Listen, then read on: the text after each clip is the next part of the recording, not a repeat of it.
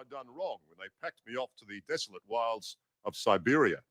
After all, it's not the kind of place you generally visit willingly. People used to be dragged there in chains and then worked to death. But this gigantic frozen slab of Russia is getting an image makeover. It may never rival New York or Paris as a tourist destination, but right now there's a minerals boom going on that dwarfs anything that's happening in Australia. And if you're an investor, right now I see Siberia is hot, hot, hot.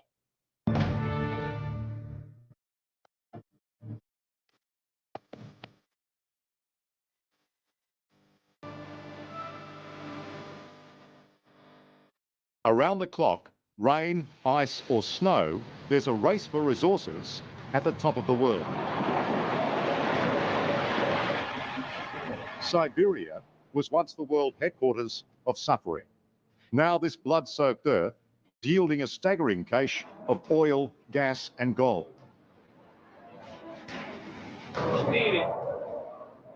And today, Siberia's biggest gold mine is about to be made a whole lot bigger.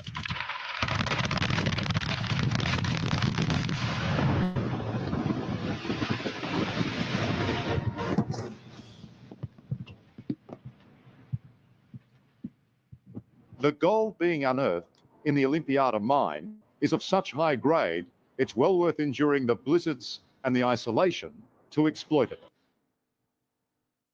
This eastern slab of Russia is so vast, it's almost twice the size of Australia. And despite the treacherous weather, often down to 40 below zero, this operation goes on 24/7 because there's a fortune to be made. And every time we see one of these trucks being filled, how much gold are we talking about? About $20,000 per truck. 20,000 US dollars. Yep. Every time we see one of these trucks filled and going back to the crusher. Yeah, that's right. That's right. It's making a lot of money. Yeah, it's amazing.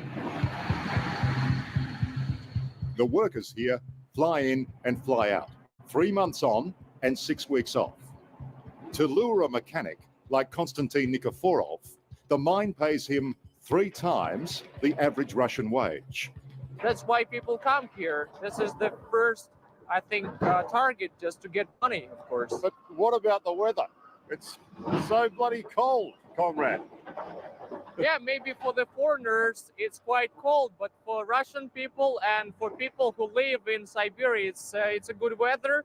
Yeah, we get used to it, and we need just to have warm clothes, and that's it. Yeah. There goes another $20,000. Yeah. Thanks very much.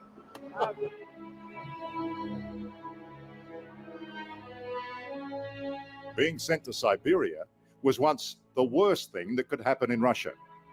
The wartime dictator, Joseph Stalin, and the Tsars before him set up a network of forced labor camps known as gulags.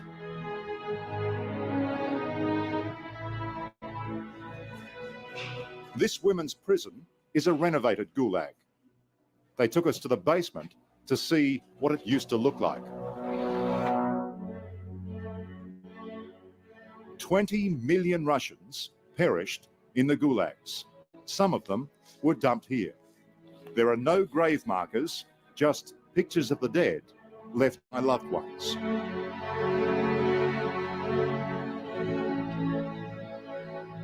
There were 17,000 people executed in this one place alone. Their remains lie just 30 centimetres under this topsoil. But most people banished to Siberia were forced to work. And ironically, it's their hard labour that's paving the way for the fortunes being made today.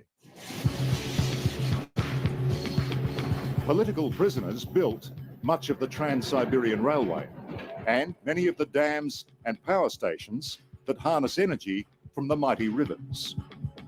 This is a map of the Amur region.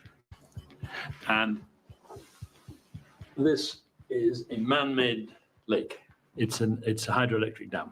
Looks huge. It's huge. It's one of the biggest dams in the world. British mining entrepreneur Peter Hambro first went to Siberia after the collapse of communism and ended up in the gold mining business with Russian partners. we've got to get over the stereotype of Russia being the enemy.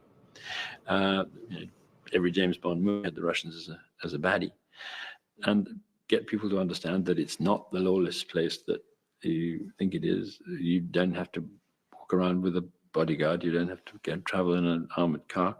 Wouldn't most people say mining in Siberia? What are you thinking? It looks more remote and more difficult than it actually is. I'll take your word for that. It looks pretty bad to me. First, he hired an exploration team of Aussie mining experts from Perth. But they needed some convincing that there was money to be made at the end of the earth. They thought I was completely mad. I mean, I bet the farm to do this thing. And they came back saying, this is quite exceptional. Why did you choose to mine in Siberia? It is where two tectonic plates meet. And where tectonic plates meet, you get mineralization. When I saw it, I couldn't believe my eyes because, it just...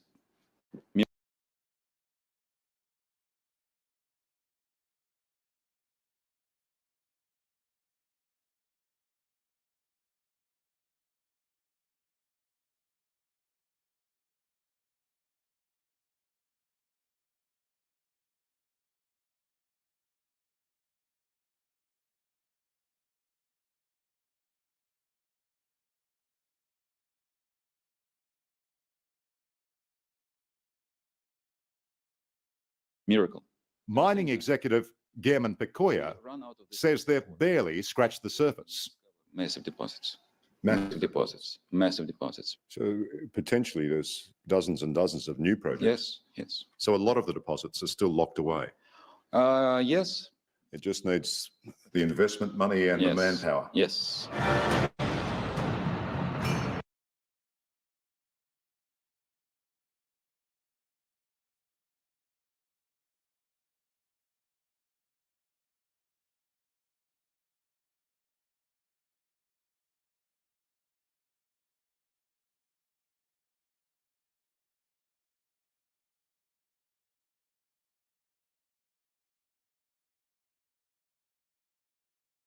And the investment is gargantuan. Each of these trucks costs $1 million.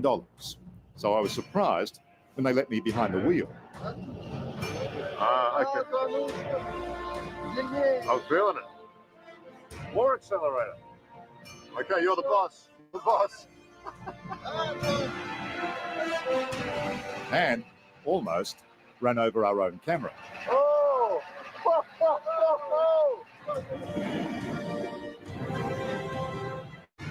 Siberia's gold rush comes at the perfect time.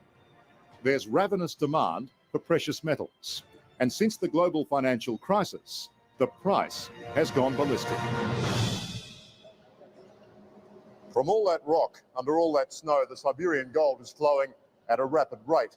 More than 2 of those bars every single day. The results are enough to make any banker very, very happy. Just one of these bars is worth more than $600,000 at the current market rate. Sitting on this table now is just over 3 days' work at this mine.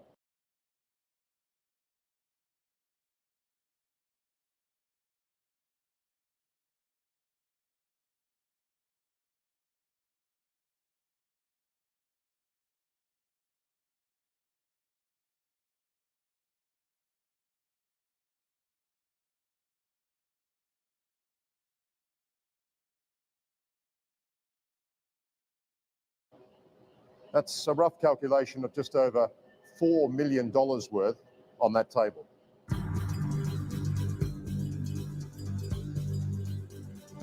Siberia's frozen riches go far beyond gold. A couple of time zones to the east, they're looking for black gold. There's a staggering amount of raw material just waiting to be mined. And here, deep under the forest in central Siberia, it's all about oil. Let me show you just one of the well operations. It turns out there's more oil under Siberia than Saudi Arabia. But the rigs here have a dubious reputation for safety. This is a good place to die. I don't get up here. Right. They say you can tell an old rig hand in Russia by how many empty gloves he's got. No fingers. No fingers. Mike Neal is a maintenance contractor all the way from Texas. It's a hell of an operation they've built up here. There's no doubt about that. I mean, they've taken nothing and found oil, and now they're getting it out of the ground. And it's just a boom for this country. Bigger than Texas. Bigger than Texas. Never thought you'd say that, did you? No. The oil fields seem to go on forever. Across the River Ob, we found the oil capital of Siberia. The stylish streets of Khanty-Mansiysk are paved with oil money. Our guide, Slava Rishko, says it's the fastest growing city in Russia. There's a lot of transformation underway all across Russia. Yeah, the progress here in Siberia has been startling, hasn't it? Yes, as Lomonosov said long ago, that Russia's wealth will grow from Siberia. Must be a lot of oil here. Enough for our grandchildren and maybe their grandchildren.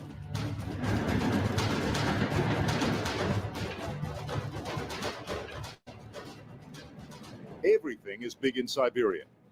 As the Trans-Siberian emerged from a mountain tunnel, we discovered the world's largest body of fresh water, Lake Baikal. And this is where Siberia's economic miracle has its downside. Wilderness is being infiltrated by humans more and more now. In bad ways, do you think, Jenny? I would say almost exclusively in bad ways. Environmentalist Jenny Sutton, who came here from England more than 30 years ago, now leads the fight to save Lake Baikal from creeping industrialization. Superlatives are unavoidable describing this lake.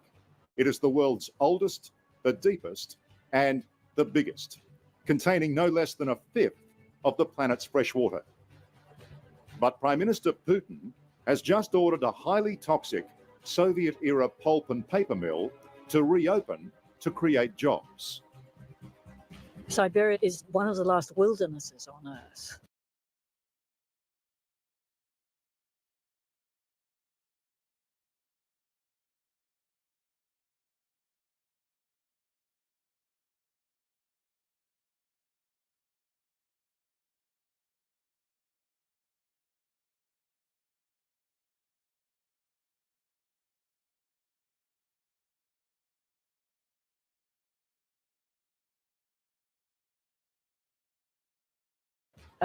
And we all need this wilderness. It's not just that the Siberians need it and enjoy it, people like me, but we all do, because the planet needs it. When I hear about the development of oil and gas and gold and so on in Siberia, I think in terms of this wilderness being destroyed. And we can do it, and we can do it very quickly. Well, if you had a world that didn't have people in, it would be green. But as long as you have people, you're going to have economic activity, and mining is a part of economic activity. What you have to do is to behave responsibly. When we asked the mining and oil companies about the damage they do, they told of the millions they spend in rehabilitation. You can see the visible gold in the rock. Gold tycoon Peter Hambro is immensely proud of his operation and didn't like the suggestion that Siberia's mining safeguards weren't up to scratch. I mean, the environmental watchdog in Russia is virtually non-existent, and that means, How do you know? Have you been there? Have you met them? well, you tell me. Well, because it's that attitude that I find so difficult. Actually, the environmental services in Russia are spectacularly good. It really is very, very, very strong. We're monitored day and night, 365 days a year. No, he's wrong. That's just not true now. So there's more and more industry and fewer people to monitor it. Is that what you're saying? Yes, exactly. And even if they are supposedly monitoring these industrial points, they close their eyes to a lot of what is happening. But none of this seems to matter to the countless Russians who've come here to transform their wilderness into a national economic saviour. With the insatiable Chinese market just across the border, there's too much to dig and so much money to be made. Moving forward, the next 20 years, would you think Siberia will be very important for the overall Russian economy? Siberia, from economic standpoint, would be one of the most, if not the most important part of the country.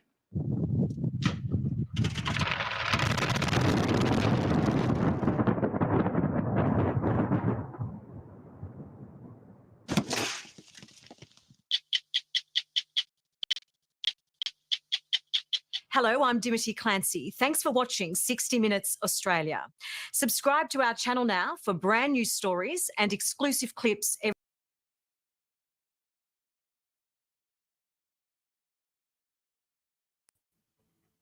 You can watch this little tiger lion thingy and watch my show, and I'll bring you the exclusive clips a week or so later.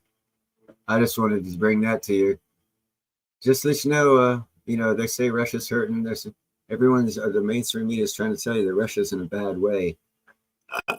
It's not. And that's not even going into their trades and treaties, which I've been saying for about a year and a half. You need to look at the trade and treaty agreements, because the new ones being made, because that's where it's at. And one reason why I said that is China had 100% of the trade with North Korea as part of their staple of their economy, 100% of the trade. You look at the trade today in North Korea, 90% of the trade has shifted to Russia, cutting China off of 90% of that capital resource that they were getting. That's one reason why North Korea sent 10,000 troops to support Russia, because Russia is buying 90% of their economy, not China, because China's collapsing and they're not telling you that. Oh, hey, William. Oh, I don't know about silver. I do know that the largest nickel company in the world is in Russia. And that is significant, because one of the major byproducts of nickel mining is silver and, of course, platinum. That's how they're the world's second largest leader in production of platinum, because of Nikola, the company Nikola Silver in Russia, or Nikolai Nickel. They get silver as a byproduct and platinum as a byproduct, because it's such a big nickel operation. And the amount of platinum they get, it made them made them the second largest platinum miner. So I imagine they're pretty significant when it comes to silver. But now, as far as reported, as this show I just showed you, they produce 2 big old fat ass 1,000-ounce bars daily in gold. They pull out of the ground daily. That's 700 and over 700 1,000-ounce bars of gold they pull out of the ground that they don't report, and then on top of that they buy. And supposedly China's doing the same, but they don't have what it takes to do it the way Russia does.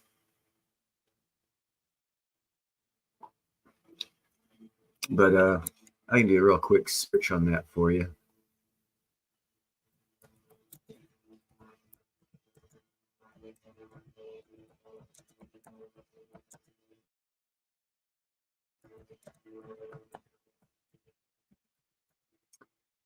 According to the lie Google, it produces 1,200 metric tons of silver, or it produced 1,200 metric tons of silver in 2023, which ranked it as the 8th largest silver producer in the world.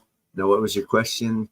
How much silver is reported buying? Okay, well, they're the 8th largest producer. Hey, what's up, Mary? It's been a while.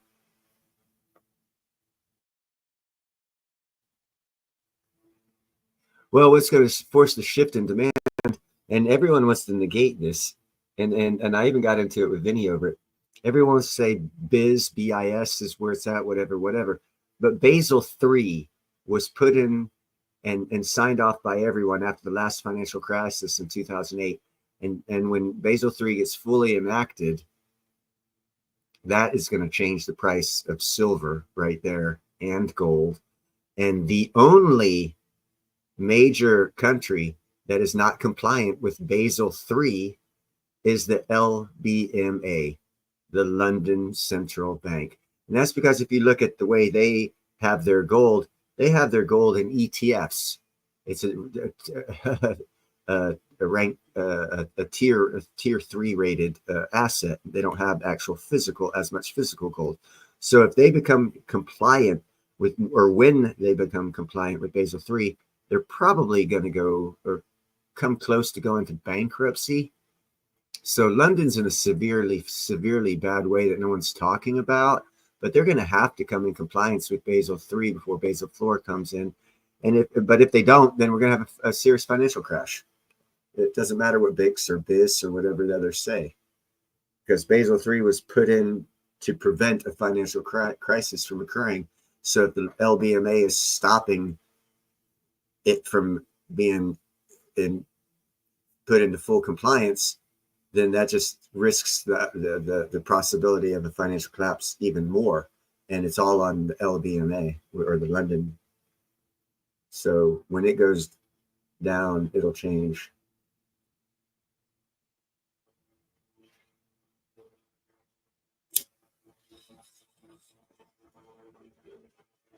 And another thing that's going to change the price of platinum is right now, China is suppressing the price of platinum, and South Africa produces quite a majority of it. And they signed up with the One Belt Road Initiative and BRICS and all this other stuff. So China's controlling the price there. But as soon as Clean Air Metals in Canada opens their mine, probably in the middle of next year, starts mining platinum, they're going to be one of the larger platinum producers. And China can't control the price of their platinum. And there's a million ounce shortage of platinum this year for the demand of it. So next year it's even going to be higher. And that's why Clean Air Metals is ramped up their time period to open up that platinum mine in Canada, because the price is fixing to go ballistic. This last turn down in platinum, they're starting to lose control of the manipulation of the platinum price. And it's going to bust here soon, 6 months or so at best.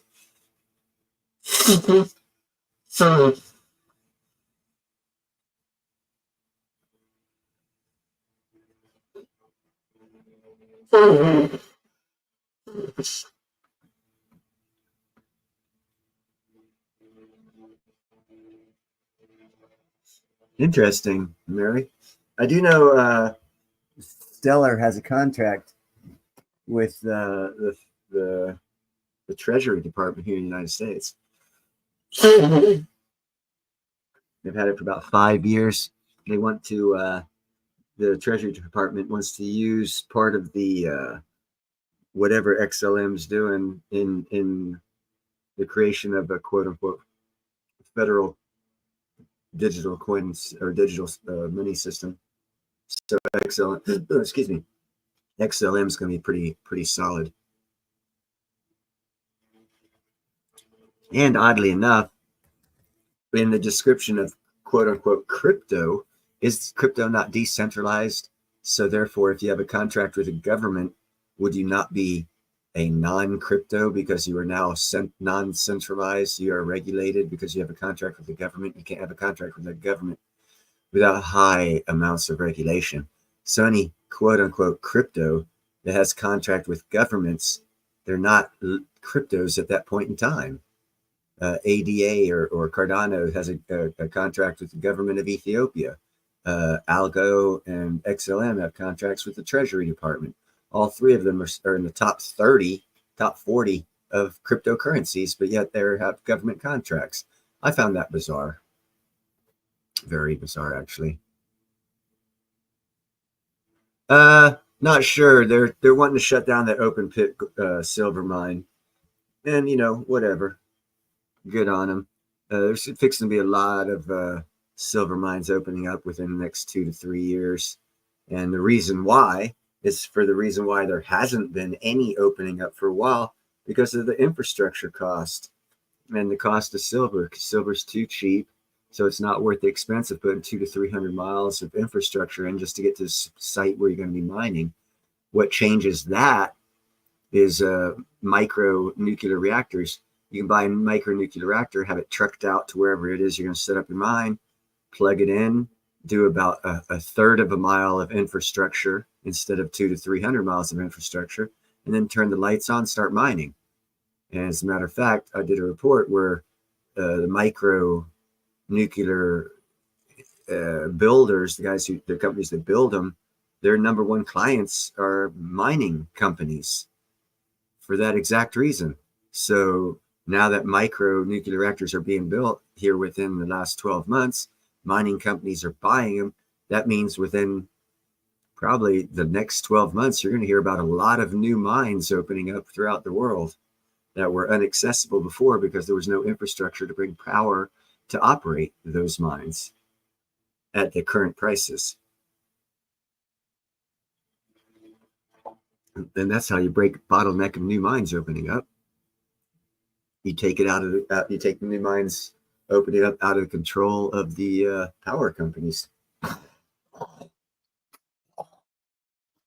They have a stranglehold on the power. And then if you're not in their good graces, it costs you a little bit more to run their infrastructure. You know, corruption's everywhere.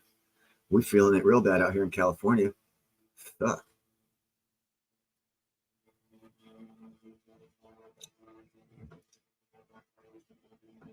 So, any other questions there? Yeah. Also, it's going to lower the cost of diesel because they're not going to need to use diesel for a lot of these remote locations where they have generators now because they can't get infrastructure. They're going to be using micronuclear because they don't have to ship gas in every month. It saves all that money, makes it more than economical to put a micronuclear reactor in all these remote locations up in the Arctic, out in on island where there's one town of 200-300 people with a dock that has to bring in everything every month, along with fuel to run the generators. It's going to change everything. Now they'll have energy to promote themselves. You see a lot more island nations start promoting themselves for vacation spots here in the next year.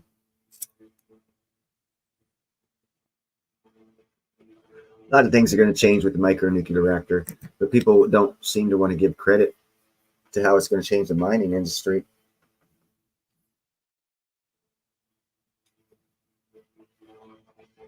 When in fact, micronuclear power is a brand new industry, and about 30 to 40% of that industry is being funded by miners buying micronuclear.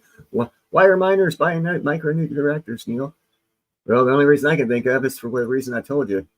And if they're currently buying them, that means, well, okay, you're going to waste $7 million and buy a small modular reactor, a micronuclear reactor, excuse me, small modular reactors are in the $20 to $30 million range. So they're going to spend about $7 million on a micro reactor for well, shit. I hope their company's not stupid enough just to buy it because it's new and they want one. They better have a use for it.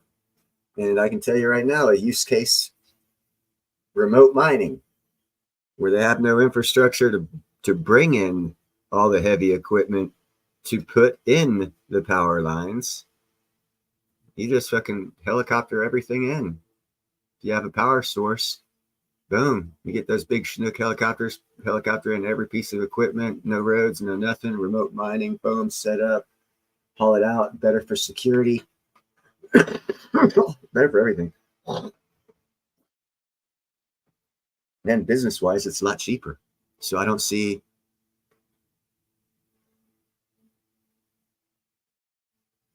Oh, it's going to be fun to see what direction we go. Well, I have an idea. I don't know the timing, but I have an idea of the direction. I've been saying it for a while. That Australian 60 Minutes report, I did a report about a year and a half ago, where the whole mining industry of Australia, Indonesia, and the whole area around there got together for a consortium, a meetup to determine the direction of the mining industry. And not one government in that area of the country, of the world, was invited. So obviously that meant that the miners seem to think they were going to have in the future, this was about a year and a half ago, that they were going to have a free range on mining, which means they knew something we didn't. And actually the only person that showed up was Trump at that meeting. So over there, they were already a year and a half ago, the industry of mining and miners had already anticipated the explosion of need of the natural resources to the point where they didn't even have to include the government in their plans, because they were pretty sure the government's just going to write them off and say, yeah, you can do it, you can do it, you can do it. So to have that kind of a meeting a year and a half ago told me that mining's going to be big, and then all of a sudden micro nuclear reactors come out for miners, and I'm like, oh wow. I mean, I've been seeing this build up for mining being a revolution, not revolution, but well, a kind of sort of revolution in mining coming up, to where we're going to be seeing opening up of so many mines. It's going to blow your mind how many mines will be opening up within the next 2 years. So, hey, what's up? So, Blues. So it would definitely be worth looking into, and do your own due diligence. This is not financial advice by any means whatsoever. This is just facts. So do your own due diligence. You'll find out what I found out. And I was not looking for any specific investment opportunity. I just seek knowledge, because if you seek knowledge without a specific purpose, you seem to get a better use of that knowledge, and it's not so narrowly focused, where you lose sight of other things that are correlate with it, where you can put together a bigger picture to even make a better assessment. So it's just research that I've done, bringing to the table, because obviously now in history it's time for mines, mining, and and also micronuclear reactors because of mines and mining. So that's my take on that one.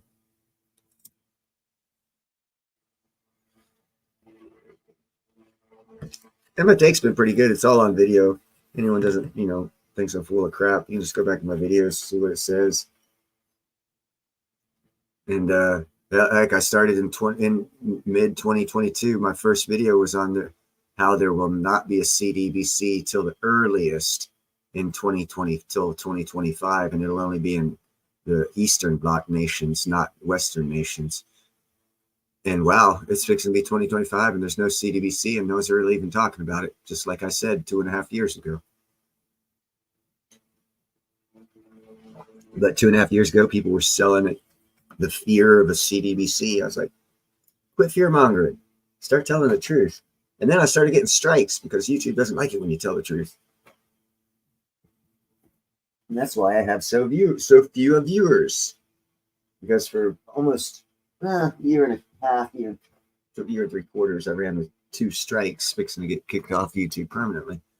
And I've been shadow banned. You got like a year or so before you get over that, and then they start exposing you to the normal amount of traffic that you were supposed to have gotten 2.5 years earlier. So here shortly, my channel should grow within the next couple months. But I have a large library, so I got that going. Got like 1,070 something videos. And I haven't been doing any reports on West Africa because I really think they're going stupefied now. They're going down a rabbit hole. They were doing so well with all the moves they were making, and they're still making real good moves. It's just their intentions for those moves have changed to a more rabbit hole style environment, in my opinion. Any of you guys want to come up on panel, you're more than welcome to. It's not like there's only just us 2 here. There's actually 3 of us here. Me, you, and he, or me, you, and she, depending on whom is hearing it. Mary and Silver.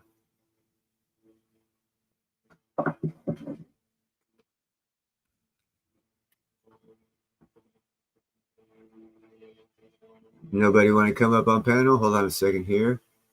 We have a, what is it called? Break for this commercial announcement.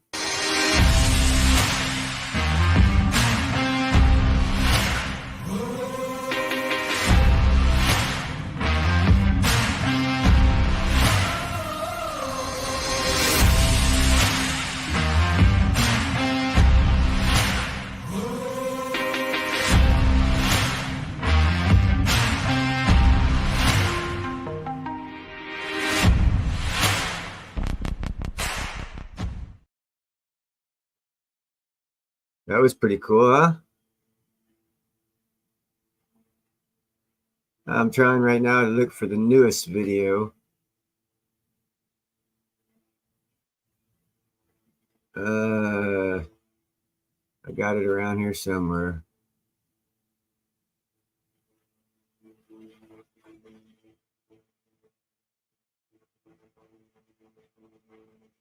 JM did me up a video.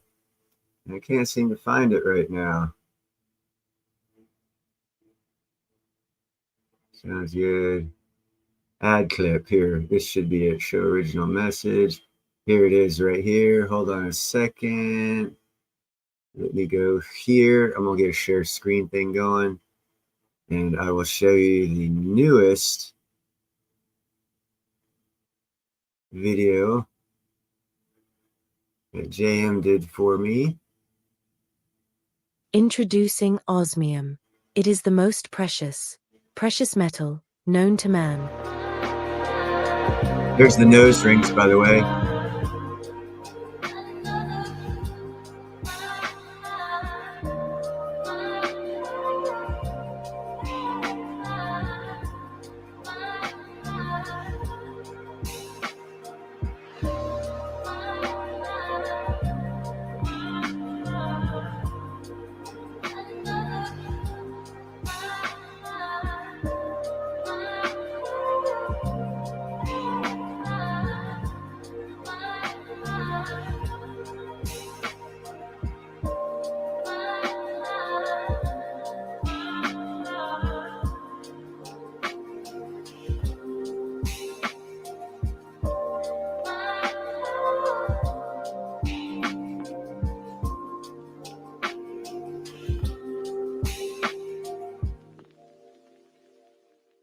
Osmium.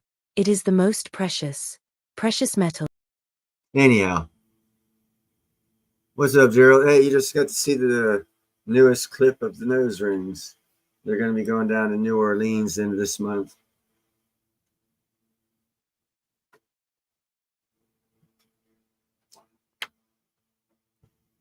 And that gem will be getting cut here in the next couple of days. Actually, hold on a second here.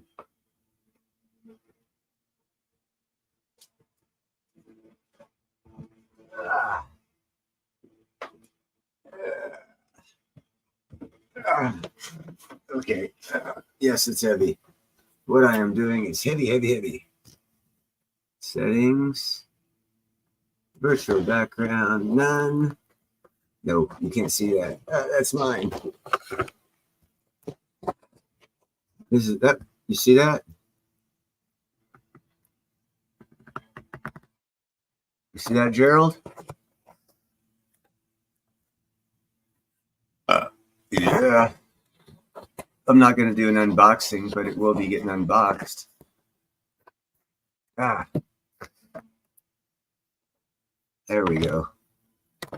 This right here, early Christmas present.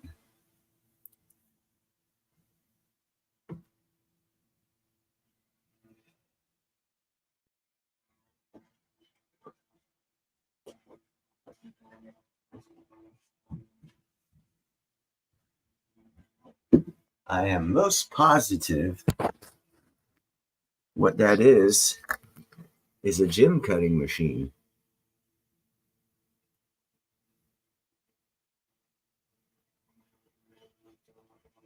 Yeah, that's what we call a gem cutting machine. I'm going to set it up tomorrow. And in that little clip you saw, that amethyst, I'm going to tear into that amethyst as soon as I get it set up.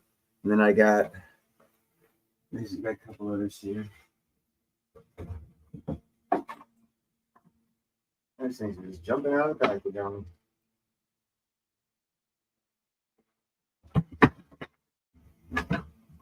Down, boy, down. You're a bad cat. All right, let's see. Then I got this one here. I'll be cutting into that amethyst. Get this tape out of the way. Let me get rid of the background. Then I'll be cutting into this son of a gun right here.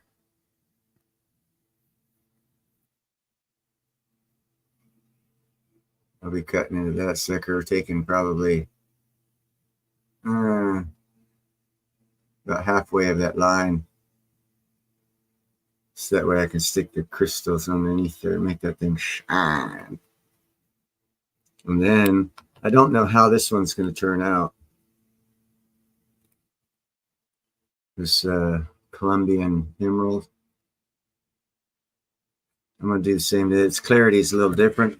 It's not as clear as the others.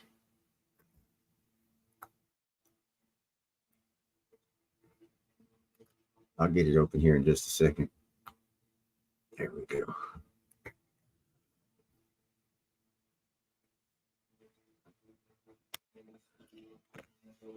It's not as clear.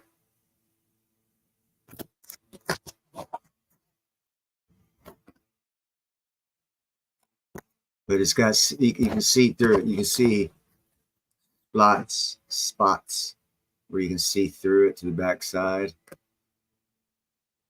Here, I'll get you one better. Hold on.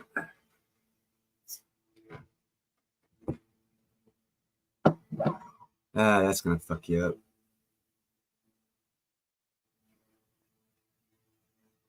Yeah.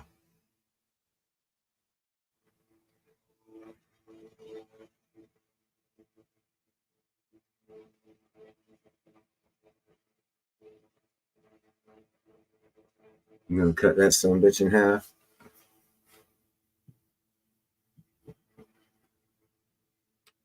And I got 2 of each of them, so I should be able to do something. Then I got that amethyst, but then I'm out of gems. And I'm going to start ordering like peridot and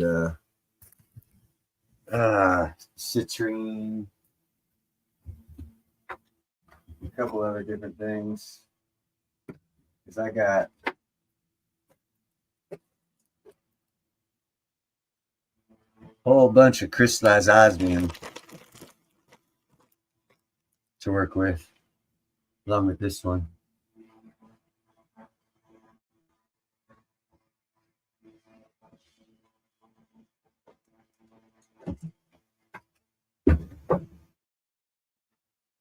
So I got a little bit of stuff to work with. Start getting some Capitola up. Make some cha-ching. Buy some more gems so I can tear them up. What's up, 999? Oh, I just got the equipment I need to tear up some gems, baby. I'm going to be ripping them apart. Making all kinds of new stuff people have never seen in history. You guys are here at the start of a, it's not like world changing or anything, but it is history. They're all the same. If you're into gems, jewels, and that kind of crap, you'd be more excited about it. But if you are into gems, jewels, and that kind of crap, it's historical what I'm fixing to do. For the first time in history, it's going to be like a new style of jewelry is going to be coming out that I've thought of. All because of crystallized osmium. But there will be crystallized osmium with the jewelry. That's Trouble, a.k.a. Harley. Figures Harley, Trouble, yeah. So, yeah. Going to be cutting some gems in half, putting crystallized osmium under them, making settings. All kinds of new crap going to be happening. And hopefully everyone else will be as excited about it as I am, and it'll look, well, I already know how it's going to look. I've seen it. Obviously, I've seen a few pieces. But I'll be able to show people other pieces that are actually viable. And you know, you can come to your conclusions. I think it's gonna be awesome. It's gonna be awesome. It's gonna be awesome. And if you like shiny bling with color, lots of color from every angle, every direction, you know, like a perfect diamond, throwing off all that color from every angle. Color, color, color, blues, greens, pinks, purples, reds. This will blow your mind. It's gonna kaleidoscope color. You're going to be seeing color coming from the inside of the gym out for the first time in history without a light being put behind it. This is going to be awesome. Thank you, Crystallized Osmium, my institute. I actually, this is the closest thing. I think I took a picture of it. Pretty sure I took a picture of it. I got a picture of, I'm pretty sure I got a picture.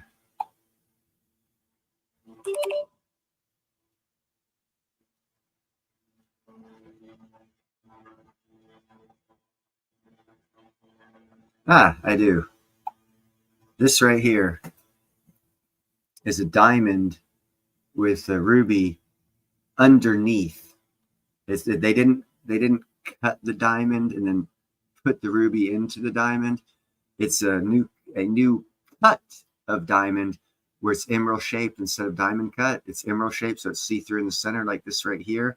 And then they affixed a ruby underneath it. And that's the closest thing to what I've got coming. And this looks like shit comparatively. This looks like it's new, it's different. Yes, never done before, but child's play compared to what I got going. Child's play, child's play. What I got coming is going to blow everybody's mind. Yes.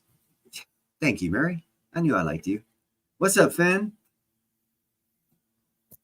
Yeah, and oh, well, here, check this out, too. I'll be making stuff like, oh, cool. Right back there.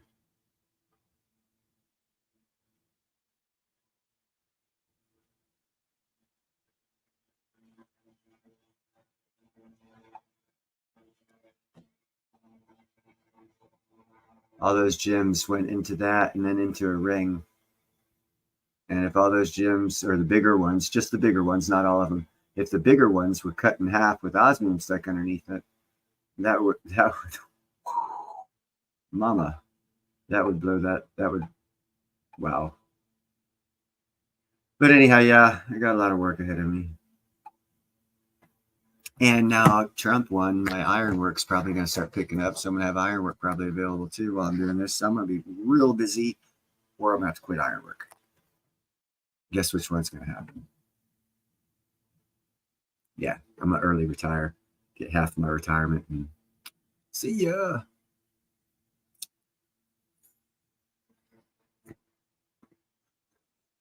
Oh, Mary, you don't want to see this, but I'm going to show you anyhow.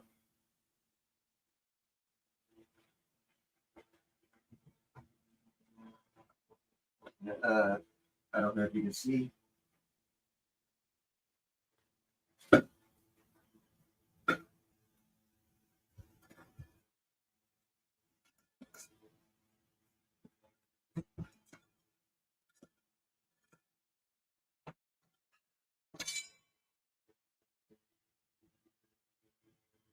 Woo, yeah, baby.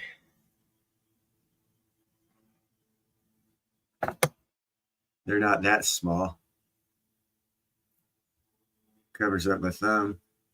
Hey, what's up, guys? Ah. I got some biggies in here. I've smoked a lot. Oh, ah.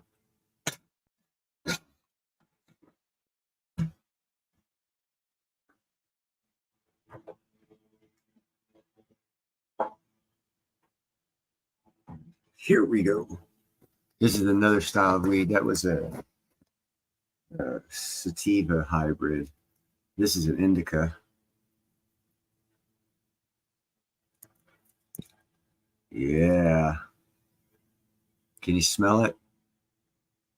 Smells like California should smell. Anyhow, I got like 4 of these.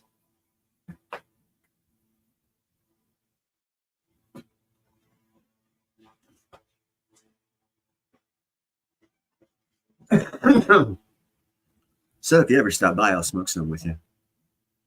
But I keep it legal. I won't send it in the mail or anything like that and all that stuff. That's 100% organic, nothing but water added to it. And I get huge buds because I know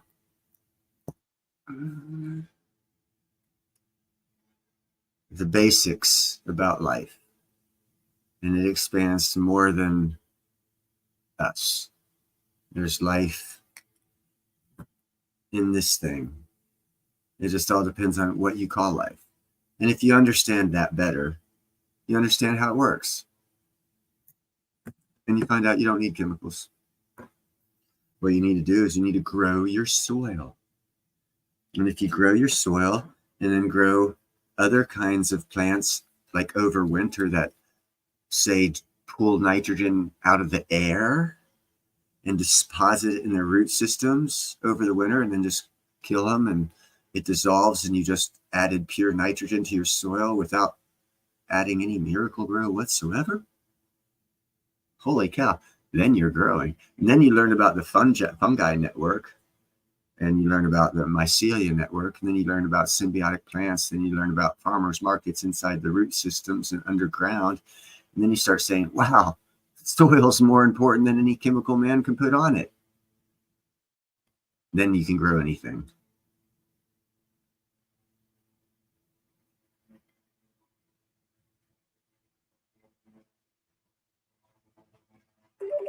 There you go, Gerald.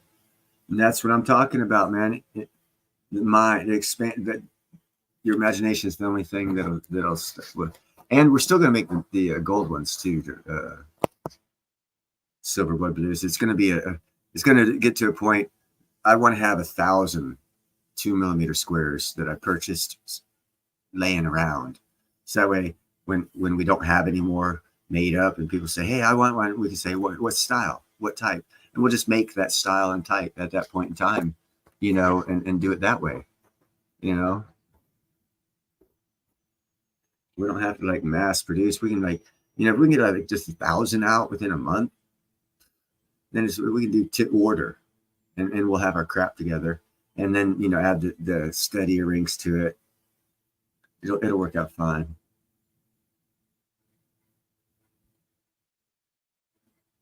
Dude, if you only knew. I love you, Finn. I'm not going to tell you.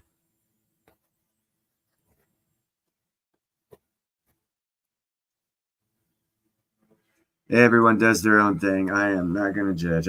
I know a lot of information. And ignorance is bliss. Keep drinking. Yeah, alcohol turns me off, actually. There is a few of the, I guess, cocktail style drinks. I don't even know what you call them. I like amaretto sour occasionally, or actually even whiskey sour. Once a decade, maybe. But, I can live without it for a good 10 years. Hell, I could live without it for 20 years. So there's no addictiveness to it. And so I don't really like the taste. But, if I'm going to have a drink, yeah, like a whiskey sour and amaretto sour is pretty damn good. What? Hold on. I missed your post about the new. Let me go back up here and check that out. Hold on here. Okay, Finn. Oh, there it is. Sorry about that, Finn. Got my silver hexagon dragon today. Amazing deal. Well, shit, man. Come up on the fucking panel and show us, man. Sounds like a kick-ass piece, bro. A hexagon dragon. Okay, so they're 10 ounce. Are they side by side where they make a picture? there's Oriental ones where they're like this, and one's the black dragon, one's the white dragon, and it's like tail of one goes into the other coin, tail of the other one goes into the other coin. Is that the type? Is that the kind?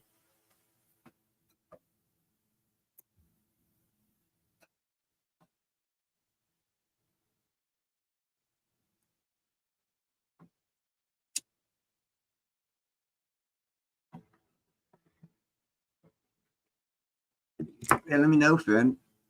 I'm very interested. I'm sorry I missed that post. I do know of a 2-ounce, I think it was, dragon coin set, like I just described, and it was like painted silver. So there, I don't know if yours is painted or if it's just the design in the metal.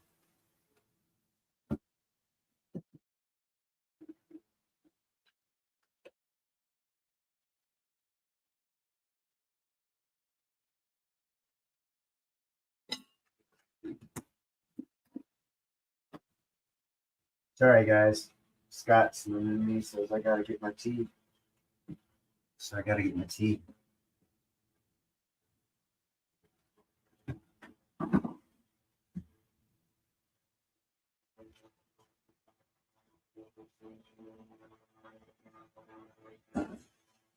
And you know what? I determined. I was talking with Gerald.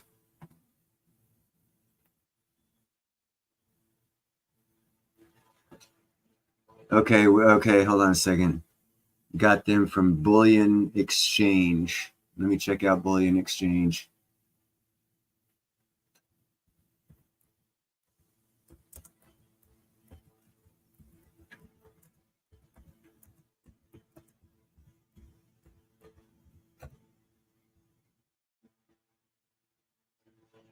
Okay, let's see here. 10-ounce lunar dragon.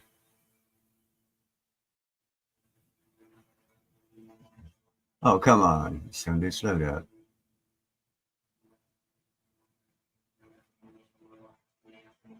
All right, hold on a second here. Let me go to settings. Nope, not settings. Present, share screen, and now Laser Dragon. Boom. Accept all, go ahead. Is that the one?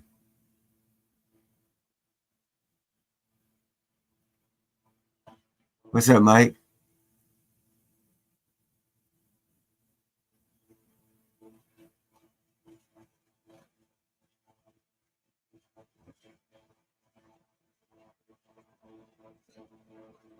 Yeah, most definitely. Silverboy Blues, the style is irrelevant. The sale is important. That's the thing. Is that the one, Finn? Search hexagon. Okay, let me go back over here. Search.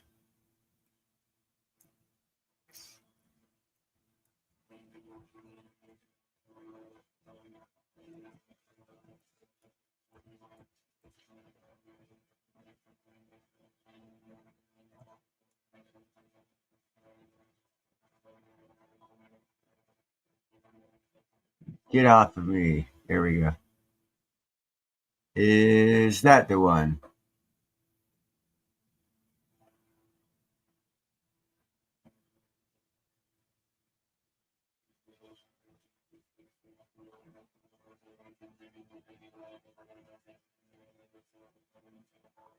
It is a badass looking dragon, dude. Look at that fierce ass face. Now I wonder. Yeah, it doesn't show any claws. See, there's two style of dragons. This style of dragon here is like a dreamy, dreamscape, cloudy kind of dragon with no claws. These right here are like supposedly wings right here and here on it. And that's the main.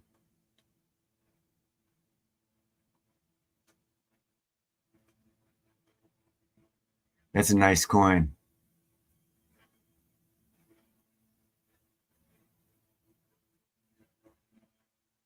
Good price too. It's actually a pretty damn good price. $330. That's not bad at all, actually, dude. Actually, that's real good. At 31 spot, you're getting that all that artwork involved, and it's a hexagon shape. Okay, here we go. Let's see the back side. Oh no, there's from an angle. So you can see the sides, they're smooth edged. Here's the back. 10 troy ounces. Again, no feet. Those are not feet. Those are the, well, I guess those could be considered feet. If so, they're shitty feet. Nice coin. Very nice coin.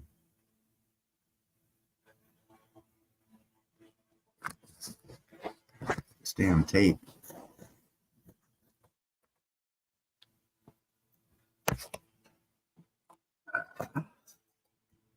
So, any riots?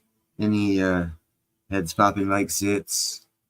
Any liberals running around freaking out in your guys' neighborhood? Seems like everyone's very, very passive around here who should be running around like chickens with their heads cut off, or they could have 8 years ago, or they did 8 years ago.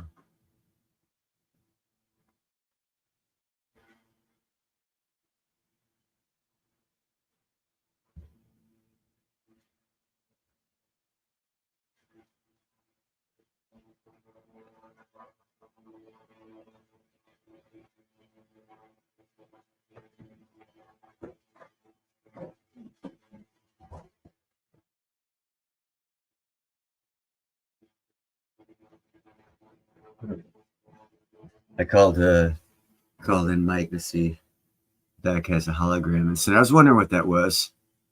There was a helicopter circling around the area. Seattle, Mike, Seattle, come on, it's Seattle. You should have freaking CIA drones flying around 24/7.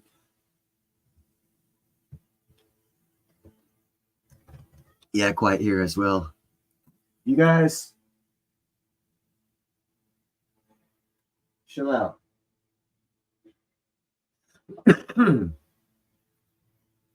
Yeah, 8 sides would be octagon, and then 10 is hectagonal, I think. 10 hectagonal. And what's polygonal? 4 poly. Wow, hold on. Let me take my smart pill.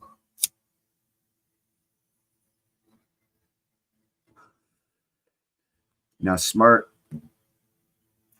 is judged relatively. If I don't care, I guess that's the smart right take. So I don't care what polygon is right now. I'm stoned and it feels good. It smells like gunpowder. You in Lebanon or East Palestine, Ohio?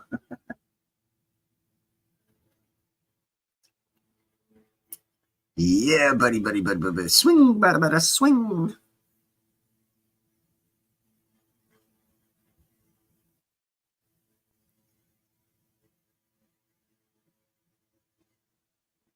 Pentagon's 5 sides. That's why I think poly's 4.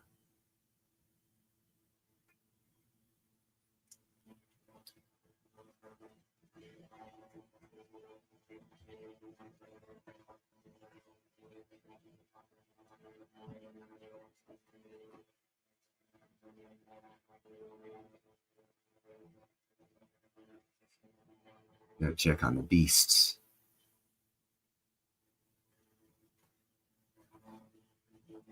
So anyone got anything else?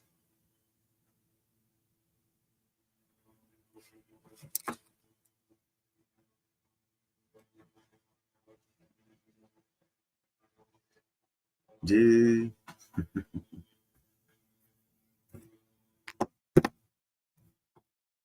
You know, if I would get a strike from YouTube if I was to take my camera down Sonoma Boulevard and videotape just 10 blocks as I was driving. because there's so much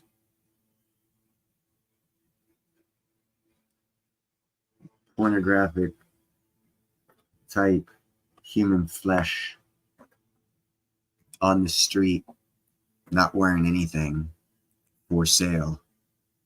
And it's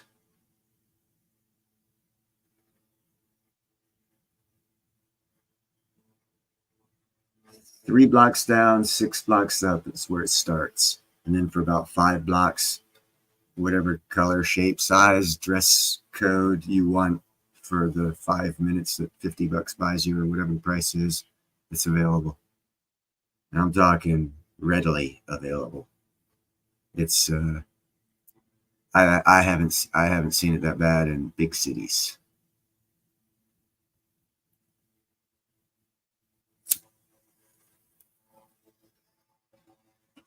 Nope, there's not going to be any riots, guys. I'm sorry. And I can tell you why. Because the one side wasted a lot of money persecuting the other side to keep him from running for election. And the side that was getting persecuted was cutting the purse strings of the other side overseas with the Saudi. If you remember, the Saudi king killed a lot of his nephews around the first election cycle of Trump. That's because they were funding the wrong things here in America. And Trump asked him to stop them, so he killed them. Their funding was directly tied in with this one female called Hillary Clinton.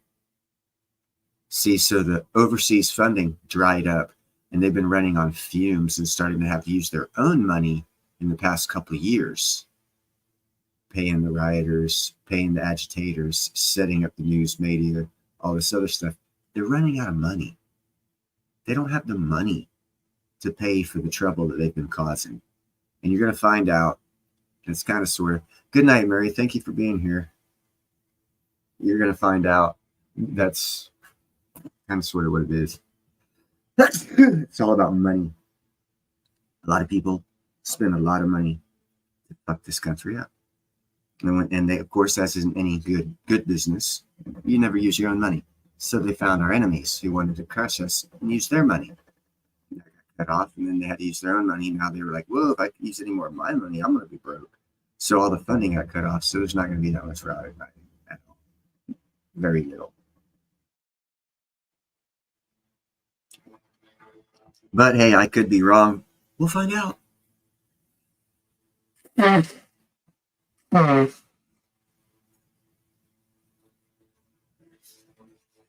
Right on. We have those every now and then. They usually have spotlights going down as people are trying to run away from them, thinking that they can run away from them. It's like, really? It's not even worth doing a crime nowadays because you're going to get caught. The camera systems they have, the night vision, the thermal, the infrared. Oh my God, man. Woo! Yeah. Try and hide underneath that tree. They'll find you. People are just dumbasses.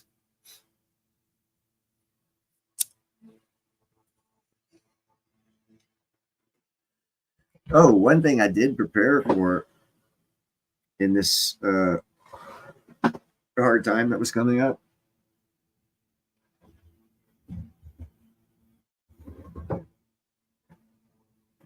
I said, buy extra toilet paper, buy extra food, everything, the world's ending, you know, martial law is coming, everything, and everyone loaded up on all this. And it's good. Everyone should have a pantry. I'm not saying it's bad.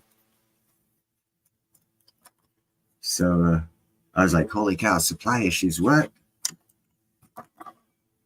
Let me get a reserve in case something goes wrong with the first one.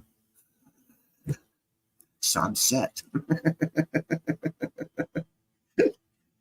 And if you noticed, I pulled the reserve out from where my jewels are. It's very important. Isn't it? Yeah, it's very important.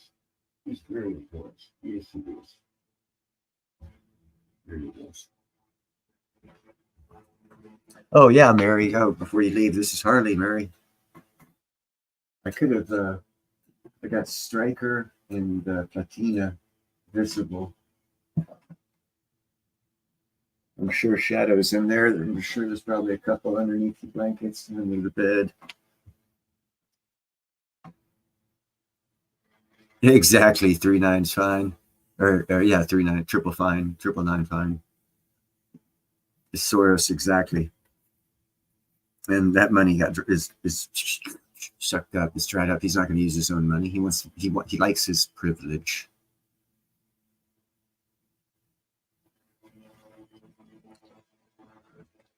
But yeah, there's a that's how basic the premise why I say there's going to be no rioting. That, and I asked Harley. He's like a crystal ball. Every now and then he speaks English. He's like the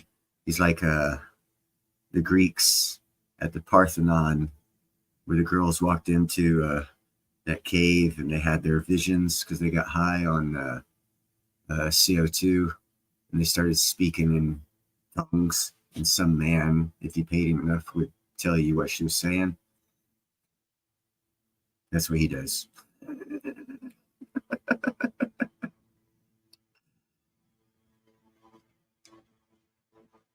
They're the priestess of damn, what was that? I do know the history, I just don't recall it. Careful with those mushrooms. Is that what I'm smoking?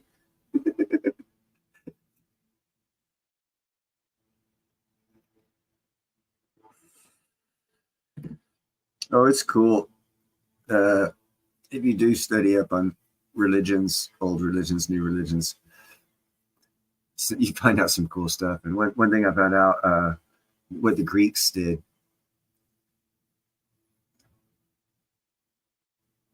The Greeks had this statue of Zeus, Apollo, someone, I don't recall the actual deity that they had, but but the priests had this bowl on the outside, and there's big steps and a huge door, right?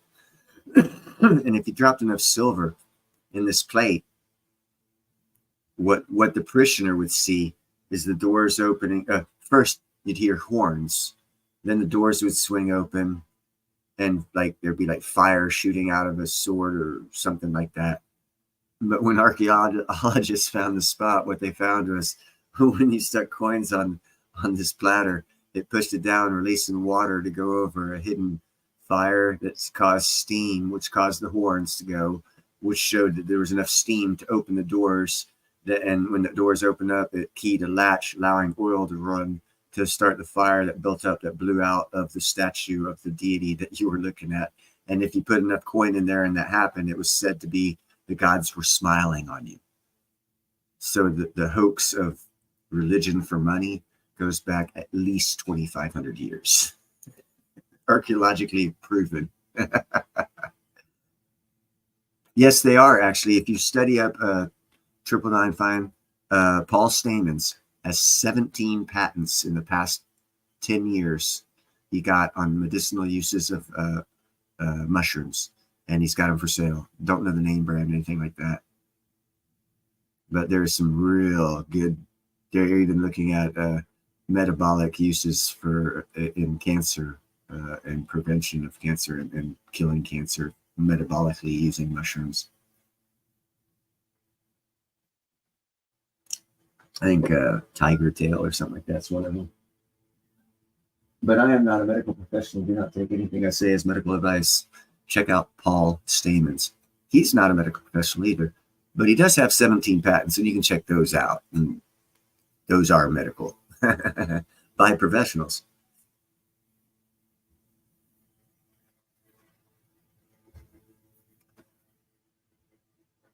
But yeah, that's that.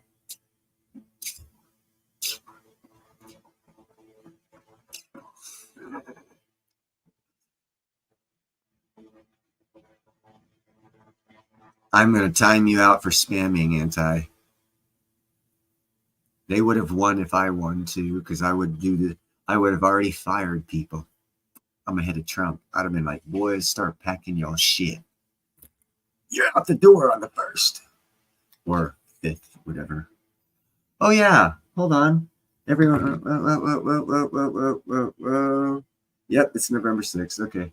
Yeah, supposedly November 5th was the day the world was going to end or something like that. Hunter was already pardoned, Finn. The way politics work, the reason why Biden picked up the MAGA hat, clear sign is sold out. Way politics works is, hey, Trump, check this out. I can either keep fucking you and I can help you. You pardon my son, I'll drop some names. I'll let you in on some info. You'll win. That's how politics works. So you'll find, first off, I say that because Trump didn't go after Hillary because she was head of the State Department and the wife of a president, and he said it wouldn't look good. That is an indicator that she spilled the beans, sold her soul, gave up all the intel to guarantee Trump a win, so she wouldn't go to jail. Those are what politically those terms stand for. So Hillary didn't go to jail because she sold out and started dropping names, locations, money, started giving people up. Biden's not going to be going to jail, or Hunter's not going to be going to jail, because they basically did the same thing, started singing like canaries. For all those who did not start singing like canaries, for all those who, there's, you want to know what's happening with silver?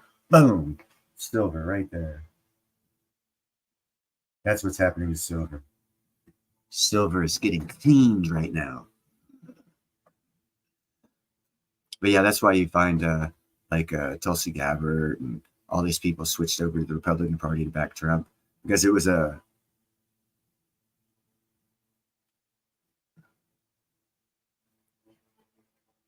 wheat meeting the shaft moment, where it was a line in the sand. You're on this side, you're on that side. If you're on that side, you're clearly breaking the law and doing some evil shit. And if you don't switch over and start dropping names, you're going to be going to jail. And then that's the part I'm waiting for, the go to jail part. There have been several thousand people have already gone to jail for election fraud from the 2022 elections, the state elections. Several thousand people have already gone to jail. No one's talking about it. Another reason why I knew Trump was going to win, because if you cleaned them out in the 2022 midterm elections, they're not going to be there for the 2024 elections to cheat, because you already got them in jail. But if the news doesn't talk about it, everyone will worry. And, you know, I believe me, I'm just me. But had you voted for me, like I said, vote for Neil Hahn 2024, I could have released some of my contacts and given you guys information on how I know what I know. Now you're going to have to wait and vote for me in 2028. Another 4 years. But we can make money now. It's going to be bad, but we can make money. You can make money. Watch Ninja, dude, on his tax thing. Oh, my God, people. It's bad, I think, morally, but hey, you can make some freaking money. Travis is dropping some truth bombs on how to make some money, people. I encourage you to look at some of the courses he's selling. I really do. The LLC course and this other course, his tax foreclosure. Serious money, baby. Serious money. No shit.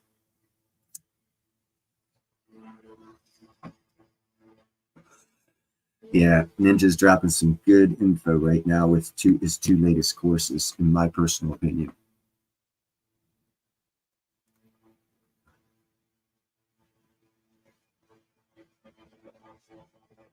Oh yeah, private security is definitely going to be enhanced for those people that need it. And that's a tell. If all of a sudden your neighbor gets private security. What? Check them out a little closer.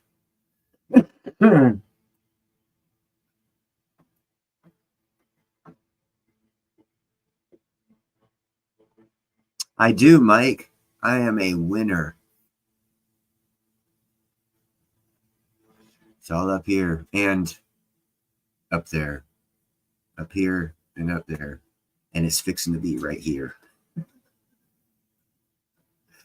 They all think I'm a winner too. It's positive. It's an attitude.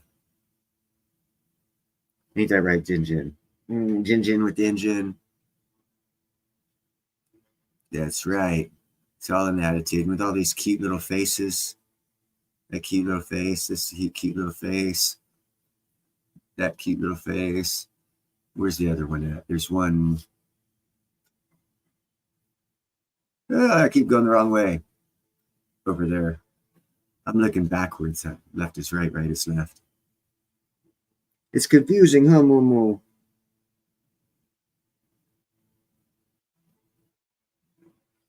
Yeah, it's confusing for you. Man, she's 101 degrees, dude. It's electric blanket. Free. Well, I feed her. That one there, he's probably 98 degrees because he's trouble. This one here, she got some extra weight on her. I stay warm. I stay warm. I warm Momo.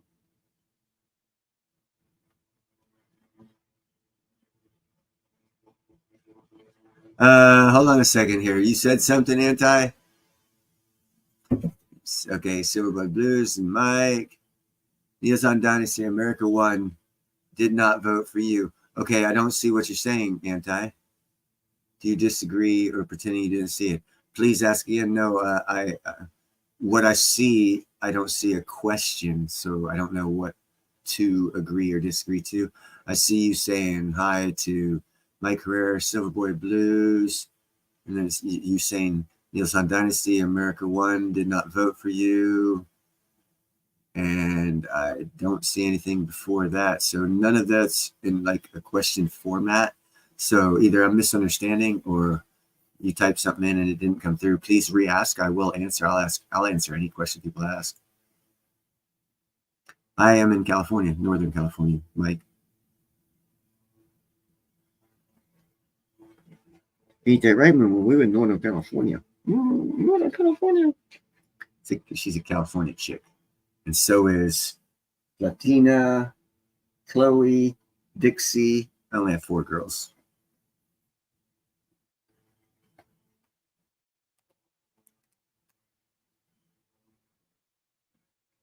I guess I'm pretending I didn't see it if you're not going to re-ask it, Anti.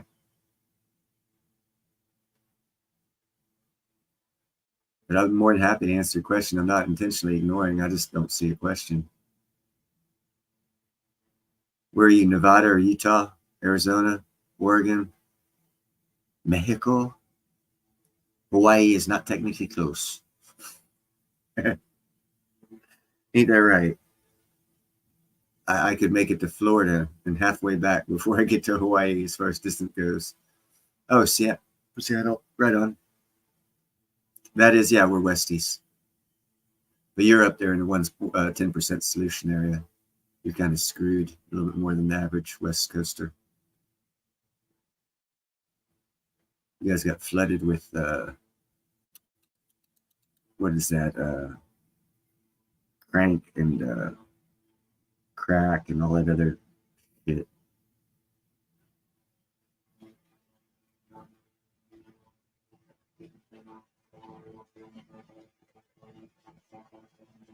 Kind of sucks what they did to you guys up there. But, oh well, it happens.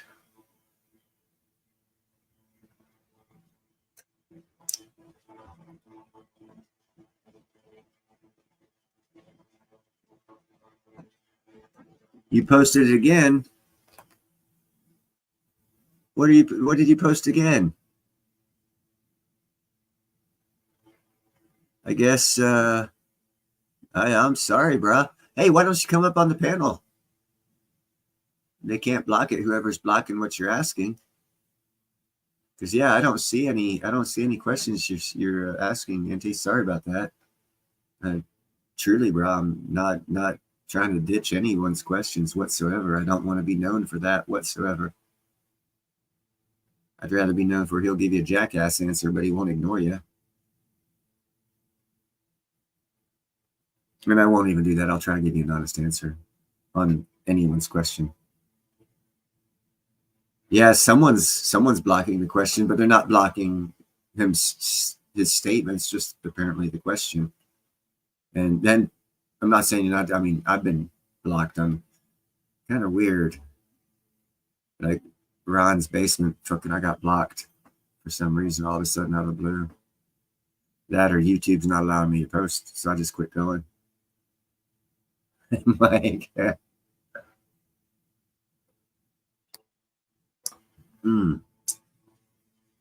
this cat has some freaking sharp claws, Moo.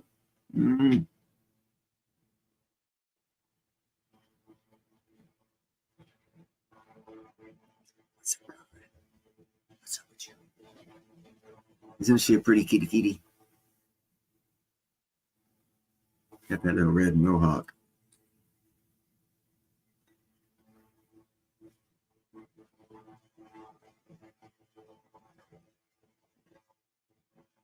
Anyone want to ask any questions that YouTube will get through to where I can see, read, and respond to? Yo, Nico, I saw you had a live stream going, so I figured I'd start and be competition with you. She does. She's got it made. Look at that look she's got. That devious look. Where you got that devious look, Moo? Where you got that devious look?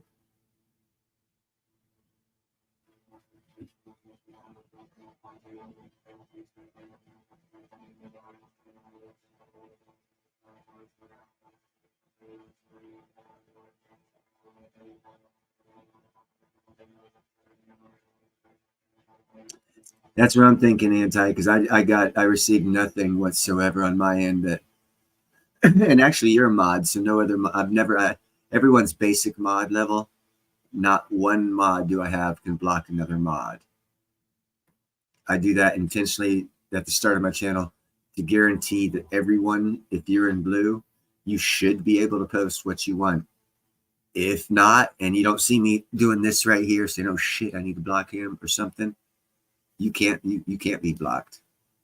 You can say whatever the hell you want. You know, I ask you keep it clean, but I mean, I don't want anyone to be censored as far as I can control. You know, I don't control it all because you didn't vote for me for president. But hey, you know, we live and we learn. Maybe Neil Hunt for president 2028. I'll be able to make YouTube unblock people, stop blocking people. Here's a question. I've heard, no confirmation, it was just hearsay, random, not even serious hearsay. Elon Musk is buying YouTube. Have you guys heard?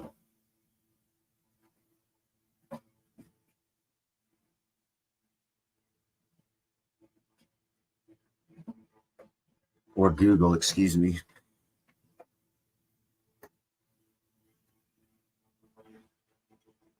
Oh, he is? Well, then maybe the censorship will stop soon.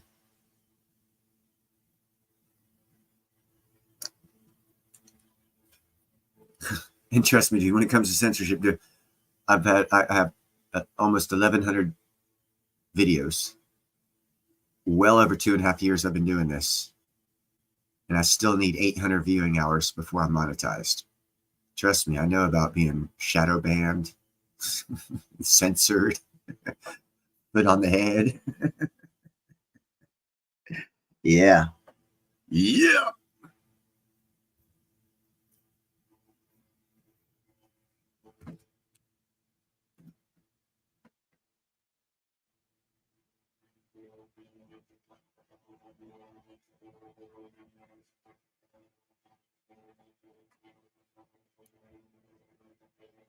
Ben, put some food out there.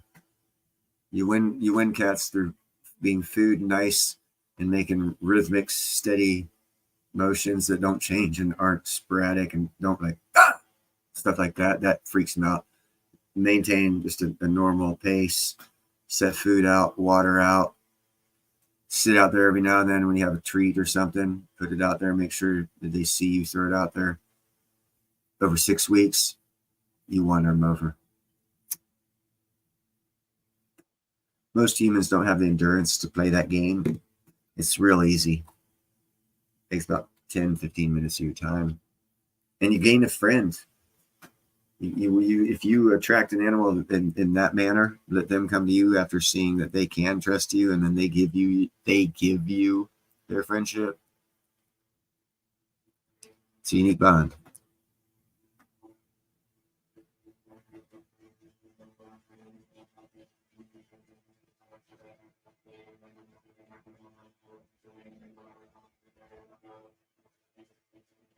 Oh, sweet. I hope he buys. Yeah. Well, seriously, dudes, anyone who has an Apple phone or Apple anything, look what's happening in China with those people forced to make that Apple shit.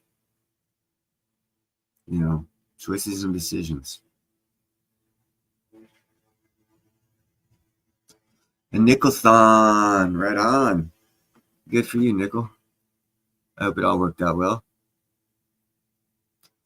I know Constitutional, I got in there, started ragging on you a little bit.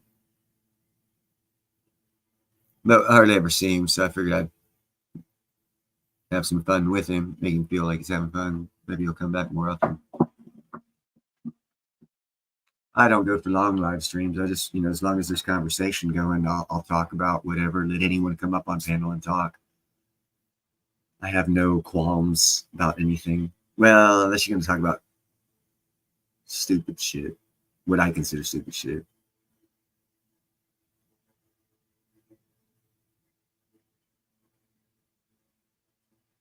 Best vehicle for 5,000 or less for a stepson turning 18. Okay.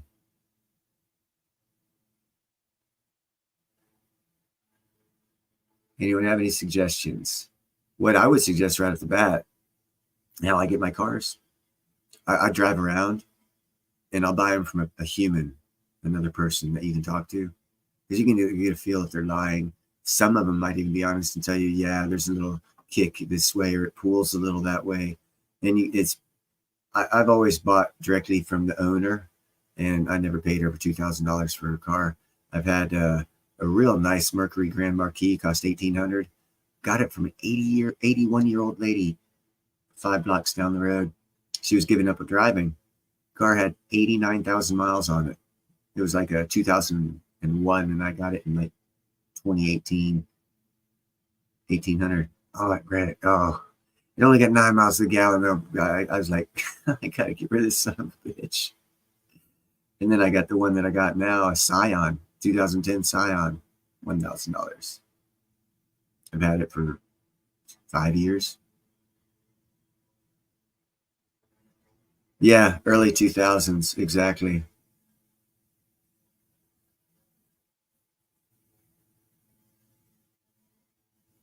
Yeah, I would look for an early 2000s, and I would drive around and look for, or go, like, I don't know, I haven't, out here they don't have that kind of shit, but like a thrifty nickel where people sell their own car, or I guess like Facebook has a place where people sell their own cars, and you don't go through a dealer, because if you take out the expense of a dealer, you're knocking down the price of the car, and you'll get a better deal.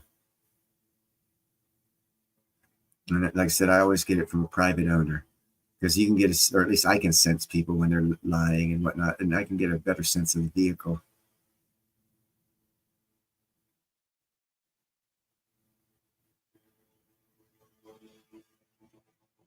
There you go, Silverboy Blues. Anti-Jack coming to the rescue. I don't know what the hell that site is, but I'm sure it's a helpful one.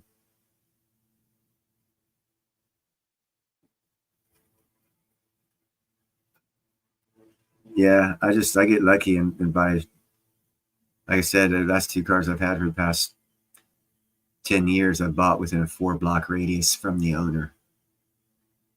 I don't know if it's luck or I just got my eye open and buy it when someone's ready to sell. I don't know. That's my experience. And they're good cars. They've been good cars. Other than gas mileage on the first one. And hell, quite frankly, with a 65-cent gas tax per gallon, I don't think any car is a good buy in California with the gas price. It'd be like $6, $6.25 a gallon.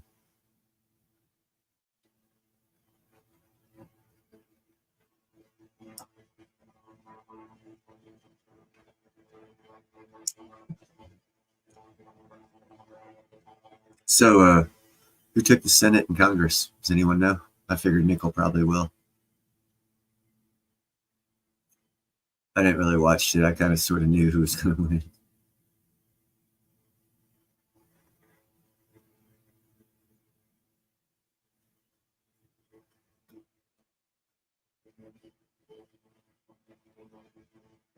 That's what I thought. So first 2 years is going to be smooth sailing, other than the fucked up economy he's getting handed. Well, it might be that way for all four if they do it right.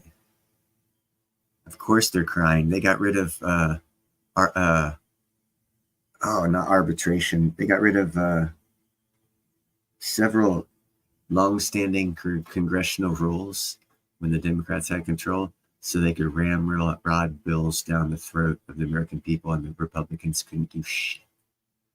Long-standing traditional standards of procedure, the Democrats trashed. It's like the filibuster. They got rid of the filibuster. That's why we got so many fucked up laws.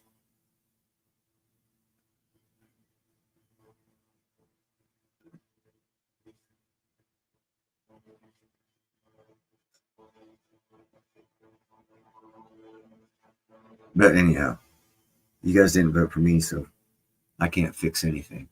So I'm just going to make money doing my own thing. That's better than fixing shit. I'll just get the fuck out of here.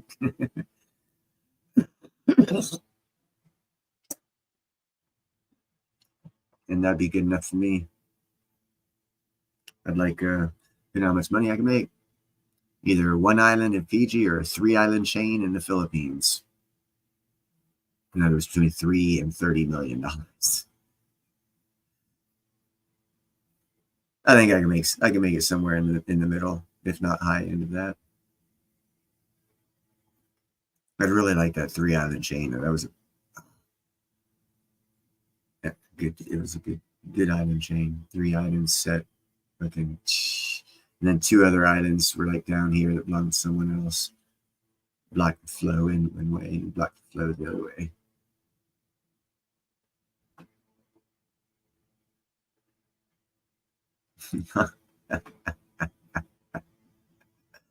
I'm not bitter. But I'm glad for you there. It's probably because you had your chat on. More people show up if you have your chat on, Nicholas. FYI.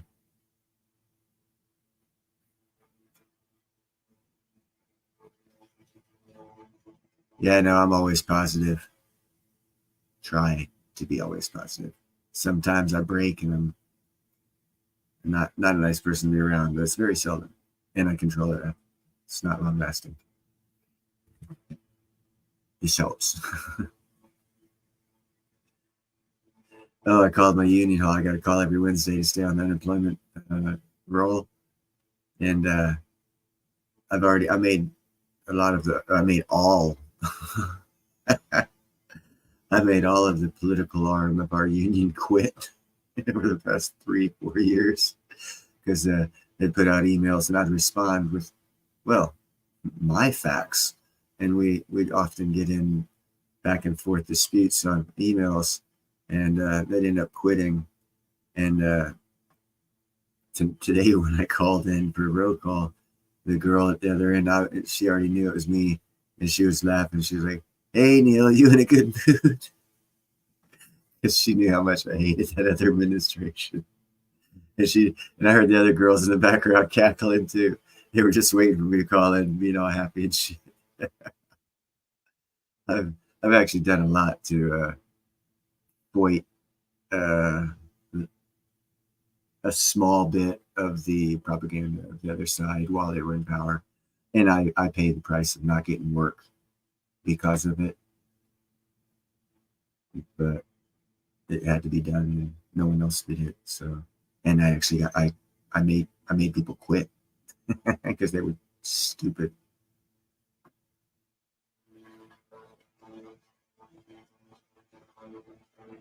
Oh yeah, no, it's the skill I have at the skill level of ironwork that I have, yeah, I'll be in demand before I die. Whether or not I'm going back to doing ironwork's the question. So I've been out so long, I got other shit going in. It's going to be rolling money in more than ironwork. So why would I go back to hurting myself, having skin splits in the wintertime, having to work in pain because of said skin splints, and having no one say, oh, wow, man, I'm sorry you're in pain while you're working, Neil. Or I could do this other thing. So what do you think I'm going to do? I'm going to go work for 2 weeks, re-up my unemployment, take 6 months of unemployment, make sure this other thing's going good, and then I'm going to early retire. That's what I'm going to do. And move out of the Western District Council. Because if I move out of the Western District Council, I can actually do iron work and it not affect my union shit. I can do non-union, whatever I want, as long as I leave the Western District Council. And I'll still get my early retirement check. So that's like going to be like $800 a month. It's nothing to sneeze at.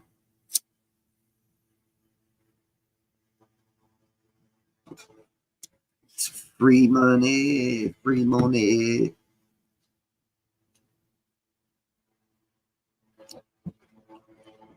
I would have been set up had shit not gone sideways, because in 6 years I'd be collecting $2,500 from Social Security plus $800 from my union. I'd have been bringing in $3,300 when I fully retire monthly, which isn't nothing to, you ain't rich, but you're damn sure ain't poor. I thought I was doing good. Now Social Security's not going to be there. My union's probably going to be belly up. Little fucking leftard, retard jackasses. So yeah, I'll probably do this other thing because it's going to pay more and I can invest in my own retirement and not let anyone else do it. Hey, is there someone backstage? Holy shit. You should have yelled. Hey, brother, I didn't want to interrupt you. Oh, no, man, you should have yelled. I was like, I saw the private. I was like, hold on, I can't have a private chat unless there's someone backstage, because I have my computer screen up.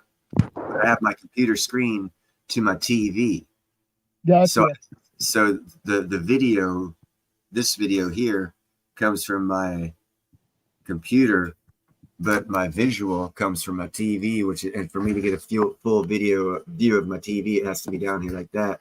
So when I don't have virtual screen up, I'm covering up half the TV and I can't see who's in the backstage, is my explanation for keeping you back there. I apologize. Hey, no apology necessary, brother. No apologies. Heard you talking about the union, getting ready to go back to work, it sounds like.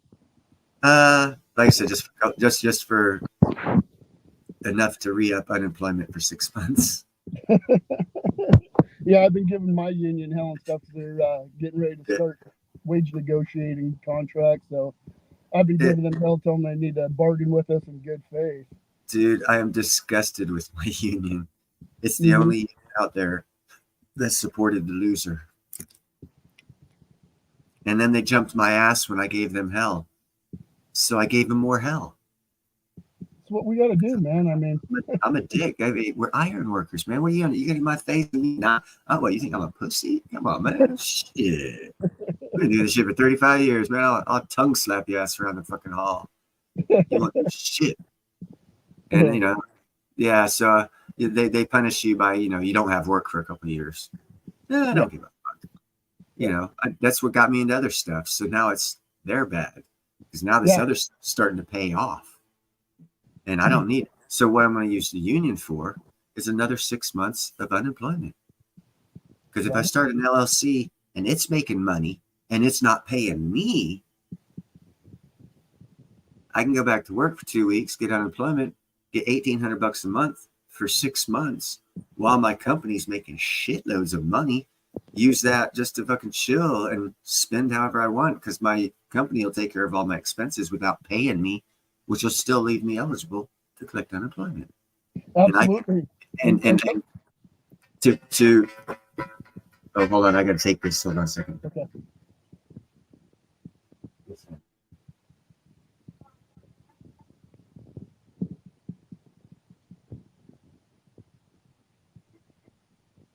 Oh no, I can open it. I can open it. I'll come up in with you. Yeah, I'll come in. Hold on. Can you take over for me? I have a lady upstairs, emergency locked out. I got to go upstairs and let her in. Take over for about 2 minutes. I'll be right back. Yeah, no Can you problem. take over with the story? All right, thank you. I'll try my best. How's it going, guys? Yeah, well, what Neil was talking about, I'm running that LLC. I just sold the company about 6 months ago. And what's he talking about and stuff? Under an LLC, you can be an officer that's actually the overseer of the company. So it's basically you set yourself up right. You don't own anything, but you get to control it. And with it, you get the tax advantages of writing off like his office space there. I don't know what the tax laws are. They change real regularly. When I had mine, I was able to write off my own home business at $1,000 a month. That's the benefits. I mean, the way our nation is set up, it's definitely set up for people who are entrepreneurs. Get all the tax saving benefits that you can.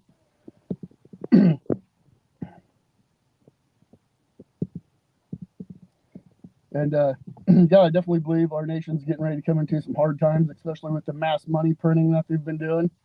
I don't think a good job is going to be good enough. I think you're going to have a good job and plus a side hustle to get yourself through it, to be able to live the luxurious lifestyle that we are fortunately enough to have here in this country.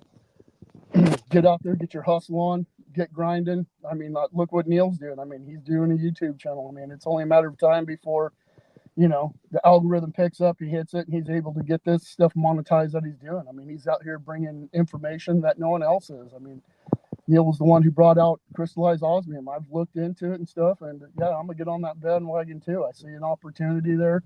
I believe it's December of 2025 or December of 2026 when there's going to be no more crystallized osmium available for sale to the free market. I mean, you know, rarity does play a piece in it and stuff, and there are a lot of bullish people on crystallized osmium thinking that it's going to potentially take over the diamond industry, and it's going to be real exciting to see. Absolutely, Chad. Knowing tax laws helps. Absolutely, 100%. And that's why it's important when you do set up your company. A lot of people think once when they got a bookkeeper, they're good. You get a CPA. Get a good CPA. That's where the value is in having them. They will definitely help you navigate through those hurdles that you don't know, because it's impossible to know everything. You can't know everything. So that's why you find trusted individuals, find people who've been in business long enough. And the guy that I had my CPA, he was a little bit more conservative. I would rather have him being a lot more aggressive, but I never had the IRS knocking on my door, and it was a good thing. So definitely surround yourself by good people that got your interest, and just keep that hustle and that grind going.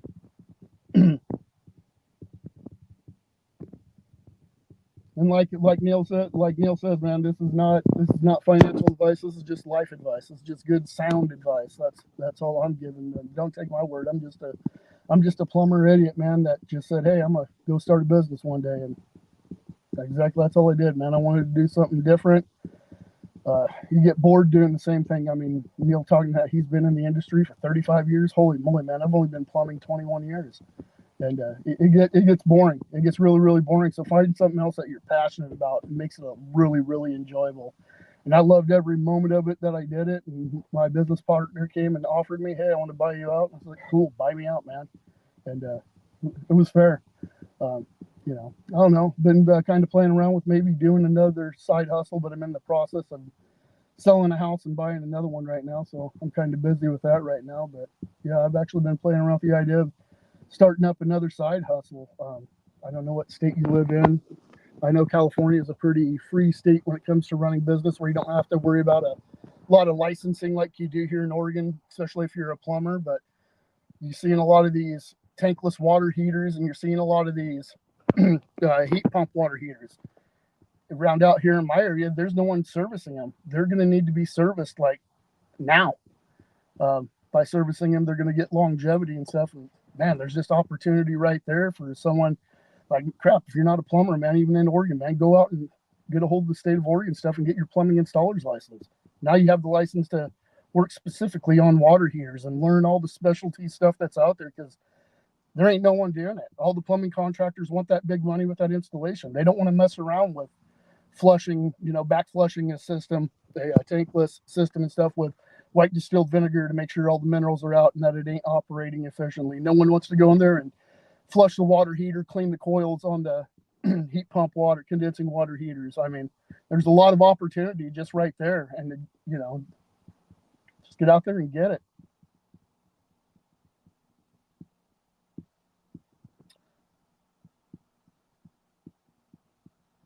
I did say there are a lot of people that are bullish on crystallized osmium. If you actually pull it up, just go to Google, Dr. Google search, Google in their crystallized osmium forecast. Look at it. There is a lot of bullish reports on it. A lot of bullish reports.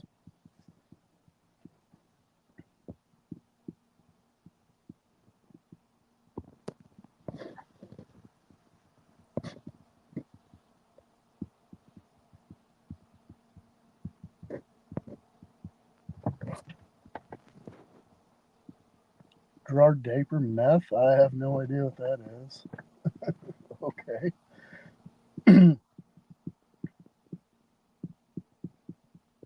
What do you guys want to talk about? Throw something up in the chats. Let's talk about something.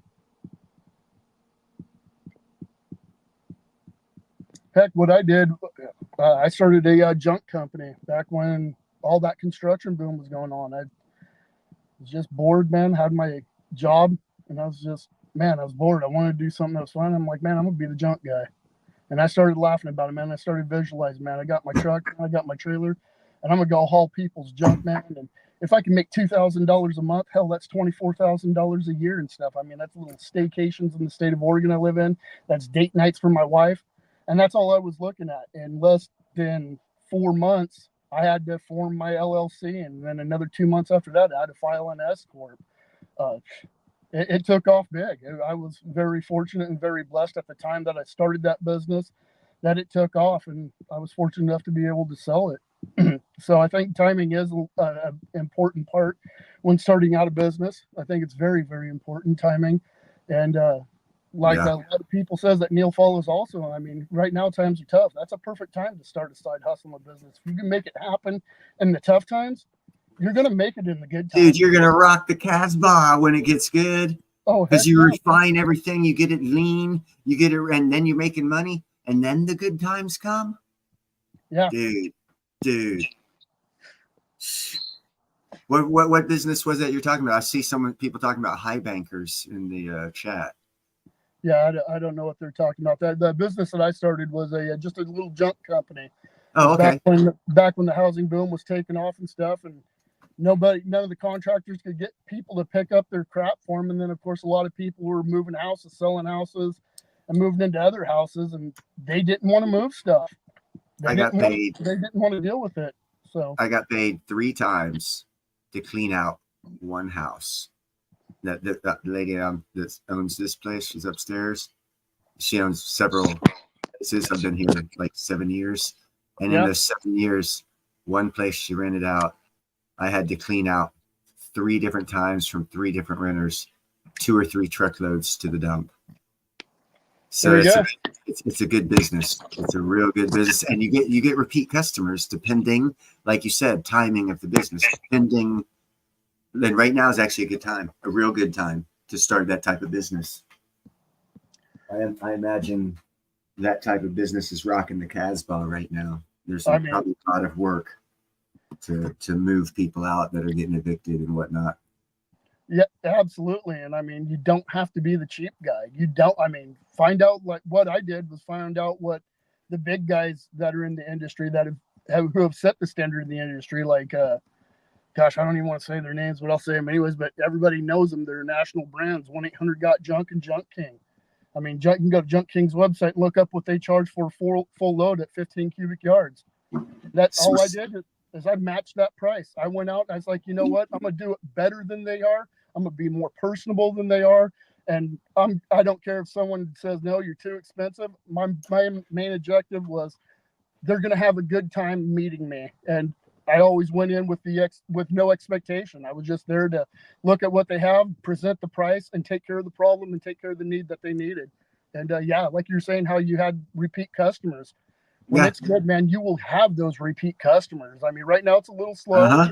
Right now it's a little slow. All we need again is builder sentiment. Once when we get builder sentiment, people start cranking out houses again. Yeah, that business is going to take off again. There's going to be a demand for it. There's going to be a need for it. And I mean, the cost of entry to it is so cheap. But my biggest thing that I'm going to tell everybody: don't be the cheap guy. You don't have to be the cheap guy. You're not going to compete. You're not going to compete thinking that you're going to have so many customers that you can get it on cheap. Charge an honest, the old, like the saying that in the union, Neil, you're in the union and stuff, all we're looking for is an honest day's pay for an honest day's labor. That's all we're asking for. And that's exactly what you charge. And that's exactly what you charge. Yep. Charge what the big guys do and do it better.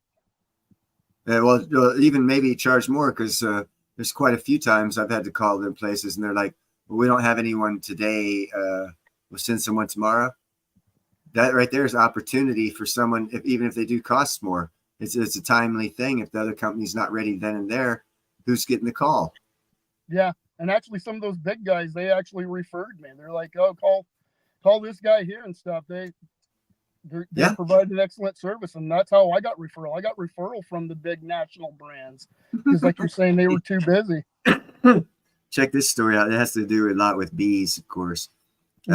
I was studying bees for like 6 years, got into them hot and heavy, and I never went to business school, but I know a lot about business and how it actually works.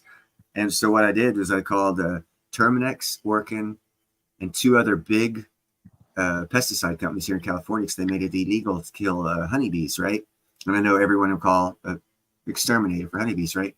So I called them once every 2 months, leaving my number, because other people called too, but they never kept calling back.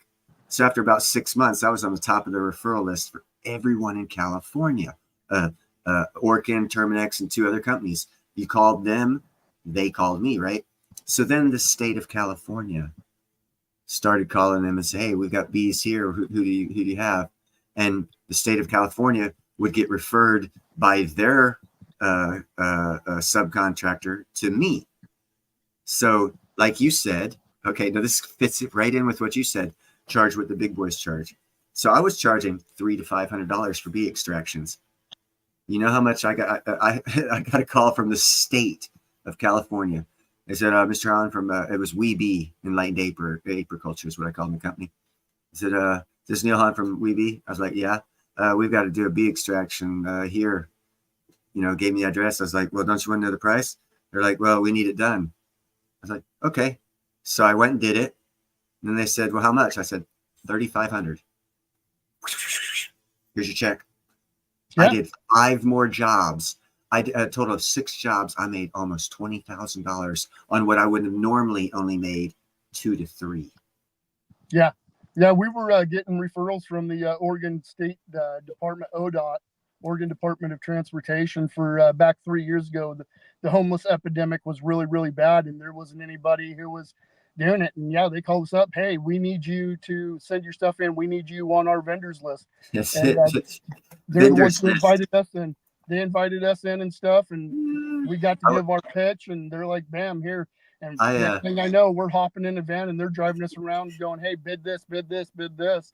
And yeah, I mean, the vendors list, there's a story about that vendors list. If you're at the top of that vendors list with the state, you get to bypass security checks while doing your job.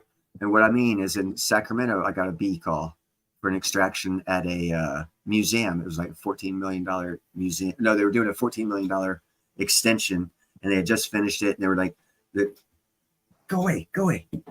The governor and all these important people were coming and stuff. And this bees came in. So they called me late at night, and I was like, oh shit, late at night. So they're like, yeah, don't worry. We'll just get out there and do it before 10 o'clock. They gave me a time period. I'm like, okay. So I get there early. This is what happens. They got a security guy or someone waiting for me.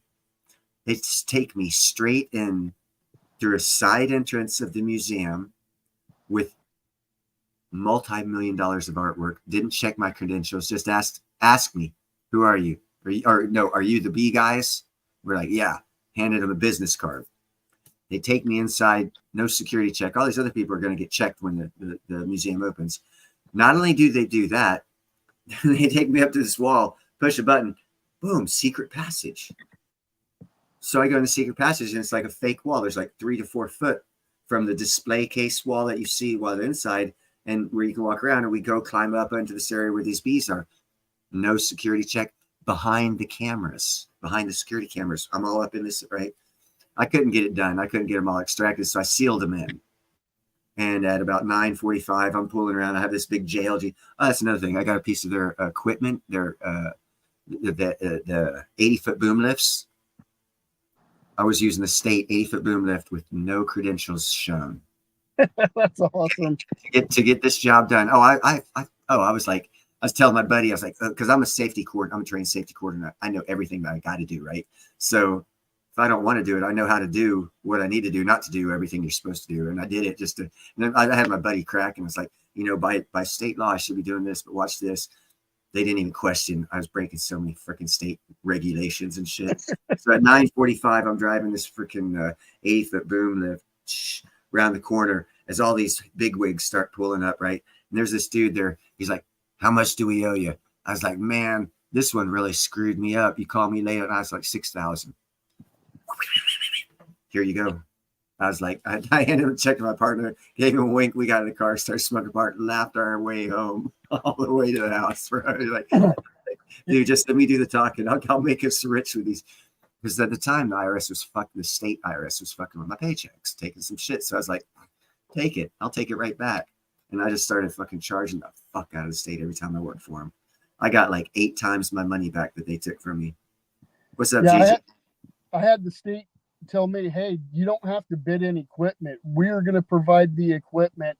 We're going to provide the operators for the equipment. So all I was doing was going to Labor Ready, Number one vendor, get set up, saying on this date, I need 10 guys. Show up, and freaking, I had 10 guys there. They provided all the picaroons. They provided all the garbage bags. They were even taking away the trash because under Oregon, those homeless encampments, that trash couldn't go to the landfill because it was classified as biological waste. Yeah.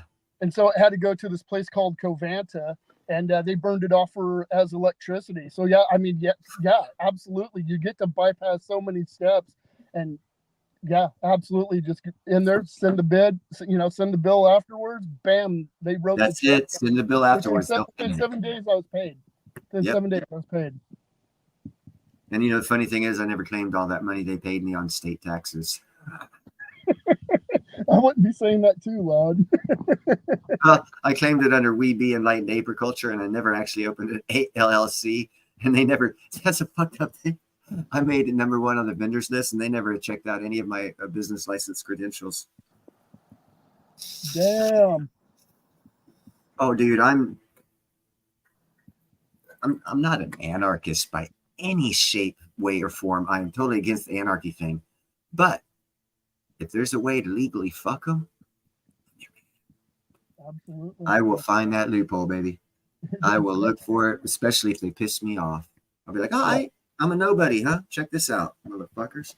Yeah, and you know what? They don't feel the damage I do to them, but hey, I make the money, and that's all I care about. Yeah, what I was doing with the money that I was bringing in and stuff was. What's up, Jeff? This guy Mike Michalowicz, he's got a book out there his name's Mike Michalowicz, and called Profit First, and he teaches you in that book how to set up everything, how to pull out the taxes and everything. So all my tax money, I was going ahead pulling it off, and I was setting it in an account. And then at that time, CDs were paying a pretty good yield. I think they were up to like 5%. So I was putting all my tax money into a CD account, drawing interest on it. So at the end of the year, when taxes were due, boom, there was your check, and I was still making money off just by putting it in a CD, getting the interest on it. So yeah, absolutely. I mean, knowing those loopholes and stuff, how to make money, it's important, because running business, man, holy crap, you get the state, they find out about it, they're going to get their pound of flesh out of you, and it's definitely your job to find a good, a good CPA. Find someone that knows a lot of those tax advantages. Don't rely solely on your bookkeeper. A good bookkeeper is important. But a CPA, man, those people cost a lot of money, but they are worth it. And although none of this is professional advice whatsoever, nope. What I would suggest, even better than a CPA, if you are so inclined to have the capital to do so, get a tax lawyer, because there's client confidentiality legal means that tax lawyers give you that CPAs don't. And if the IRS comes down hard on the CPA, they'll roll. They'll give up all the paperwork and stuff and won't even tell you. And they can legally, to where a tax lawyer, they don't mess with them as quickly. And if they come after you and you have a tax attorney already on your side, then obviously there's an issue, because that's not the first people they go after by any shape, way, or form. Yeah, we had our corporate attorney working hand in hand with our CPA. So Okay, there you go. Yeah, as long as on the letterhead there's a lawyer's name, you're good. Absolutely. And like you said, this ain't legal advice. This is just sound advice. That's all. Yeah, it's exactly. It's not legal advice. It's just sound advice. I liked what I came. I was like, well, it's not legal advice. It's just good advice. I also like your tagline and stuff. Be kind, helpful, and grateful, because it's better than being a jerk. Man, you need to make some shirts that say that. Man, you need to have your own merch and your own gear, brother. As soon as my union quits fucking me on work, like I said, I'm gonna go back to work for a couple weeks. It's 1,500 a week, whatever. You work for 2 weeks, 3,000. Things are rolling. Yeah. But my last job was in March, so I've been actually getting rid of assets to stay afloat. But it's all good. It's no big deal. But yeah, Eventually, I wanted to talk with LLC, Long Live Coins. I don't know if you know who he is. But he's got a show, and on the side of his screen, it's got the old style 1800s style of beekeeping hive before they came up with the Langstroth system, and I'd love to be able to give him history on that. But no one else is interested, so I'm not going to talk about it now. Okay. I'm going to try and catch up here in chat. Looks like everyone's just doing it together. What was that?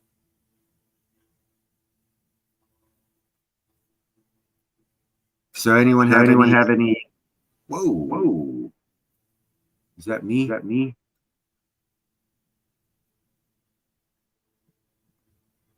That should end it. Nope, I think I got feedback. Okay, there it goes. It's taken care of.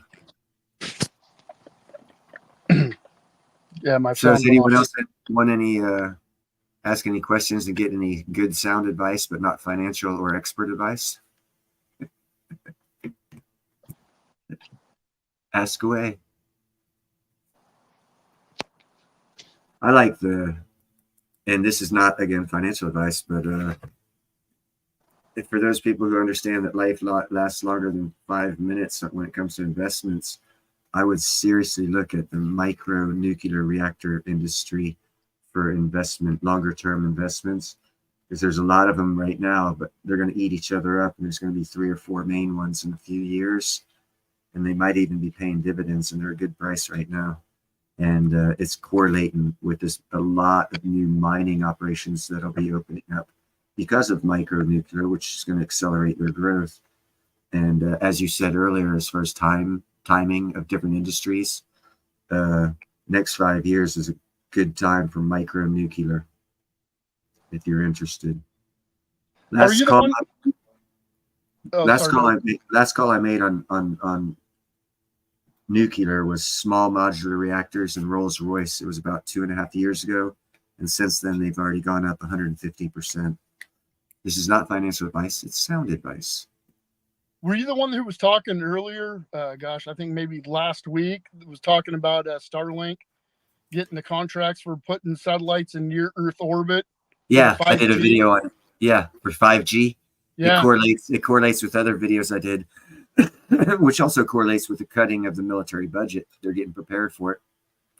They're already downsizing the military with manpower to replace them with robotics. But the robotics they've got, they're autonomous up to a certain range. And the Marines are actually looking at coming up with a new style of warfare to accommodate these new technological advances. But to make all of it work, they need worldwide G5. Now, Starlink, is that a publicly traded company? Yeah, I think. No, it's still private, I think. I don't know. Anyone in the chat know? Anyone? Nope, not quite. I don't know. I'm not involved. Actually, my only involvement in stocks is through my union. They throw money in the Vanguard for me, and it takes me several months to get my hands on it. And through hopefully good process and research, the stocks will keep going up to the halfway to like Wednesday of next week, because that's when I actually get my money pulled out of Vanguard. And I'd rather pull it out when it's going up than going down. But because it takes so long, I had to make these decisions 6 months ago. And I think I timed it pretty damn good. But I'm kind of, because I got one more week to go and the stock market still could crash and I get fucked. So I'm hoping the stock market goes up because of Trump for at least a week. Right. Yeah. Chad asks, what's the fastest, cheapest way to make $40 within 2 hours? My thing, Chad, you're not charging enough, man. If you're only looking at $40 for 2 hours, you need to be thinking bigger. I mean, if you want to get into a business that is cheap, like I said, Dude. I don't know your state, but I'll tell you here in the state of Oregon, if you can get a pressure washer, just go down to Home Depot, buy one of those cheap little Ryobi freaking power washers, have the customer supply the water, power wash their house. If it's a 1,500, 2,000 square foot home, $450. You're using their water, you're pressure washing it. There you go. It takes you about 2 hours and you just made $450. If you're only thinking $40 for 2 hours, Chad, you need to be thinking bigger, my friend. And once again, that's not financial advice, that's sound advice. And here's some facts when it comes to business. To run a legitimate business, you don't look at it as if it's yours. You're an employee of that business. So that business has to pay you. To pay you, it's going to have to collect for workman's comp and other insurances too. So if you want $40 an hour, you have to charge no less than $80 to $90 an hour because of the extra charges that your company's going to acquire for having you as an employee. Now, where you get around making extra money is if you're sole proprietorship. You bill for that, but you don't have to pay it because it's sole proprietorship. You don't need workman's comp and all these other things, but you can still bill for that and get like $80 and $90 an hour instead of 40.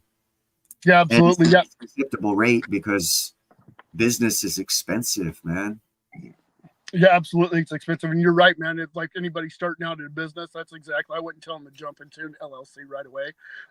Under the tax laws here in Oregon, they recommend if you're not making $40,000, don't even do an LLC, do it under a sole proprietor, because you're right.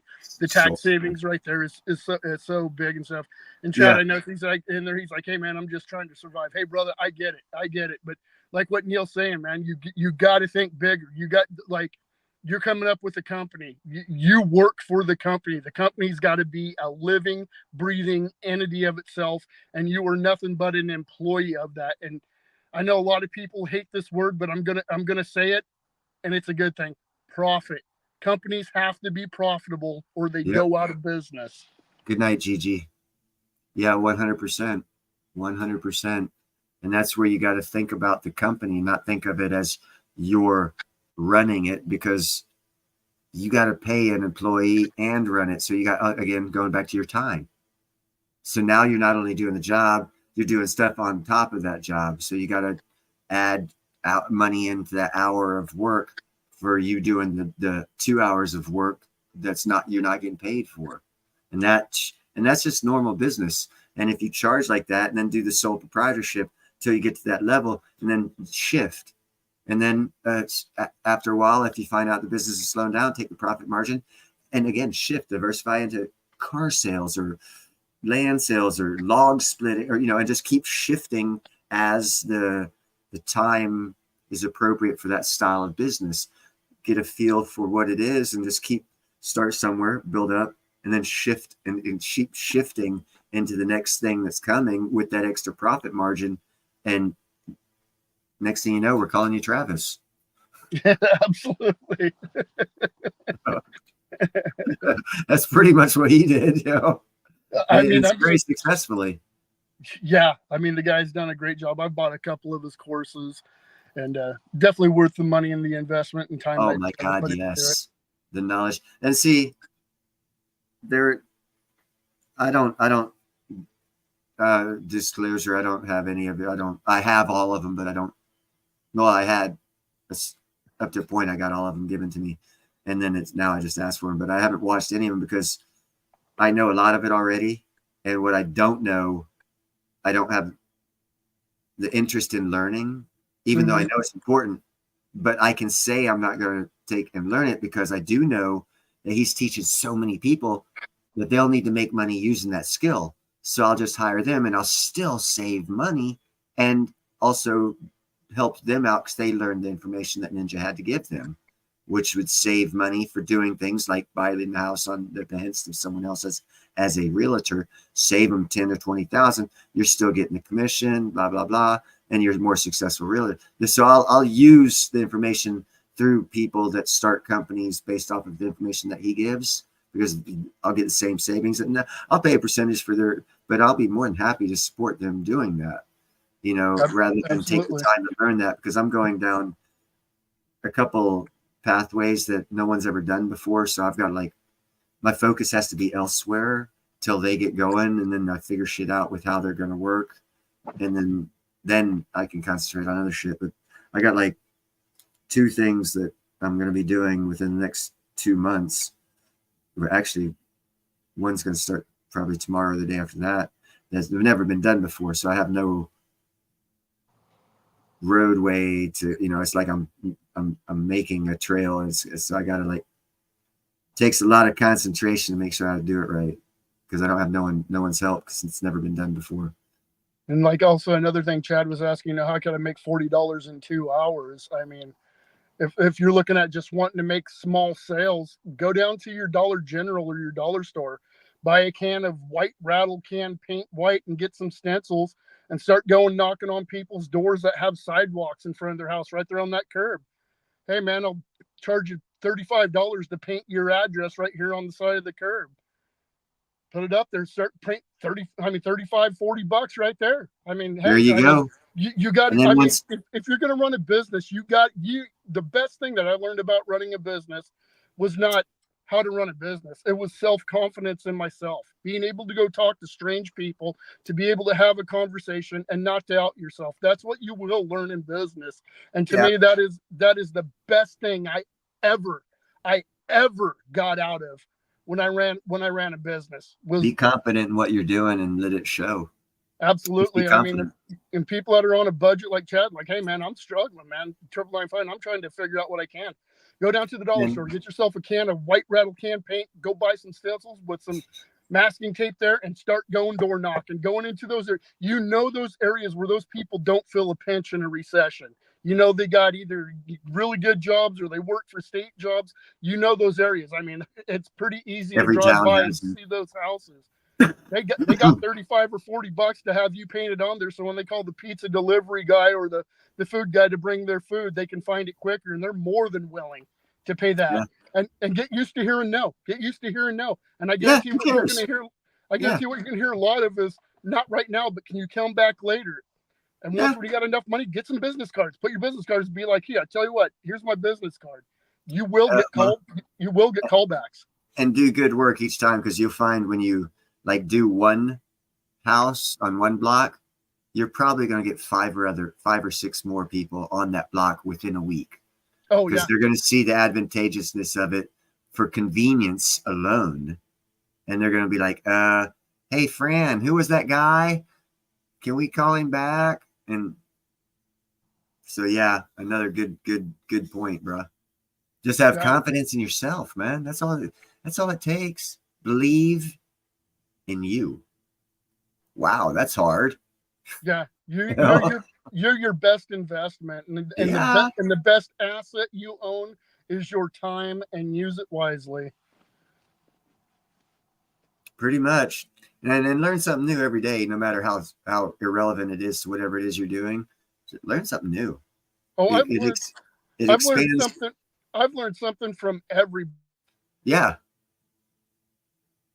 Everywhere you go, learn something. I've definitely learned some good ideas, and I've definitely learned some ideas that, I'll listen to you talk, but I don't think I'm going to implement those, but they're all learning lessons. So And they Be might willing to have listen to people. I they mean, might play an advantage somewhere down the line and like because you you said, know that man, like information. someone You will know, be like, "Hey, who was that guy that put that?"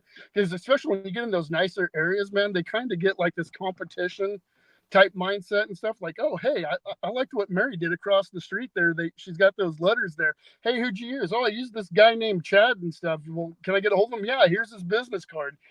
And then when you get two of them on that block, boom, next thing you know, you got the surrounding houses around there. Yep. And get used to hearing no. Get used to hearing no. Don't let no deter you. Just be like, cool, because you got to hear probably 3 or 4 no's to get that yes. And what you got to realize when you're hearing those no's, what you got to realize is 30% of them are going to be calling you back because they because or even more, yeah, exactly, because they're going to see the advantageous and convenience of having it done because their neighbor got it done, and they're going to be like, damn, I told him no, now I'm regretting it. And that'll and get used to hearing price objection. Well, why do I want to pay you $40 when I can do that myself? Don't take that as a walkway. Be like, you're going to pay me that $40 because I'm saving you the time that you could be doing something else that you're going to enjoy doing. Yeah, make the stencils, get the spray paint. How much time? You got 2 hours in it. How much is your time worth? $50 an hour. So you got $100 into it to save 40. Oh, it doesn't sound like a smart move to me, but go ahead, sir. Yeah, absolutely. And you explain it to them like that, they'll be like, okay, well, do you do lawns too? Because you seem like a businessman. You know what I'm saying? Yeah, why you here? Can I get you to clean my gutters? Absolutely. Yeah. You got a They'll be ladder? like, "Hold on Because now." I don't have a ladder. If you get the ladder and the stuff, yeah, I'll hop up there. It'll be X amount of dollars and stuff. And you It's don't just have to having be. confidence in yourself. Yeah, absolutely. Don't let people sell you down. Sell yourself up. Absolutely. You are important. You know, you've got value. It's worth it. Don't be scared to fucking get it. You know? And like you said, no, dude, be honest with you. I heard that more from my first dates. So I heard no a lot. You will, like in any business, you will go through a season, and that's what I like to call it, is a season, because they don't make sense. You didn't do nothing. I mean, and when you work for big corporate guys and you do big sales, they're always telling you, well, what'd you do different? What'd you do different? And after a while, when you start finding out, okay, I didn't do nothing different. What was the difference? So you have to start dissecting it. What was the difference? Oh, the only difference was the customer. And you will go through a season where you just won't get the right customer. Yeah. You won't get the right customer, and then you'll go through a season where it don't matter. Like, you'll throw stupid numbers out there, like you were saying, $6,000. And they're like, okay, here it goes. You will go through a season where you can throw numbers, and it's everyone in a line. You will go weeks, if not months, where you'll have no price objection at all, none. Well, like you said again, it's timing, because when all that was happening, the colony collapse had happened. So there was a lot of people paying attention, especially a liberal place like California, on the health of the bees. So they call out someone, and they didn't care about especially at that time, they didn't care about the price as long as you were saving them. Live extraction. I got them. Live extraction. You're not going to harm them? No, ma'am. No, sir. And then I came up with, dude, oh man, I wish I had pictures. I had 2 5-gallon buckets with a shop vac on top of one, with a freaking smooth hose coming out, with another hose going from the top vac to the top 5-gallon bucket to the bottom 5-gallon bucket. I had one hell of a system, and I had to plug in. I was carrying a cord with me because I had to plug in for the shop vac, and I could just suck bees up, and they wouldn't, get killed while they went into the secondary bucket at the bottom, because I did the vacuum pull from the first top one, but it pulled the bees into the bottom one so they wouldn't go through the propeller of the shop vac top. And it fit right on top of a 5-gallon bucket. And I'd walk up, people would be like, they start singing Ghostbusters and shit. Because I looked like the Ghostbusters back in the 70s when they made those Ghostbuster outfit. That's what I looked like. And I'd go out there, turn it up, start sucking the bees up. Just like a vacuum. A vacuum cleaned up the bees. Cut open the wall a little bit, suck them all out. Called live extraction. People pay more for it. So I invented a fucking vacuum that sucks up bees, kept them alive. Gerald, I love that tagline. Yes, where money does grow on trees. That's an awesome tagline for your. I'm assuming you put up there just above prune trees. Yeah, absolutely. This time of year, door knock, man, door knock. There's opportunity out there in any economy. In any economy. Love that tagline though. Love that tagline. See, I took it totally different. Money does grow on trees. Yes, it does.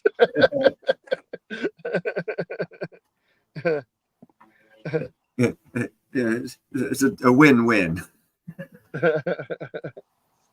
Yeah, Gerald, I will definitely get my man cave. Like I said, right now I'm in the process of moving right now. So actually I'm just sitting out here in my truck with my little 3-year-old Rottweiler and stuff, and enjoying a nice IPA from the Pacific Northwest here, and smoking a nice cheap cigar that I enjoy from time to time.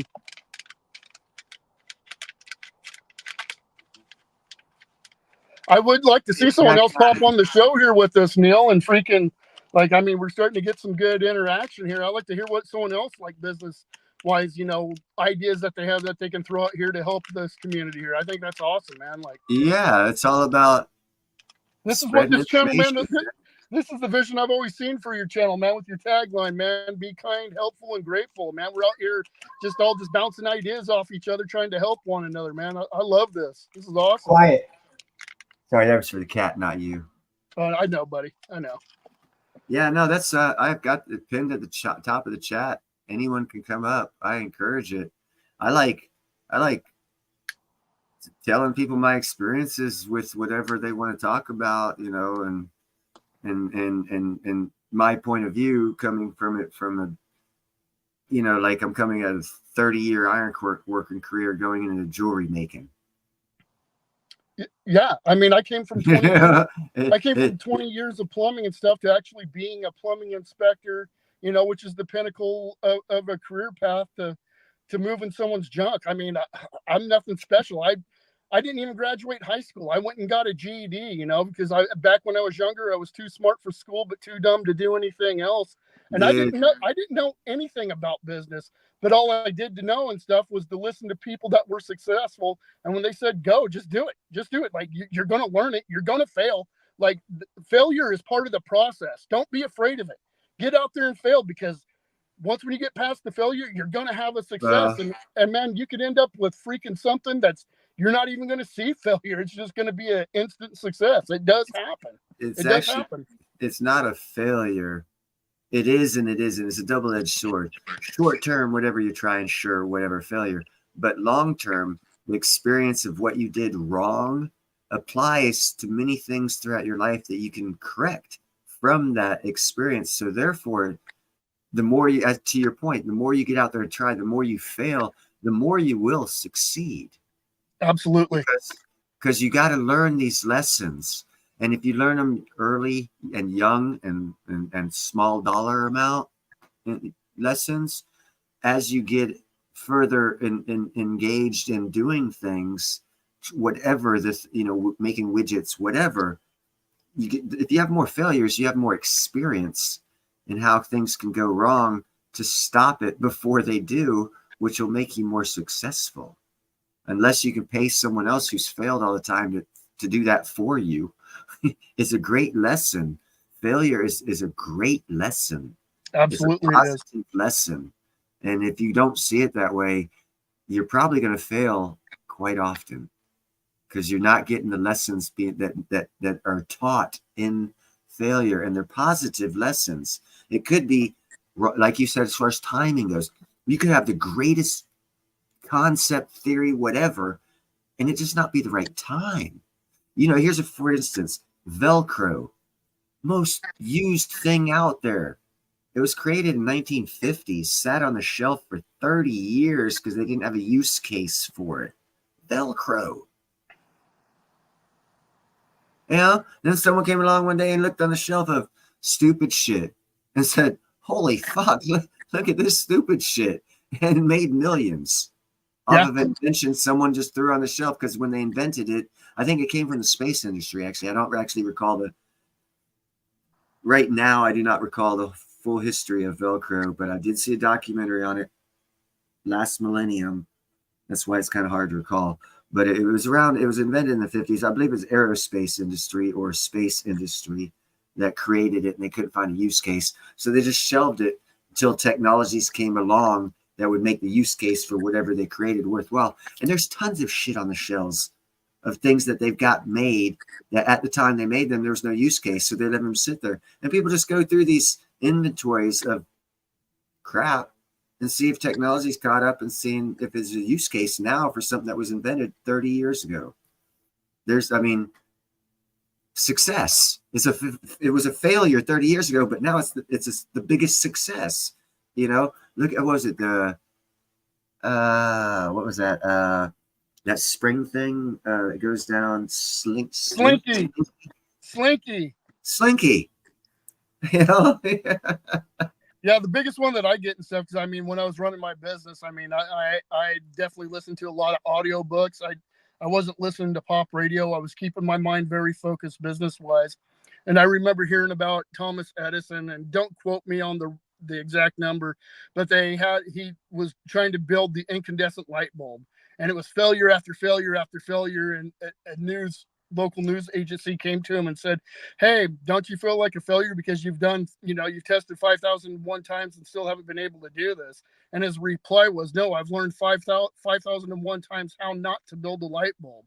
So yeah, failure, like to me and stuff, is a great learning lesson. It tells us what direction we need to go away from, not keep pushing towards. When you see something that's not working, be ready to pivot.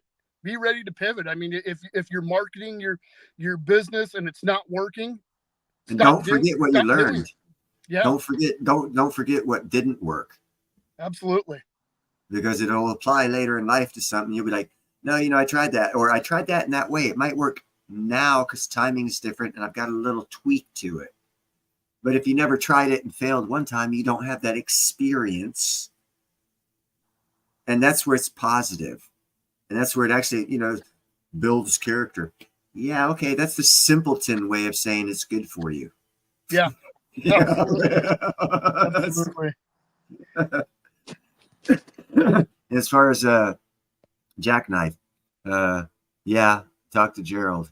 He was asking if anyone's into crypto. Yeah, you landed in the right spot, brother.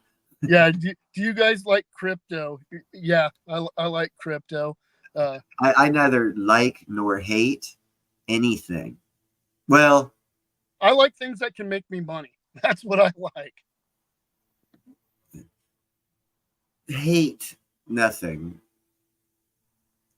Like, there's things I like, but we talk about whatever. It's all about an exchange of information that's not lies that can possibly help someone else out.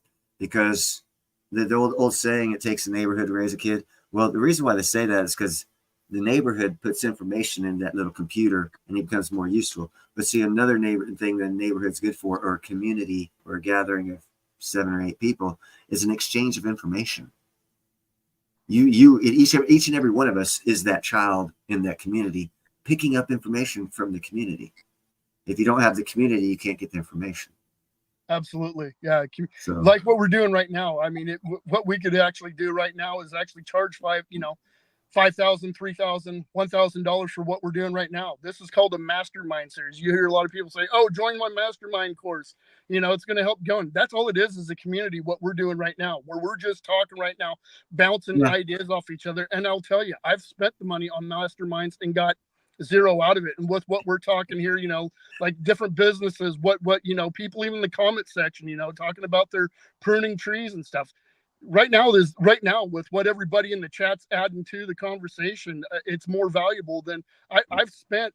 I was with a company called JRA, Junk Removal Authority. They're big back east and stuff, and they're for people that are in like really wanting to do a serious junk business. And I tell you what we're doing here right now, this could be sold as a masterminds course and stuff. And that's the whole point of a mastermind, is to get people talking, get out of your comfort zone and start sharing ideas with one another to help uplift each other and stuff and get you pushing to that next level. I think what's happening right now in this chat's amazing. Man. I love the information that the chat's bringing out too, Neil. I appreciate it. As far as jackknife, this is all I have left, and I found it when I was gardening. It's 925 Italian silver bracelet. That's all the silver I have left. I did have several hundred ounces before I decided to take a stand against lies and people pushing those lies. And it cost me 3 out of 4 years of work. And I had to sell every fucking bit of my shit. I have no platinum. I have no silver. I have some crystallized osmium. And I'm working way back. Oh, I also lost the company and a shitload of money there. So I've done nothing but give and be taken from to get information out. And it's done nothing but cost me. And I don't care, because I know there's a big plan for me, and things are changing. So I'm staying positive to the future. I never stopped trying to make money through different means and measures, side hustles, whatever you want to call them, and they will pay off. It's all a timing thing, and that has to do with patience and persistence. So it all comes down to attitude, a positive attitude, a positive. Okay, positive not only means you're positive it's going to work, but you're positive that you're going to meet people that you're going to learn from. So stay open. Don't be thinking, oh, I'm positive. I'm gonna, can't tell me nothing. I'm positive. Not that kind of positivity. Be open-minded and positive. Be just, accepting that you don't know everything, and hopefully people that are trying to give you information aren't lying pieces of crap. And on that note, you can do yourself wonders to finding out if people are lying pieces of crap with a book. How to Read a Person Like a Book, observing body language and what to know what people are thinking. It doesn't 100% right, but if you don't know anything and you read this, you might get 70% of it right. So therefore, 70% of the time, you won't be as bullshitted. Wow. Being serious, running a business, being able to determine, it's important. It's very important. I had a gentleman approach me because I got involved with the Chamber of Commerce, and I think the Chamber of Commerce, and for anybody that's starting out a business, I mean, if you can afford, a lot of them allow you to come twice for free, so take advantage of that free opportunity to go out there, pitch your business, and be confident in it. And where I was going with that, you'll end up getting people approach you. It seems like every insurance person's going to approach you and tell you, man, I can get you the best deal on your insurance. But the story I was going with was I had a guy tell me, hey, I'm interested in marketing your business, and this is what I'm going to do for you. I'm going to increase your revenues by 60% within 3 months. That sent off a red flag. There is nobody that can guarantee that, period. And if they're willing to guarantee that, make sure that there is a dollar amount assessed to that. Guess what? They will never assess a dollar value to it. But man, they will freaking try to sell you the biggest freaking bullshit. And the best thing you can do is stuff you can do for yourself for free when you're starting out. You don't need to pay anybody for that crap. You don't need to pay anybody for it. Well, if you read that book I just showed, then you read this book, and then you read this book, you pretty much will be telling people shit. There's not much reading you have to do to figure shit out more than 80% of everyone else, which puts you above everyone else in whatever you try, which if you're kind, helpful, and grateful, you can gather a better community of people, which will elevate you even further. It's like win, win, win. Hold on. Yeah. Win. I mean, there's just this positivity. Being that kind, grateful, and helpful and stuff. Be someone else's cheerleader. That's one thing I found out when someone else is in business. I mean, I had other people that were in the same business as I was and stuff, and I was always cheerleading for them. I'm like, man, right on, man. And I mean, we changed phone numbers. We'd have monthly meetings, or we'd meet up. These are positivity. These are my competitors, and I met some really great people. And guess what ends up happening out of that?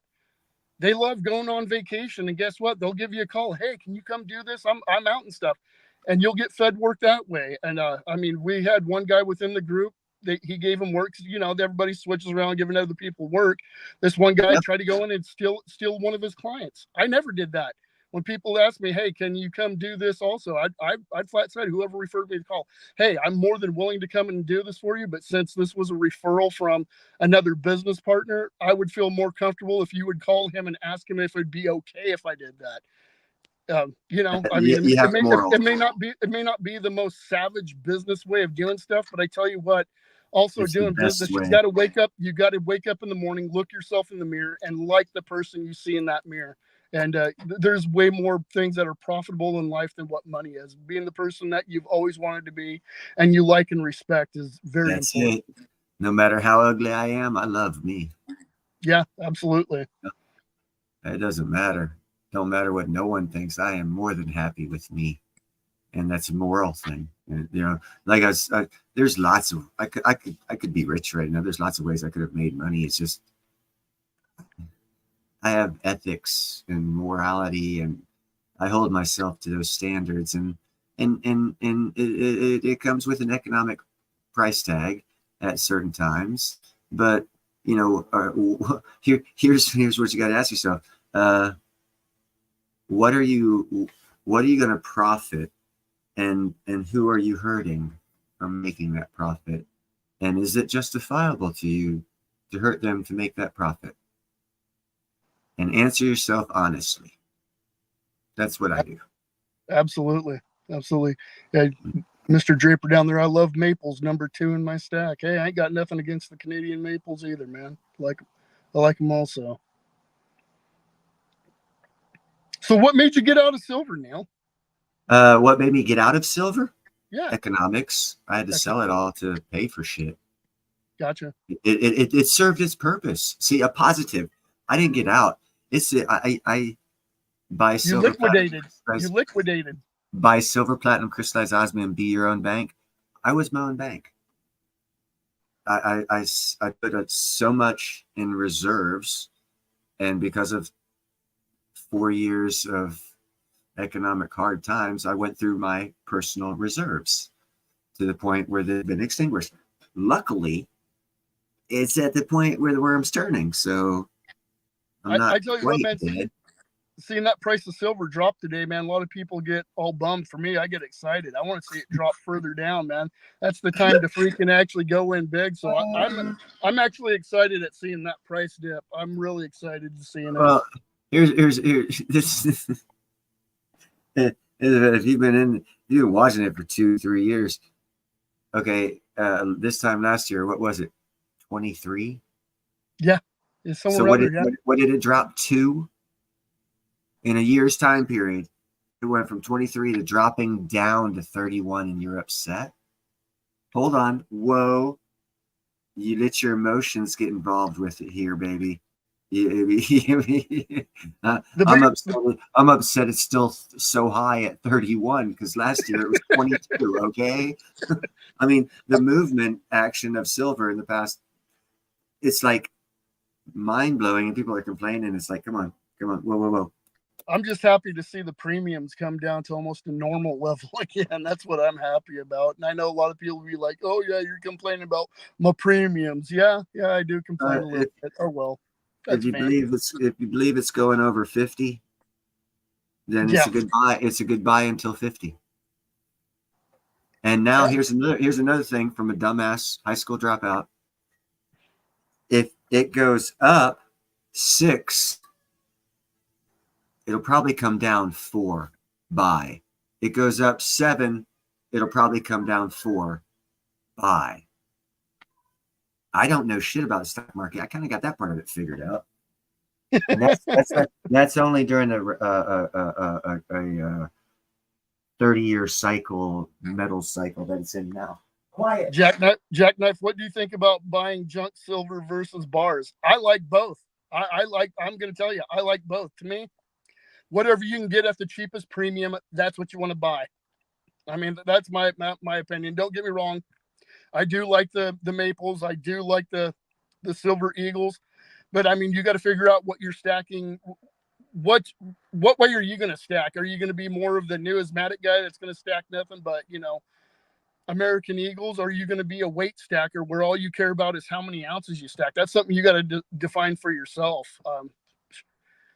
I've had it where it's been all over the board and stuff. Yeah, I mean, I've had it. I've liquidated it and stuff because I bought it when it was at a good buy, and where it was at, I needed it for something else. And yeah, I was my own bank. I didn't have to go get a loan or nothing. And to me, like I I said, like it all. last year was 22. I bought this. I bought it at like 400 ounces at 18 to 22, and I liquidated it 27s, 26s. Fuck, I'm happy, man. It served. If that money was in a bank, I would have had to pay to keep that money back. And just because of the time, like you keep saying, timing is everything. You know, everything has a time. Just because of the time, silver's been flat for decades. Now it's moving to the point where I had to use it to be my own bank, and it just so happened to go up like 30%, 20%. You know, before I had to sell it. So it served its purpose, plus paid the premium, and it was there when I needed it. Am I upset I have no more? No, it did exactly what it was supposed to do. And because of my economic value, I was only able to get so much. So what more can I expect? You know, I don't like, oh, I wish I would have had more, you know. And I think I'm more of an aggressive type person when it comes to precious metals. I think any time's a good time to buy precious metals. I mean, that's my honest opinion. I think any time is a good time to buy it. I mean, if you honestly believe that's going to go up, you honestly believe that the Fed's going to continue with their policy of printing more fiat government, it's going to, it's always going to go up. Yeah, it's absolutely. always going to go up. I mean, you might have to sit on a little bit longer than what you expected, but yeah, it's going to go up. You know, I was going through my shit when I sold all my silver, and I tell people I don't buy gold. Well, currently, like in 2008, I bought two 10-ounce gold coins, and they were like $90. I sold them for $255 from 2008 till now. That's like, got them for $90, sold them for $255. Holy shit, that's a good investment. You know, I forgot I had them. I threw them in my little fucking collectible thing because I really care for gold. But I ran across them. I was like, oh, cool, man. Here's a little fucking $255 payday. I paid $94, so I made $160 profit just for throwing it and forgetting about it. Yeah, it's a great place to store value. You know, so yeah, having it is better than not having it. Bottom line. And the best way to have it is forget that you have it. Don't rely on it. Don't think about it. Don't look at it as profit margin. Don't do any of that stuff. And this bothers me with stackers. Anyone who stacks, oh, I got this. Who cares? Why? Okay, so you already have the mindset that you're going to get rid of it or use it for profit margin or some crap like that. Okay, cool. Check out this mindset. You buy it and forget about it and just continue to make money. Hey, there you go. Because then now you're making money. And here's even a further mindset. You start a company and you have people pay you in silver. And you just forget it. You just forget about it. They pay your bills, whatever, then throw the rest and forget about it. Then in 10 years, you look back and you're like, holy motherfucker, God, I'm rich. Because you're not relying on it or counting on it. Yeah, we had one client that didn't have any money. He wanted his junk removed, and we offered financing and all that. And he just didn't have it, but he was like, hey, I got 100 ounces of silver. Would you be willing to take that? And I looked at my business partner and I was like, hell yeah, we'll take that. So yeah. So yeah, and it helped offset the hard times and stuff. I mean, in business and stuff, especially with the seasonal business, junk is a seasonal business. March 15th seems to be the date for around the nation. If you're in a rainy area like where I'm at here in the Willamette Valley, once when the rain stops, that's when it seems like business takes off again and stuff. And yeah, absolutely, we were able to take that 100 ounces, liquidate it, and keep us going through the slow times when there wasn't any calls coming in. And to me, I find precious metals is just as important as having a fire extinguisher or a pew-pew in your home. It's better to have it and not need it than need it and not have it. That's the mindset that I have on precious metals. I think it's important. I think everybody should have some of it. How much? That's something you got to decide on yourself. What are your, you know, what are your goals with it? That's something that each person has to decide for themselves. Oh, where did Neil take off to?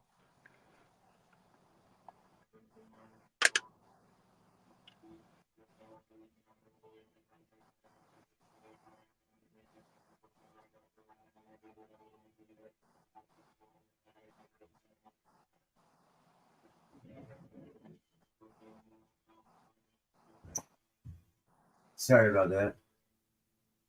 Yeah, absolutely, man. Don't forget. I agree with you there, Gerald Draper. Don't forget about your local coin shop. So out where I live and stuff, there's a pawn shop, and I've gone in there at times where the dealer just has an overabundance of just junk silver and wants to get it moved, and I've paid very low premiums for junk silver. Yeah, I mean, online dealers are great too, but also build those rapport within your local community, because when it comes time to sell it and stuff, you're going to need someone who wants to buy it. So build those relationships also. I mean, I go in and talk to a lot of local coin shop guys because they're just cool dudes. They're just really cool dudes and stuff. Go in there, shoot the shit. I buy a little bit from here and there and stuff, but yeah, build those relationships. Here's another thing.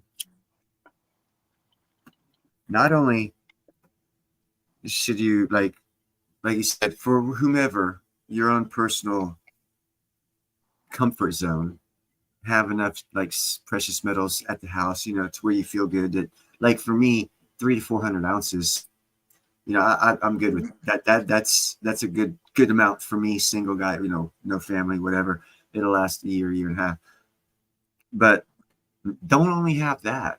You know, once you fill your pantry, you know, you have your gold, silver, platinum, whatever. Fill your pantry. Then start planting stuff in the garden that can, you know, and keep adding to where if the bad times never come, at least economically, it's like a diversification of investments, but it's in a life instead of investment. And well, life is an investment actually, because if you look at it like that, next thing you know, you're gonna have like end of next year, I'll have my 400+ ounces. It'll be cool. I'm gonna have a yard, fruit trees in it, stock pantry, and I'll be like, wow. Now, how much more can I prep? You know, things are already paid off, you know, and so passing on further than a stacking, take it further. Okay, so I feel comfortable at my own personal level for the stack thing. What else can I do?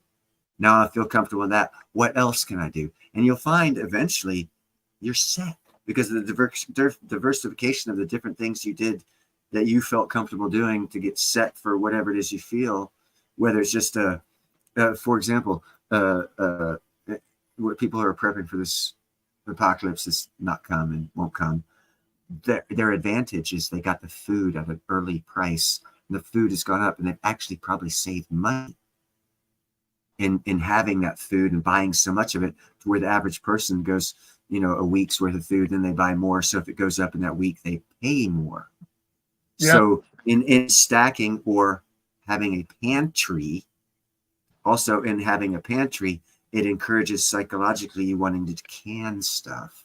And in that wanting to learn how to can stuff, you want to learn how to plant stuff that you can. And it changes your whole thought process. And you started out a stacker. You see what I'm saying? By changing up, and now you got a better lifestyle, and you're eating healthier, and you got a full pantry, and you got enough silver. Now times are good again. You know, because you kept working at it, doing different things. Because in your pantry prepping, you're saving money, so you don't have to use your silver. And in your pantry prepping, it gets you into wanting to can or get your own organics. So you want to grow. So now you don't have to sell your silver because you're growing your own. And all these things you'd had to pay for earlier with just your silver. And then add skills and start earning silver instead of paying silver.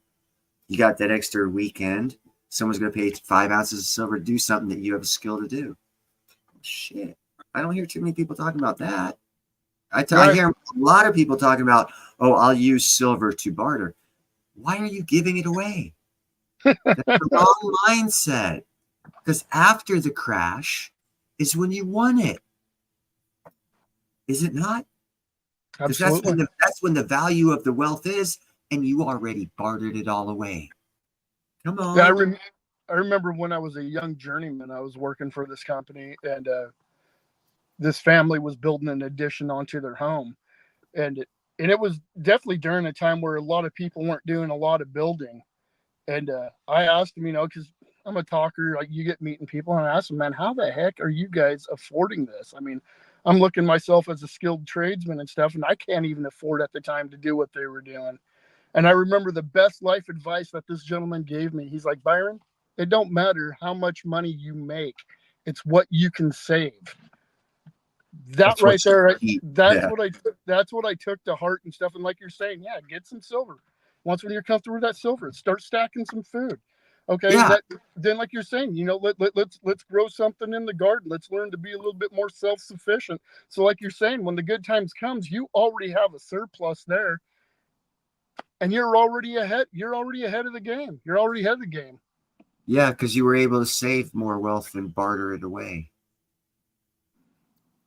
And skills. I 100% agree with you, man. Learn some skills. Learn some skills. I mean, just even learning how to tinker on cars and stuff. Even today, learn how to change spark plugs. Learn how to change tires. I cannot believe how many 30-year-olds I know today. I work with them. They cannot change a tire on a car. And here's a skill that anyone can learn, but no one wants to. If things are really going to get bad and there's going to be supply chain issues on stuff, who's going to repair your clothes? Sew them. Yeah, absolutely. There's simple skills. And a story behind that'll lead you to want to learn how to sew is, this is a good one too. Gold Rush, 1849. But this lady came around in 1850, I think, with her family over the Sierras. Lost the mule, lost all their furnishings. She insisted she would not go a step further unless her family carried the sewing machine. They came over, got to the gold area, couldn't find a good spot for gold. She set up the sewing machine. Family's out trying to make gold. People are bringing gold to her to fix the clothing. She didn't have to get she didn't have to cut her fingernails, or much less get them dirty. And she made more gold daily than 80% of the gold miners because she was repairing their clothes. She was the only one that had a sewing machine. And I think the other thing people really need to get real with themselves and stuff when they think about, a collapse and all that. I mean, everybody goes into like the zombie apocalypse where like there's no government, there's nothing. Needs to start reading books on Great Depressions. Need to actually read what's happened down there in Venezuela with their collapse that happened. What was that, 5-6 years ago? Yeah. There's always going to be people with money. There's always going to be people with a need. And I think people really need to start getting real with themselves. Like when people are like, oh, it ain't going to be worth nothing. I'm like, and in getting real, realize one truth that's beyond any humans, whichever human has a position or is able to. Power hates a vacuum. Someone will always fill that gap for the power, whether it's you. Power meaning money, economical advantage, whatever, depending on scenario. Preparation is knowledge of different scenarios that you can take advantage of, not just storing shit. Knowledge. Because people say, oh, okay, here's a great one that I hated during this bug out thing where people say, oh, I've got prep, so I'm going to bug out. Okay. This is a simple one, especially if you have kids and you're going to bug out. Okay, first aid. Your kid gets a cut. You don't have enough first aid. It gets infected. Oops, fuck the bug out thing. We got to go to the doctor now. Where if you just stay at home, we're all supplies. You can't go to the doctors because in their theory and stuff, there's no hospitals to go to. Well, then you bet if you believe that theory is going to happen, man, you better start learning some herbs and plants, or some sap off trees to pull off to put on that wound that has if you feel that's what it's coming to, then yes, that's how you should prepare. Indeed, 100%.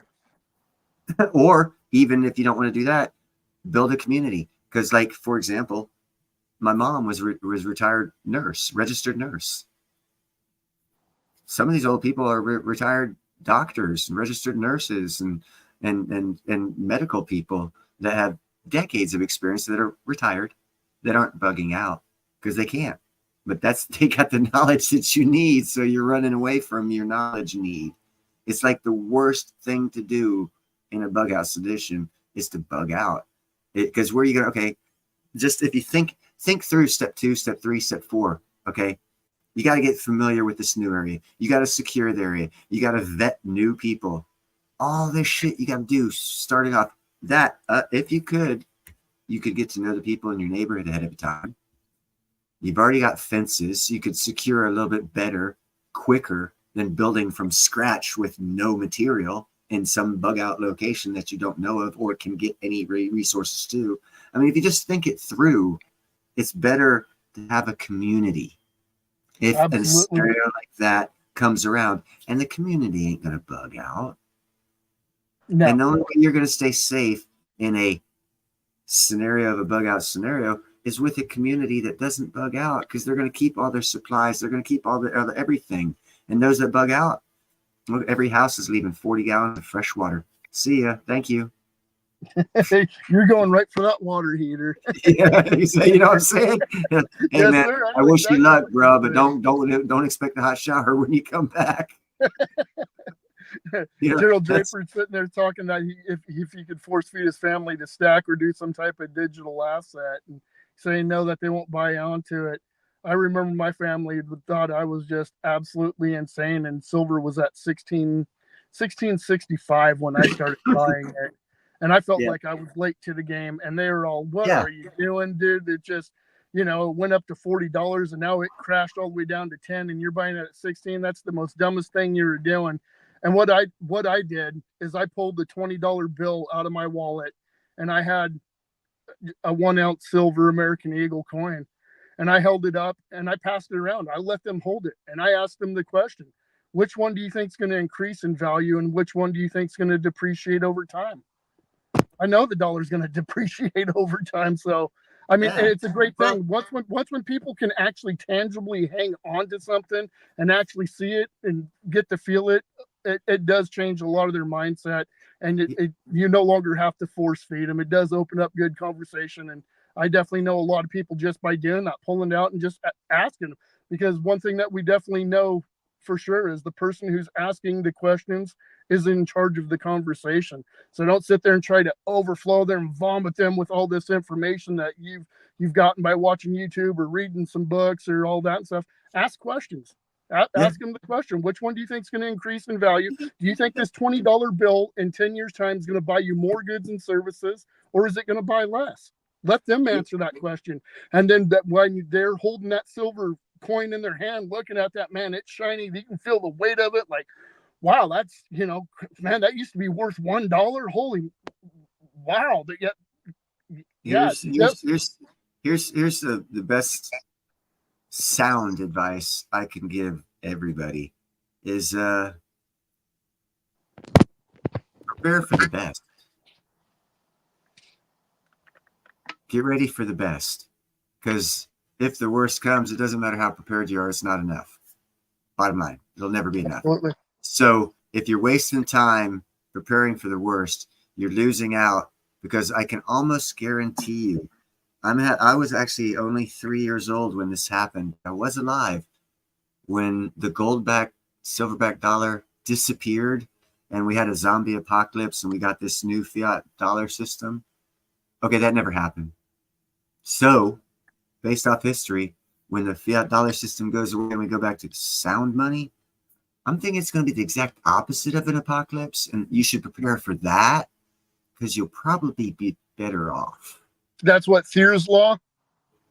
I don't know which one it is. It's just sound advice. Yeah, I believe that's Thier's law and stuff, because you have I can't remember the other one where good money chases out bad money, and I believe it's called Thier's law, where once when a fiat currency hits the end of its cycle, that's where good money will finally chase it out. And yeah, I absolutely agree with you.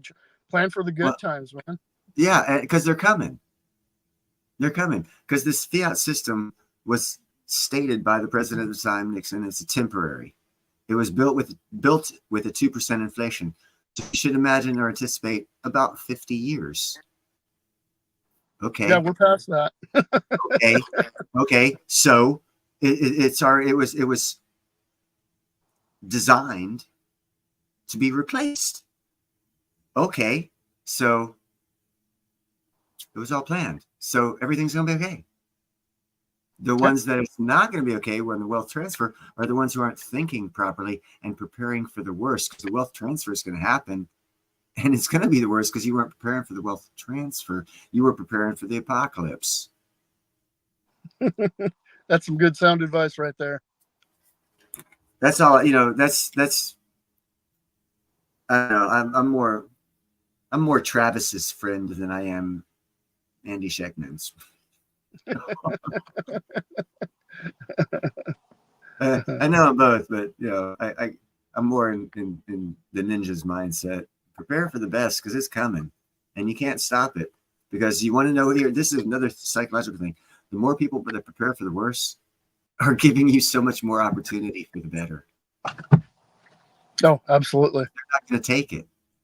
Yeah, I mean, fear will keep you back for you doing your best. I mean, fear is the mind killer, baby. They're psyching. Everyone says, "Oh, it's a psych war, psych." Yeah, you're psyched out. Congratulations. Stop it. Prepare for the positive. It's coming. And if you're ready for it, you can take full advantage of it. And you will be so wealthy. And then you can spread that to others, and other people can be wealthy, and we can have a great America. But for all those people planning to bug out, you're hurting the cause. We're gonna be great again. Accept it. It's coming. I see it. You go back to my videos, 2.5 years, look at any one of them and tell me I'm wrong. Okay. I put them on video for a reason. Because I'm not a jackass. I don't like being wrong. I really don't like being wrong. So please prove me wrong. Go watch the videos and say, Neil, you were wrong on this one. You were wrong on that one. Yeah, I've often said nothing stays good forever, and then the opposite side of that coin, nothing stays bad forever. Everything runs in a cycle. It's cyclical. It's a little uphill. It's a little uphill, but it's cyclical. It just repeats itself. It looks a little different each time, but and if you want a quick version of it, look at the BTC chart. And I'll tell you what it says. I'll tell you what it says. If you read it, this is what it's going to say. As soon as you analyze the whole thing, it's going to say, okay, after every halving, it dropped 90% for the first 3 halvings. Then it dropped the last halving only by 70%. So, not knowing shit, Neil says that this time it's only going to drop by about 50%. Reason being acceptance. So it's not going to get as volatile. So it's still going to go up, but it's going to have its downs, but its downs aren't going to be as low. So the opportunity to make money is going to be less. So there is actually, if you're getting into crypto, less time to take full advantage of the Bitcoin halving and everything that goes along with it, because it is cyclical. And because crypto is so fast, you can see it on a short-term chart, 100-year chart of a stock market and how it acts in a 12, 15-year time period. It's like, wow, cool. They're laying out this map for us on how shit works. And to be honest, what nobody is talking about, everybody thinks it's too late to get into Bitcoin. We are still in the very, very early stages of Bitcoin. As long as it still has its fluctuations to where after the halving it drops, like I said, the first couple it dropped 90%. Last time it dropped 70%. This time I'm predicting probably only 50%. Time after that, probably only 20%. After that, it ain't going to drop because it's going to achieve full acceptance. When it achieves full acceptance, it's just going to go up. And you at that time, you'll be able to buy it, but as far as the profit gain type stuff, ain't gonna be there. So what you need to do is either, don't get off track now with what you're doing to do anything. Just try and add to what you're doing something to where you could get paid in crypto for a service. So that way you're gaining it by something you're going to do anyhow. And trying to get it in that form and fashion, and try and acquire little bits now. That way you're not spending money on it. You're actually getting paid in it. Absolutely. Look at it like try and achieve a business a small time business that can gain you that advantage where people will pay you in a crypto, whatever their favorite choice of crypto is. You can always exchange it for your favorite choice of crypto on the exchanges, but set up a side gig to where, so that way you're, again, diversification. You know, if you're doing trash business, person wants to pay in crypto. Okay. Take it. Hold it. If it's the right crypto for whatever your level of knowledge and research or whatnot, and your own studies and stuff tells you to get, change it over to that, and you should be good for your, you know, your level of diversity and research and whatnot. And you learn constantly, so you should be willing to change it to something else as you learn. But that mindset is what you need to have. Don't have the negative mindset of I have to have it now to get rid of it later. No matter whether it's a crypto, it's any asset, whatever, that mindset of I have to get it now to get rid of it later to survive is a bad mindset, in my personal opinion. The mindset should be, what can I do to gain it? Or what skill can I learn to where someone will pay me in it, so I don't have to give it up, but I can earn it. Look at things in that. Now, I'm not saying it'll work that way, but if you look at it in that perspective, you'll be a lot better off in the long run. After all the stuff that we don't know about that's going to happen happens, you'll be a lot better off. That's all I'm saying. That's why I say be kind, helpful, grateful, because it's a as Tesla, the scientist, said, not Elon Musk's car, because I've never heard them talk, but the scientist Tesla said the premise of everything is frequency, vibration, and energy. Scientists have proven in different studies that even gravity is a frequency, falling into Tesla's frequency, vibration, and energy. So everything has that to it. So just get in line with it as much as possible as soon as you find out what it is. And I can't tell you, it's different for everybody. That's what makes life unique. And, you know, we're all not looking the same, dressing the same, saying that blue is the new red, if you saw that movie. So we're all unique and different. It's learning that and putting that in with your life, and you'll achieve better. That's all. You know, I don't know how to make everyone see it. You see it for your life and your perspective, but see it. So at least you don't miss out on it. That's all. And you miss out on things if you start looking at things as if they're going to be negative, because it's only half the coin. As the gentleman, 999 said, it's negative, it's positive, it's neutral, it's negative, it's positive, it's neutral.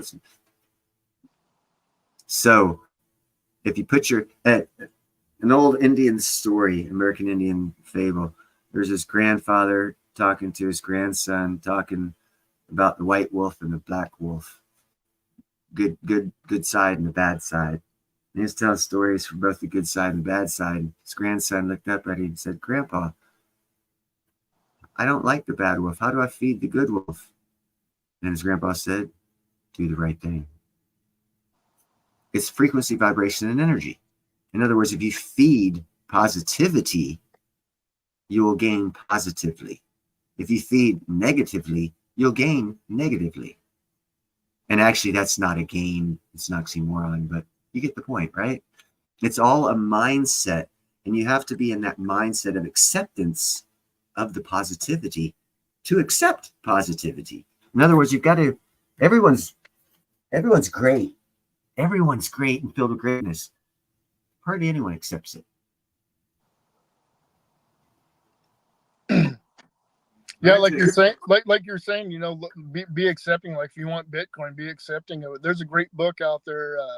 The guy's name's Dylan. I can't remember his last name. He's got a book called Bitcoin Business Accelerator, and he goes through this book and stuff, sets you up step by step. Of course, you got to take the action, but you can actually get yourself set up where there's a lot of people that don't know how to even purchase Bitcoin, and then they don't even know how to take it from where they buy it and stuff to put it on a cold storage wallet. And the book goes through teaching you how to do that. Now you can charge a service for that and then get the money to purchase the Bitcoin. And then that's how you're getting the Bitcoin. That way you ain't feeling like, oh man, I'm under the gun. I gotta make the money to buy Bitcoin. Start a business and stuff to help people out that don't know anything about Bitcoin. Like I said, the name of the book is called The Bitcoin Business Accelerator. It's a great book and stuff for anybody who's wanting to get into Bitcoin. I think it's a genius idea at getting into Bitcoin. I think it's brilliant. What's Dylan's last name, Neil?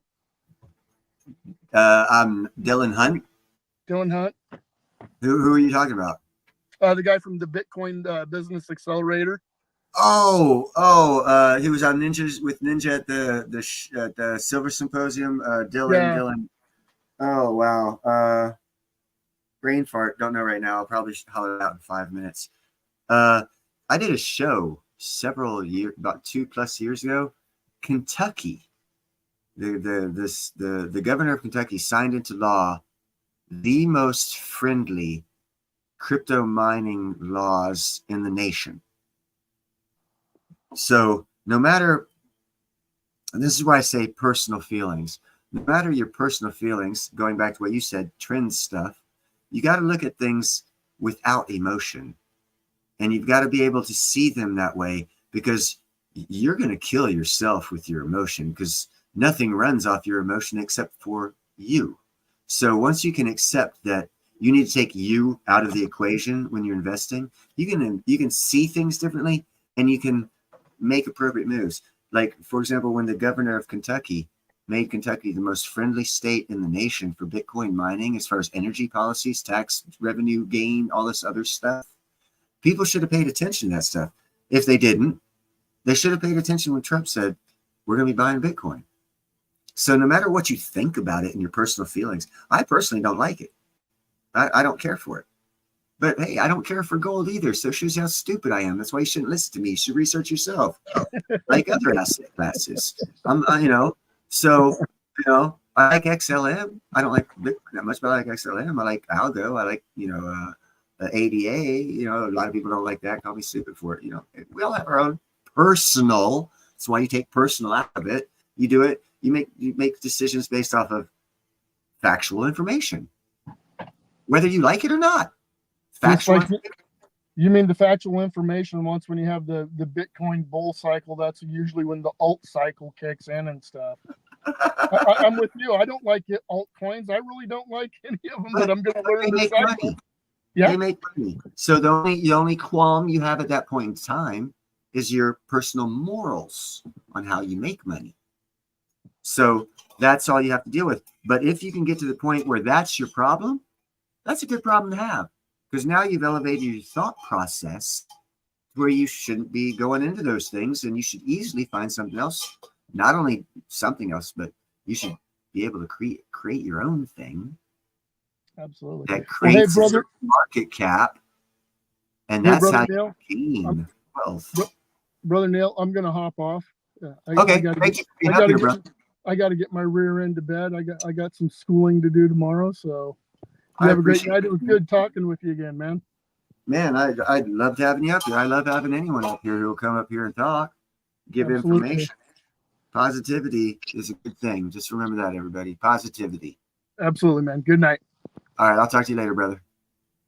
I'm going to put my avatar back up, so that way you guys don't have to look at my ugly butt. Let me see. Settings. Virtual. Let's see. What am I going to give you? There we go. All right, now I got to get back involved in chat.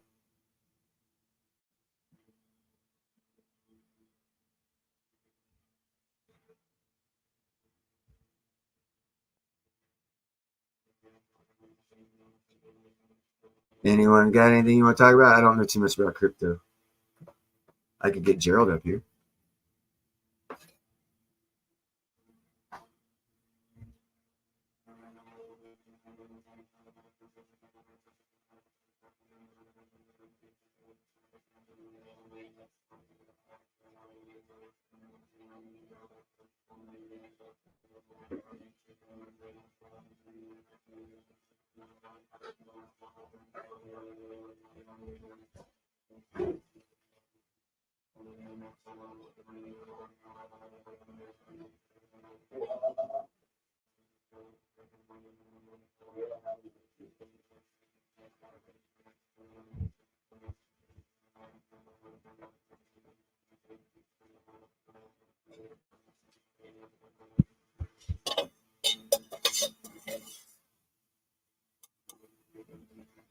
Anyone? Anything to talk about? Any discussions?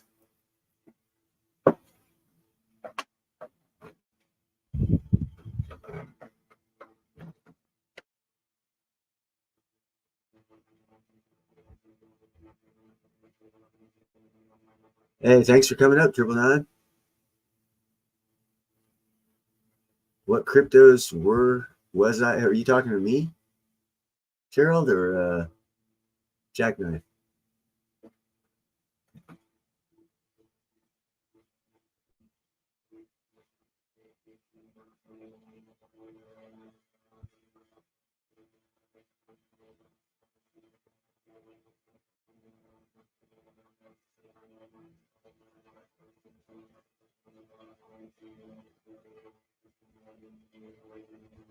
Oh, okay. Well, if no one's going to ask me no questions, keep me out of conversation in my own chat. I'm going to keep petting Striker. Here, I'll even let you see Striker. Ow, Striker. You got the sharpest claws of all of them, buddy. Oh, damn.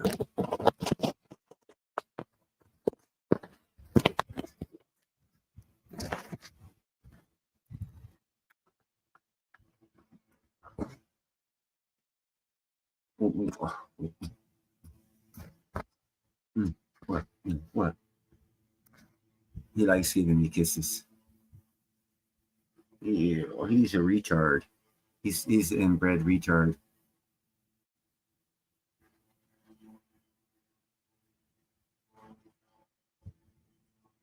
You my favorite little retard kitty. Yes, everybody picks on him. He still has his nuts. I need to get him neutered.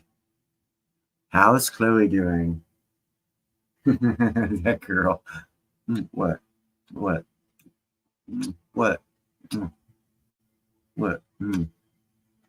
That girl's crazy, dude. Is that her? No, that was Silver. She's out and about right now. I got Dixie by my feet. That little girl is a nutcase. She's funny as hell. If I break out the shoestring, I'll get all of them going. But it's too late for me to do that. So it's too late for that. Don't fall off. You nut. Yeah, nut.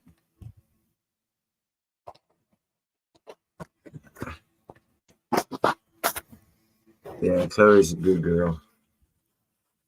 All of them are. They're special in their own ways. Yeah, you're a special guy. You like a Jerry's kid. Yes, you wish. He's my Jerry's kid.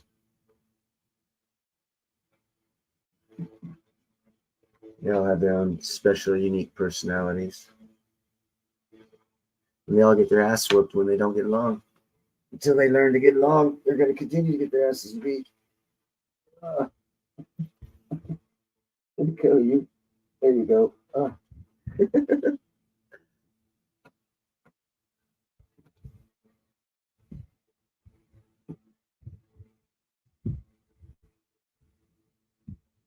Yeah, he's my special needs cat, bro. He's not. The only thing cat about him is his body and his playfulness. Other than that, he's like, oh man, he's stupid.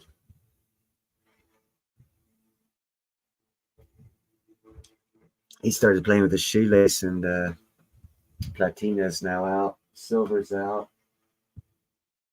Harley's out. Hold on, let me set up a place for Harley to go. There you are, Pat. There you are. There you are. Yep, I found Chloe. She's hiding.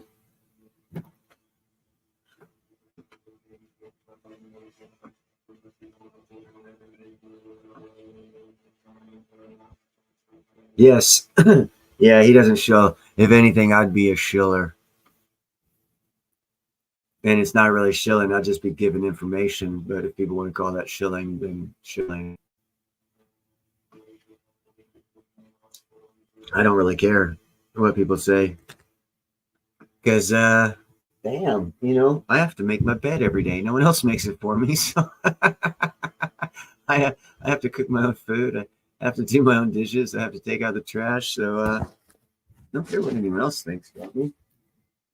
Except for my kitties. Meow. Meow. See, now Chloe came out. No, I'm just glad to share information, get other people up here who are talking to you and share their information so everyone can get a little bit of knowledge and hopefully get the proper mindset to prosper. Because back in 2008, when they changed the rules a lot for our annuity, back then I could make a phone call and exchange from one account to another. I could switch it up. And when the crash came, I only lost like couple $100 because I kept moving my money back and forth into safer assets as they were crashing. And everyone averaged in my union about 35% loss. I averaged about 5% loss. Since then, they changed the rules. But you can see, you got to be able to change perspectives. If there's a crash coming, it's a couple are going to make money. Very few are going to lose very little. Most people will lose a lot. So the name of the game in a crash isn't to make money, it's to lose the least amount of money. So you got to change perspective with the situation.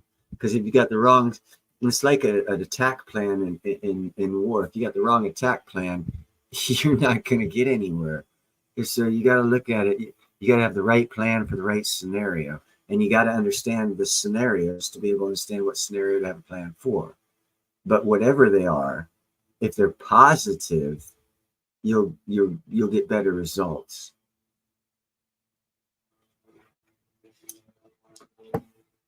So even if you don't know anything about any of it, if you're positive, you've got a better chance of being right than wrong. And you have a better chance of someone else, if you're kind, helpful, and grateful, you have a lot better chance of someone helping you or aiding you in making a more informed decision, which would be a more proper, positive decision for yourself in whatever the scenario that's presented to you.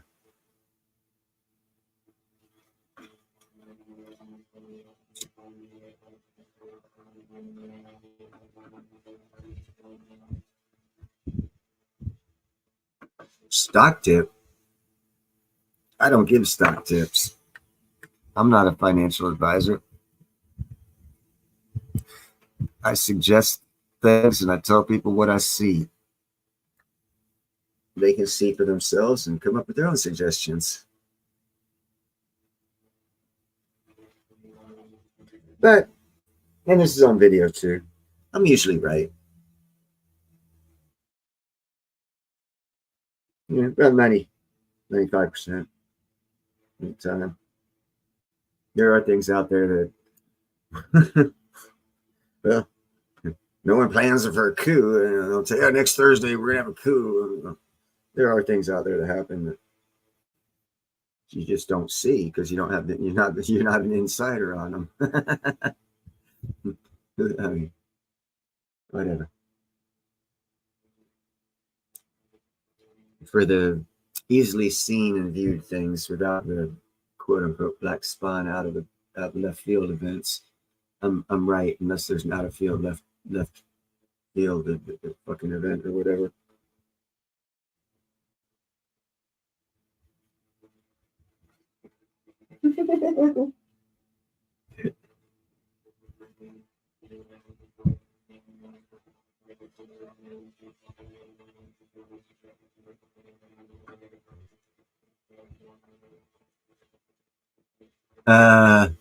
It doesn't matter if a recession's coming.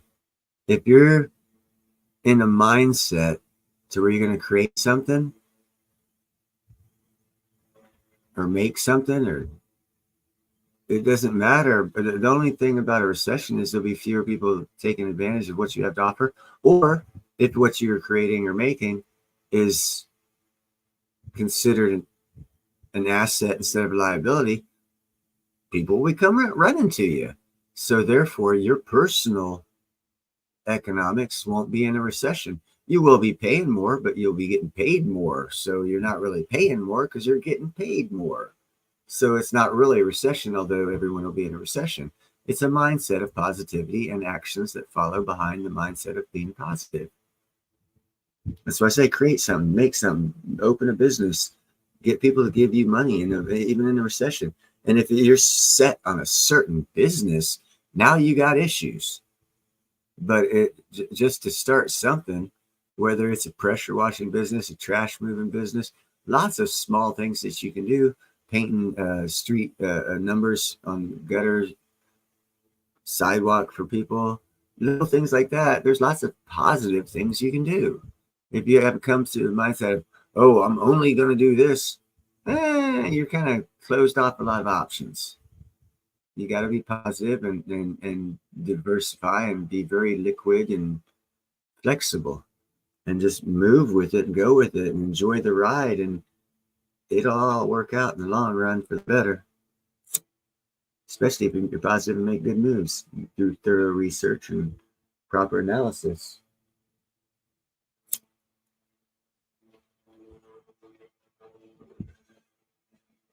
The only reason the experts are experts is because people told you they were experts. And you believed them. They just did a lot of research. I mean, someone who was to school for the stock market, there's not experts on the stock market. They don't teach you how to cheat in school. You learn that in the stock market. So what's the use of going to school other than to get the criteria and prerequisites of paperwork you need to get the piece of paper stating you can go onto the stock market to do things that they don't teach you to do in school?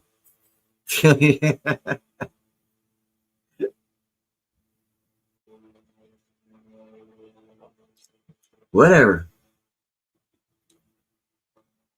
Start something. Be creative.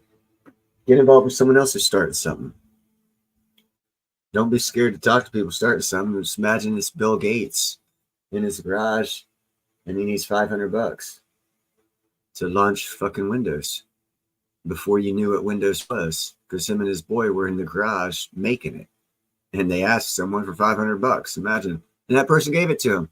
I think it turned out like a $300 million investment.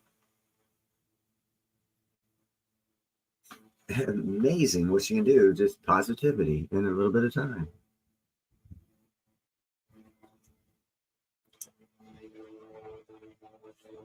Just be positive. Do your own due diligence. Do your own research.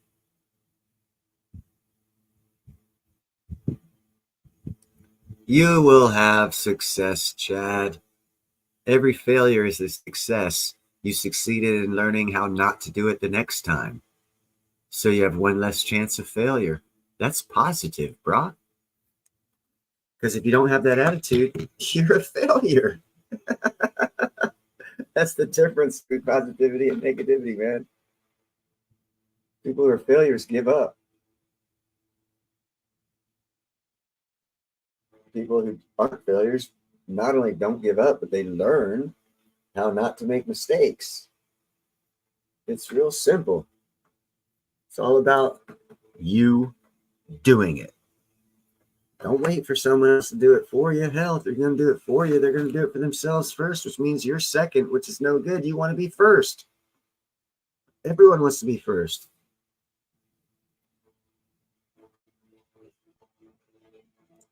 I've started plans on, I don't know where, somewhere here in America. I'll be buying a small gold mine, hopefully within the next year.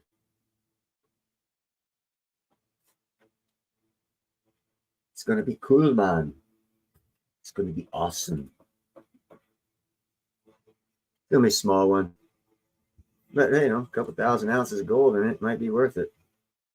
Especially if gold does a yip to you. And Lord knows, I think there's like 1,800 mines out there you can buy.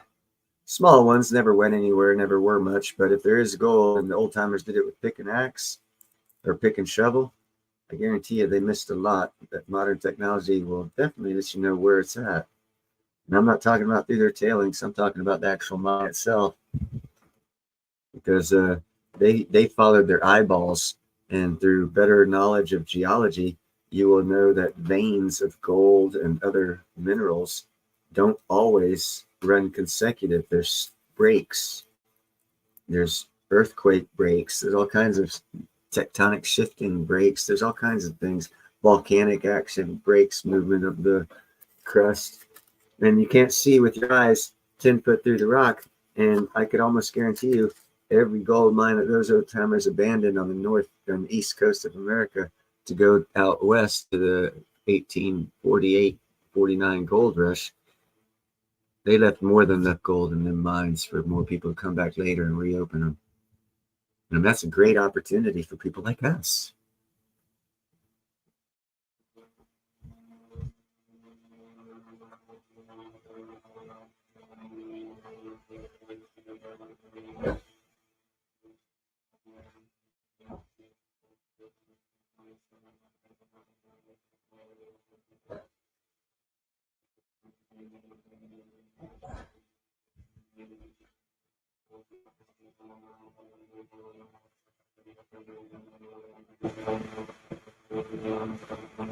So, what do y'all think about that?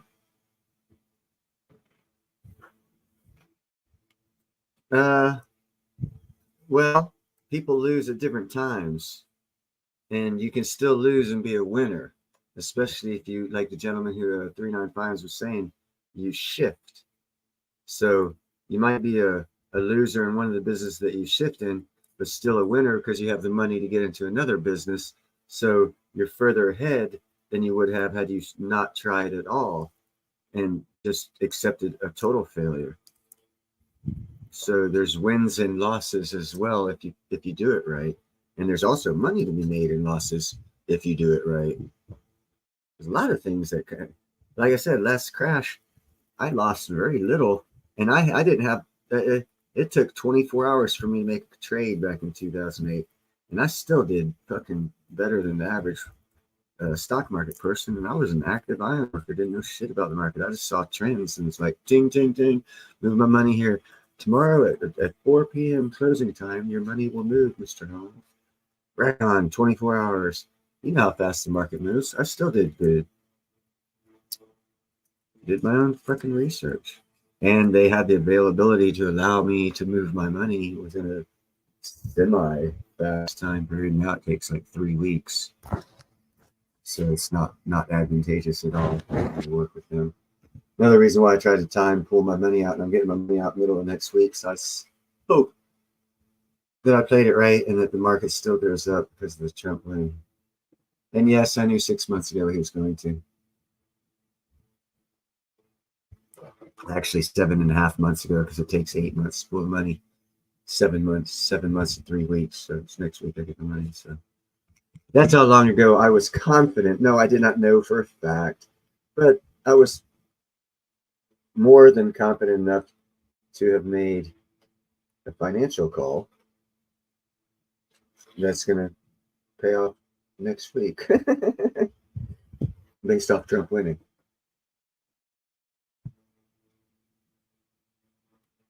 And like I said, that was like 7.5 months ago. So I know how to read the writing on the wall, because people don't always believe the writing, and that's irrelevant to the facts. Belief is inconsequential. That's where a lot of people fuck up. You think you have to believe it for it to be true? Nah, you don't have to. It's true whether you believe it or not. Now, but a lot of times it's the reverse of that. But you can't say it doesn't. It's not always the reverse. A lot of people can read the writing on the wall. Most people can't. It's just a fact of life.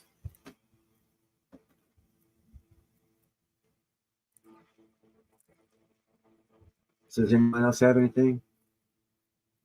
Diabolical Debbie, it's been like 72,000 years since you've been on my show, girl. What's up?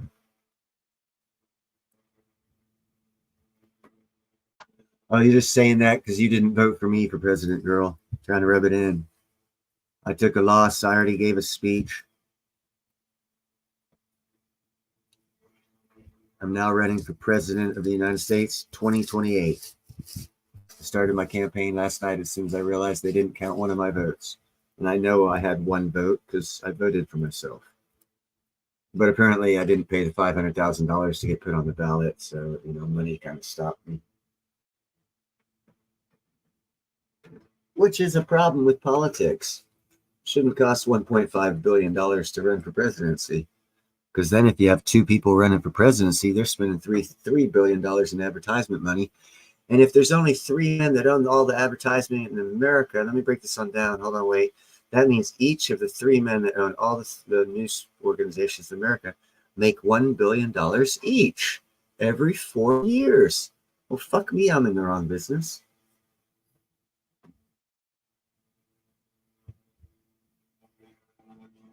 Because all of that's advertising money. Who gets advertising money? Media outlets. I wonder where the corruption lies. Everyone says follow the money. Where's the money lead? I wonder. Interesting question. Maybe one day we'll find out, huh?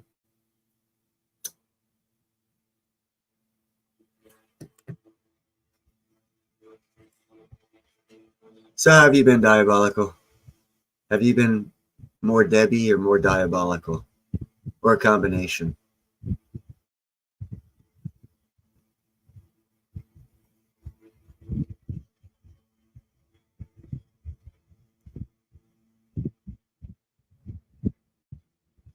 Oh, Jackknife, good question. Because most of the books that I showed today, no one knows shit about, and I think they're very relevant. If you're going to talk to people and you're going to rely on any information they give you, you need to know as much as possible, are they lying to you? So How to Read a Human Like a Book gives you the best advantage to be able to look at body language, eye movement, facial features, way they move their hands, voice inflection, and it'll give you the best opportunity to determine if they're lying to you or not. And then I go with the Federalist Papers. I think that was it, because it's a book about the Fed. And then let me see a piece of this book. Hold on a second. I'm making me break it back out. Let's see this one here. Oh, Anatomy of the State. Well, that explains how things work. And Frederick Bastiat's The Law,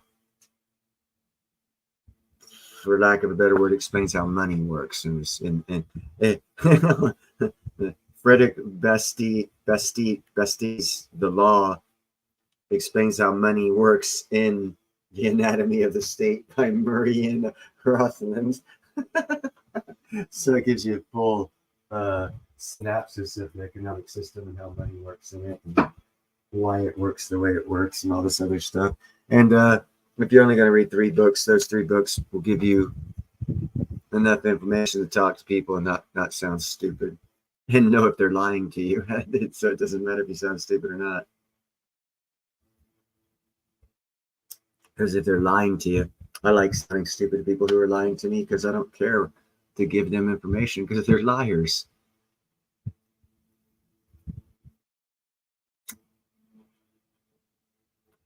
The easiest thing to do is tell the truth.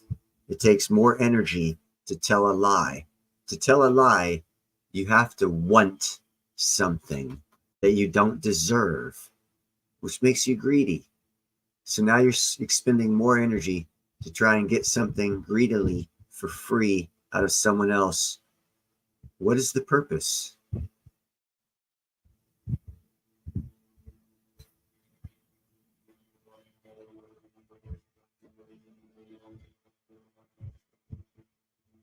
Probably why I haven't made a lot of money in life either, is because I have these thoughts before I make money. I'm like, you know what? I think things through too much, I guess. Things have to be more right than wrong before me to get into them.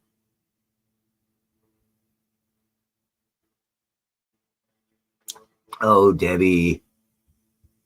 Shit, if you'd have voted with me president, I'll tell you what, I'll lay you out what I would do as president to take care of that $40 trillion debt in 10 years. Knock it down to 0. First thing, I would explain, I wouldn't bother explaining to him. I would just knock off $6 trillion right off the top. Just knock it off. And you're like, Neil, how can you do that? Well, Neil pays attention, and he knows when Biden added the $6 trillion that he added to the debt, the spending doesn't start till 2025 for $6 trillion that we loaned. So we could give that $6 trillion back. That knocks it down. Right now, you give the number of 40 trillion, and that's cool. It's only 36. So if we give that 6 trillion back that we haven't spent yet and aren't scheduled to spend until 2025, that knocks it down from 36 to 30. Now, Elon Musk says he can knock off 2 trillion just in wasteful spending. Okay, the way they do the budgets and the work, these numbers is 2 trillion this year over 10 years is 20 trillion. So that knocks 20 trillion off of it. It was 36. I knocked 6 off. There's another 20. Now we're down to 10 trillion. Okay, say we cut Pentagon spending by 25%.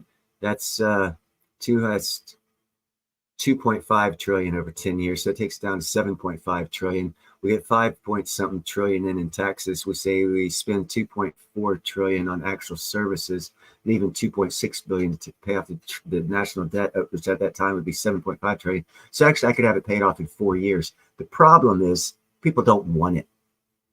They don't want it paid off. It can be done in 4 years. I'm sorry, I didn't graduate high school, and I see that pathway. Really think hammers cost $400? Well, only if the government buys them. There's a reason for that. You in that reason, you just save $392 for every hammer they buy. It's designed. Our government is designed to grow the economy. So the government grows to grow the economy. How do they do that? It's numbers. They make things cost more. So it grows the economy. So the people they buy it from spend money to hire employees. It's the worst way possible to grow an economy. And we've been growing the economy that way for 40 years. We just need to realize there's another way to grow the economy. Cut the federal growth of the economy and let private industry take over, and you'll be amazed at the benefits.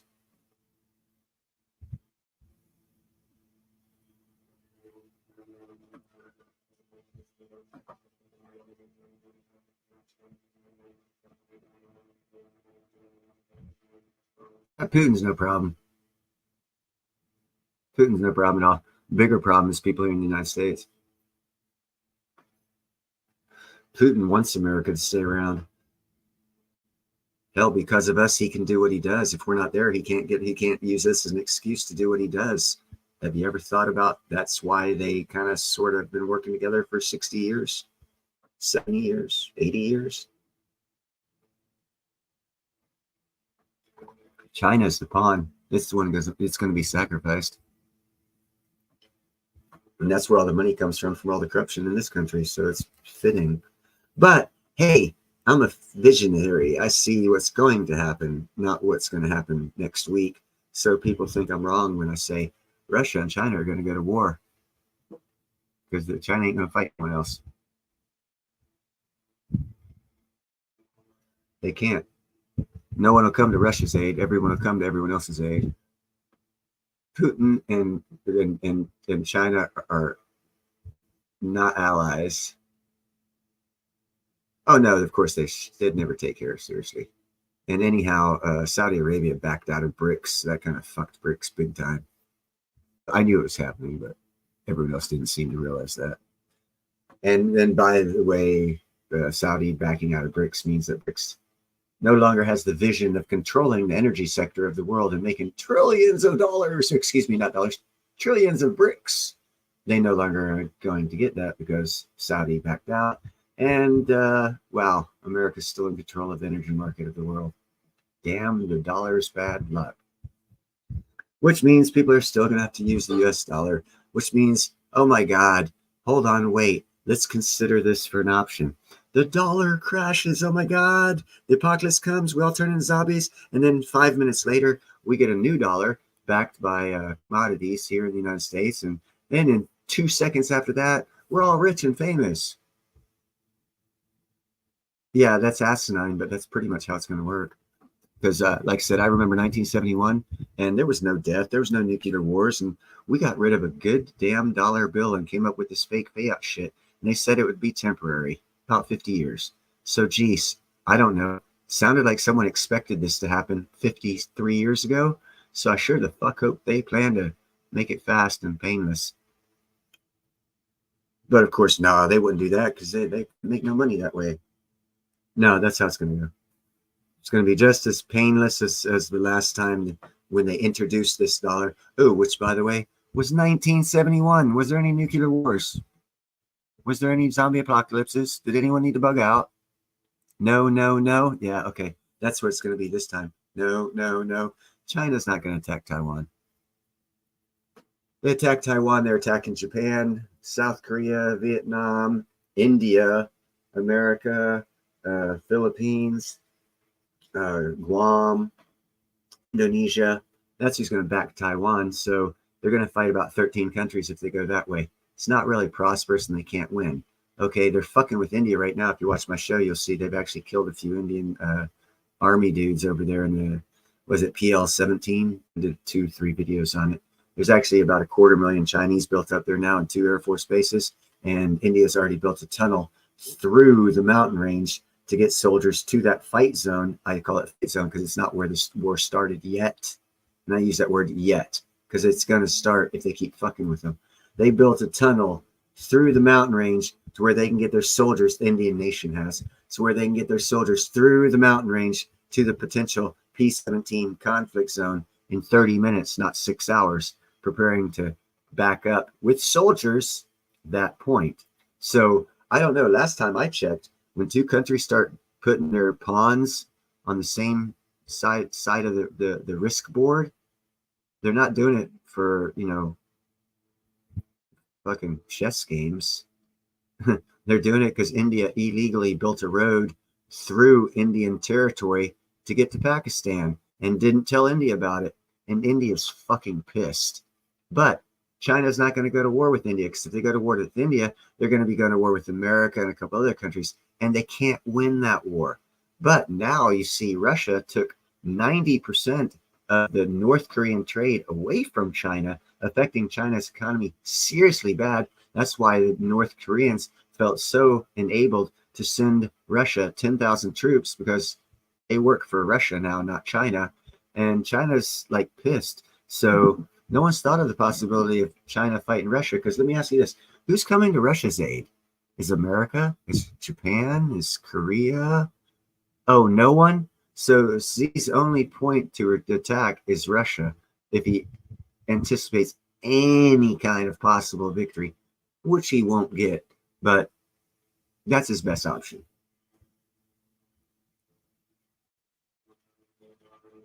No, I'm not, Jackknife. I don't watch those fights. I gave up watching. I was a silver medalist in the Army back in 1985, boxing, featherweight. Shortly thereafter, I got more familiar with the boxing industry. And just like football and every other sport, it's rigged. And it has been since I know of 1985. So I don't watch things that are rigged.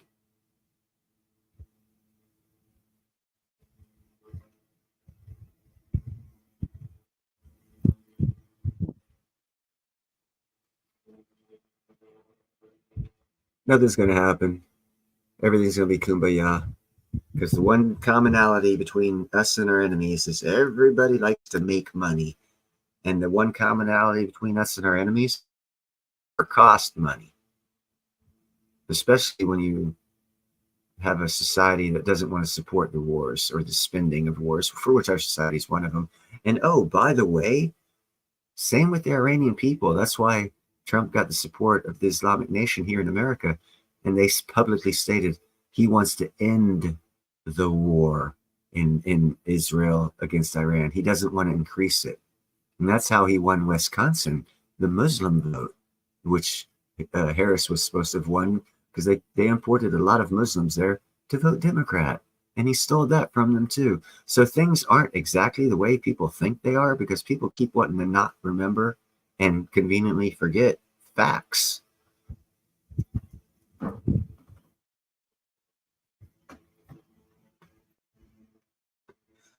And the reason why you say Iran's trying to kill Trump is because, well, Obama's been running on the American, was it Biden was his third term. Fucking Harris was supposed to be his fourth. He's been running shit for a long time, and he already got busted out a long time ago. So the game's still afoot, but all the players are known, and all the roles are supposed to be played have been filled, and the conclusions that they came up with when they started the game aren't going to be the conclusions they get at the end of the game.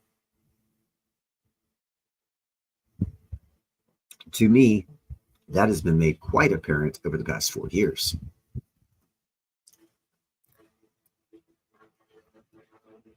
There's also what they don't tell you is the DNC's money chain got cut the day that Trump landed in Saudi Arabia, and they gave him a ticker tape day parade with the Star-Spangled Banner, American flags flying everywhere in Saudi Arabia. And yes, please Google that.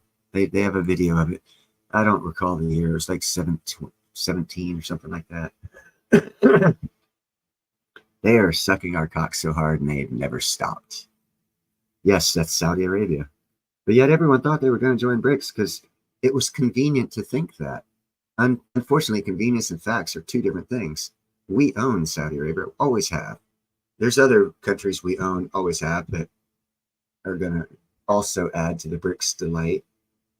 But people forget the conveniences and the facts for the today's story.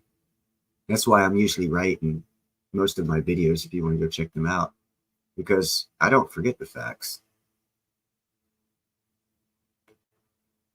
You would have been the best president ever, but I never heard of you, Constitutional, so you got to get some name recognition there. What's your name?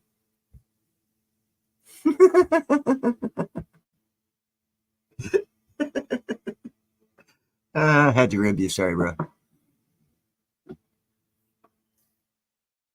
But yeah, I'm just rambling on because no one wants to get up here on stage and talk.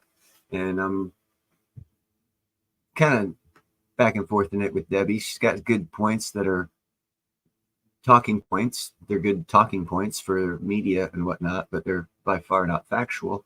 But they're what most of America has been told, and the rest of the rest of the world's told something different. But we don't listen to that because that's a lie.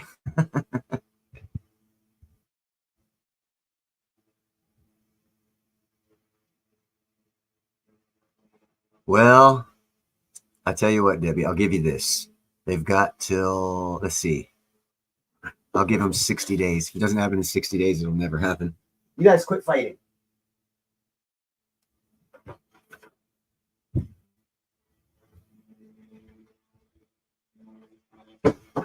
And actually, quite frankly, that's a lie. It's not going to happen. It's not in the playing cards.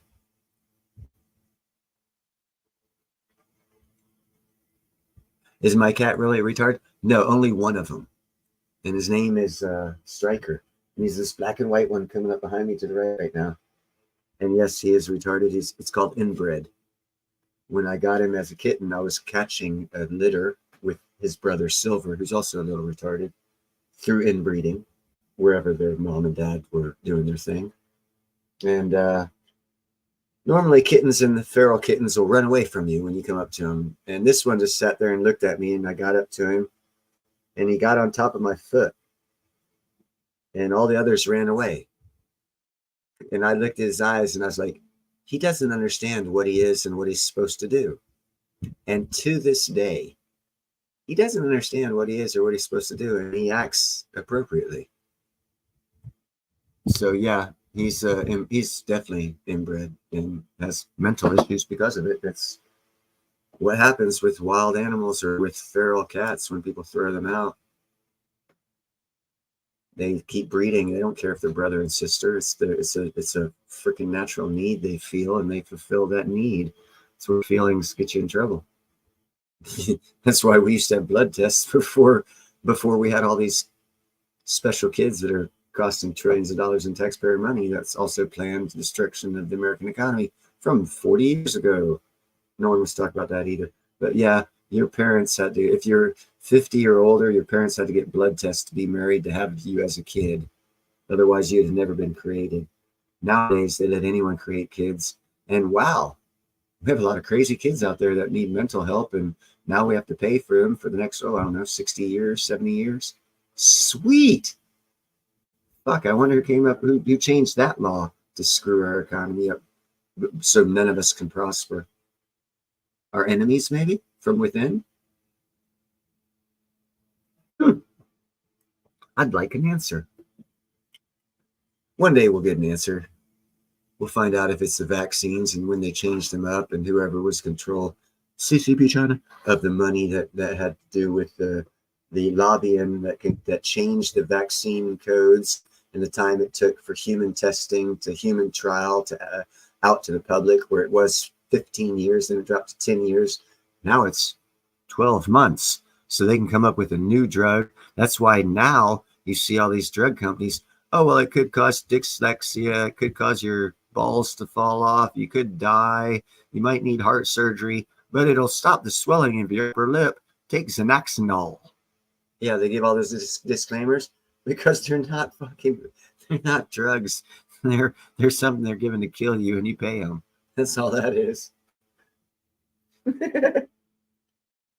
Last Sunday's live stream, I did a video. It was from a Joe Rogan podcast where the guy laid out how the medical field started in this country. And trust me, when you find that information out, you'll understand how they're fucking every one of us.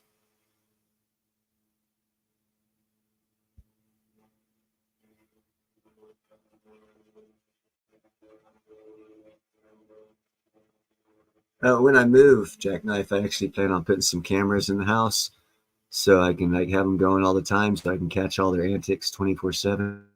And then twice a week, I'll probably look at the video and start making 40 or 50 shorts for half the week so I can put out 40 or 80 shorts a week on just the cats, but I'll change channels so it doesn't affect my Niels Hahn Dynasty channel. I'm also going to do a lightning strike channel.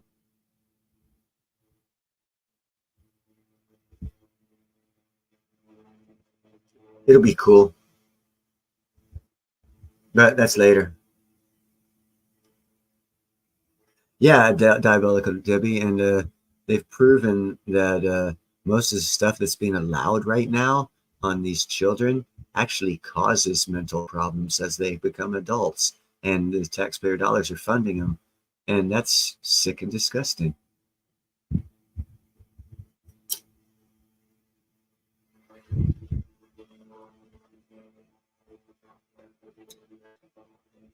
As I say, in America, you go to any fast food place, order some fries, 17 ingredients. Go to any fast food place in Europe, order the fries, the exact same fast food place, 3 ingredients. You determine for yourself if you want to eat the food that they give you, if you want to make sure you're eating real food. As I like to say, life is full of choices and decisions. Choose wisely.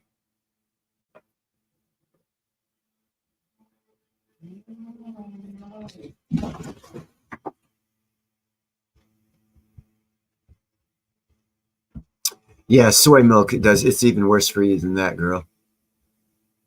Niels Hahn Dynasty, what do I eat? Oh my God, man. To keep my sweet ass figure in about 4% body fat, maybe 5% body fat on the bad days, I try not to eat anything. I don't know, the past couple months I've been eating 2 or 3 cheeseburgers a day. And, it'd be the heart of romaine lettuce from the farmer's market, beef from a rancher at that farmer's market. It's $11 a pound for grass. They're raised. I can see the mountain, the range where they're raised at, and I know the rancher. They're grass fed, free range. That's why it's $11 a pound. So I eat a lot of beef, hamburger beef with romaine lettuce, and I grow my own tomatoes and applesauce. I do applesauce. What else? Peanut butter and jelly sandwiches. Do a lot of peanut butter and jelly sandwiches. Yeah, I don't know. Maybe once every 2 or 3 months, I'll stop by a fast food place just to remind myself why I hate it so much.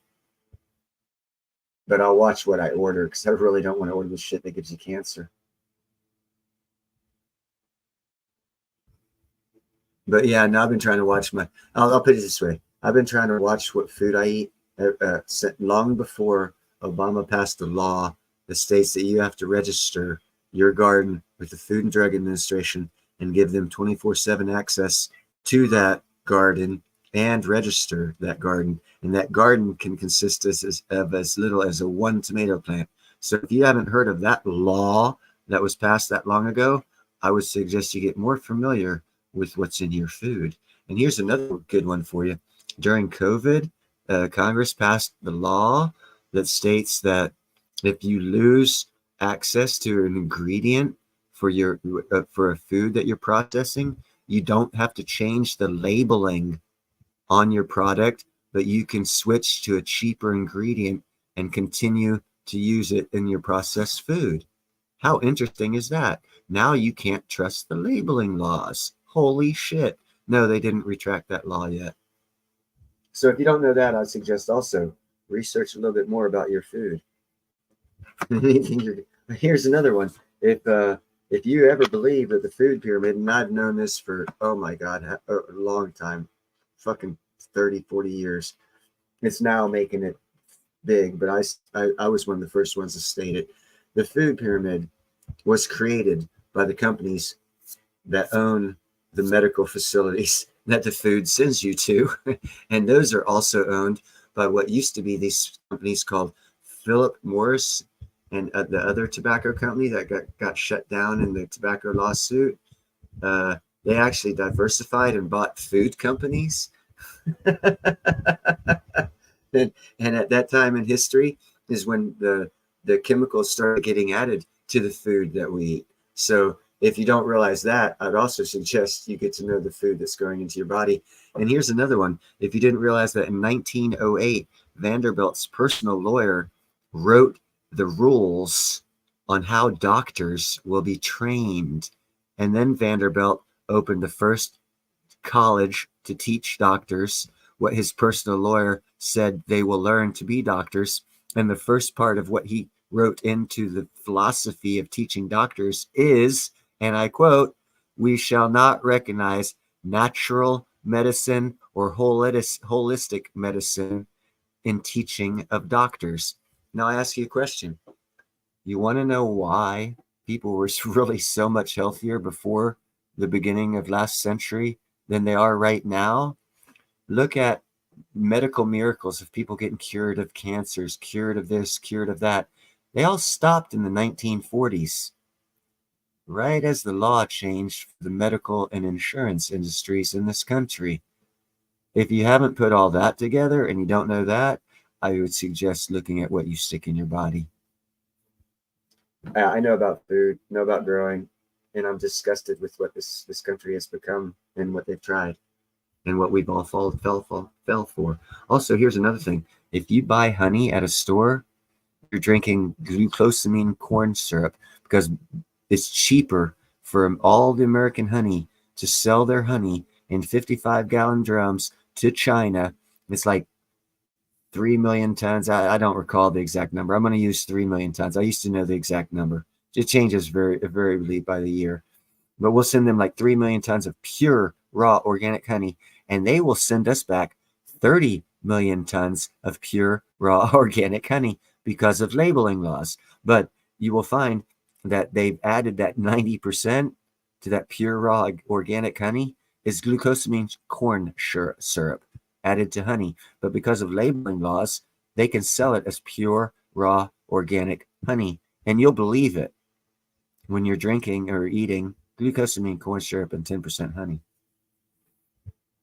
If you don't know that about the labeling laws, I suggest you get to know what's in your food.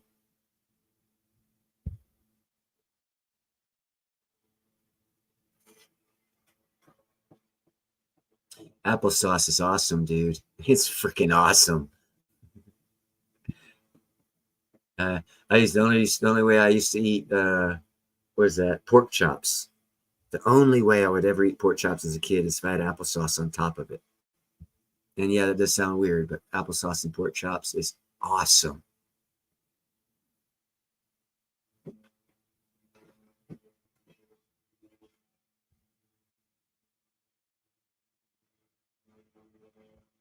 Oh, Debbie, I got one better for you. Do you use CNH cane sugar? CNH factory cane sugar? The CNH factory or CNH sugar? If you do, and this is going to blow your mind, I actually rebuilt a lot of that factory here. It's like right across the bay. It's like miles away from me. I built a lot of the what are they're not storage unit, they're transfer units, and that's coming from the boats. And I can say right now, they use a lot of Clorox to actually make the sugar white. And there's another reason they use Clorox. It's not just to make the sugar look white. It's because the guys on the boats, a lot of them really hate Americans, I guess, and they'll urinate, defecate, and throw up and all kinds of shit in the sugar as they're coming across the ocean. And as it gets into the conveyor belts, because I had to work underneath those conveyor belts before it got bleached. Trust me, the stories are true. And then it goes into the factory and they bleach it. They have like hundreds of gallons of bleach they go through monthly to turn the cane sugar or the sugar into a white sugar that they sell to you in the store. So be careful of what you stick in your body.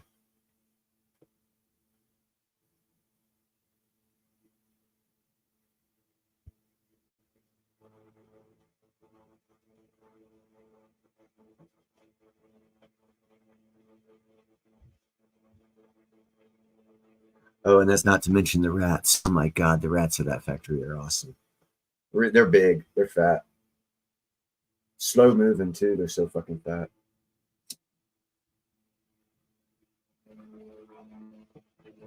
They kill them off monthly when they bleach the sugar.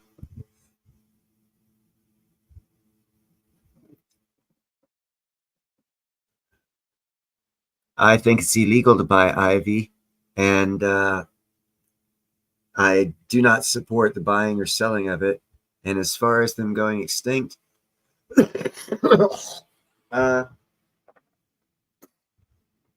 will they will not go extinct if I make enough money fast enough, because I have I have 2 elephant fencing systems that I'm going to be deploying in Zambia to keep the elephants in the protected countries, not going over the Zambezi River into Zambezi, where they do get killed.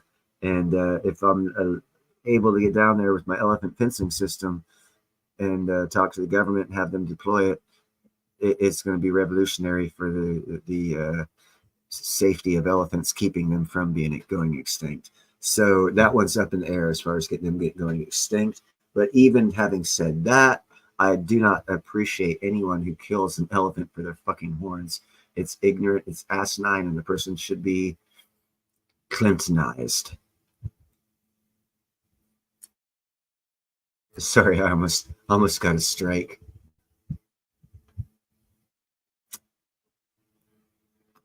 Oh my God, there's so much new ivy. God, there's so many tons of ivy out there now. Hell, if you really care to get new ivy, go to the areas where they dumped the ivy from it being sold and dive on it, and you can get the ivy they dumped in the water because it's still there. It's just got some barnacles growing on it. No one ever considered doing that. Then you can get the ivy that the elephants have already been killed for. There's so much ivy out there. You don't need to kill new elephants to get the ivy.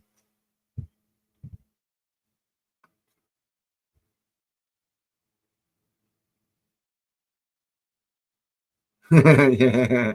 Like I said, I'm trying to be politically correct. and that I'm aware of, they're the ones that did it the most.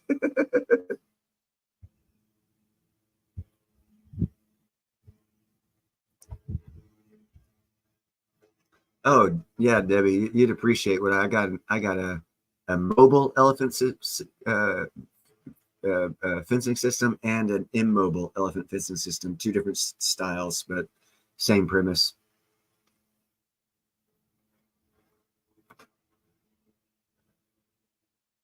And with the new administration, I could even see if I could catch their interest and see if they wanted to give America a good name in Africa, which I was going to do a report today on, actually, but I decided not to.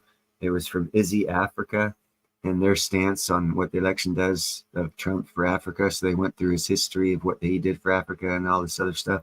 And I was going to do a report on that, but I decided not to, but I probably should have, because if Trump wants to put a good face on America to Africa, if the American taxpayer would develop a couple thousand of my non-mobile elephant fencing system units, it could be donated to Africa, and they could be seen as a African preservation move that would really put us in their good graces. And it wouldn't cost that much. I wouldn't make no money off of it, but it would help America.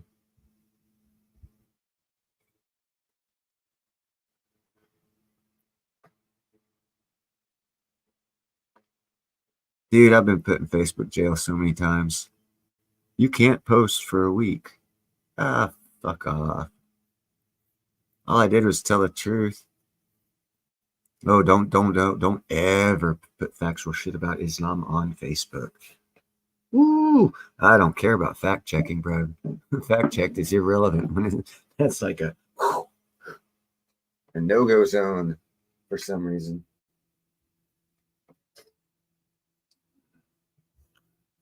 What's up, Pat? Like I said, they got about 60 days. And quite frankly, less than that, because a lot of things change when it goes from candidate to president-elect. A lot of security clearances, security meetings, security services, all intensify and enhance, thus garnering a lot more protections, like 100-fold from what it was the day before.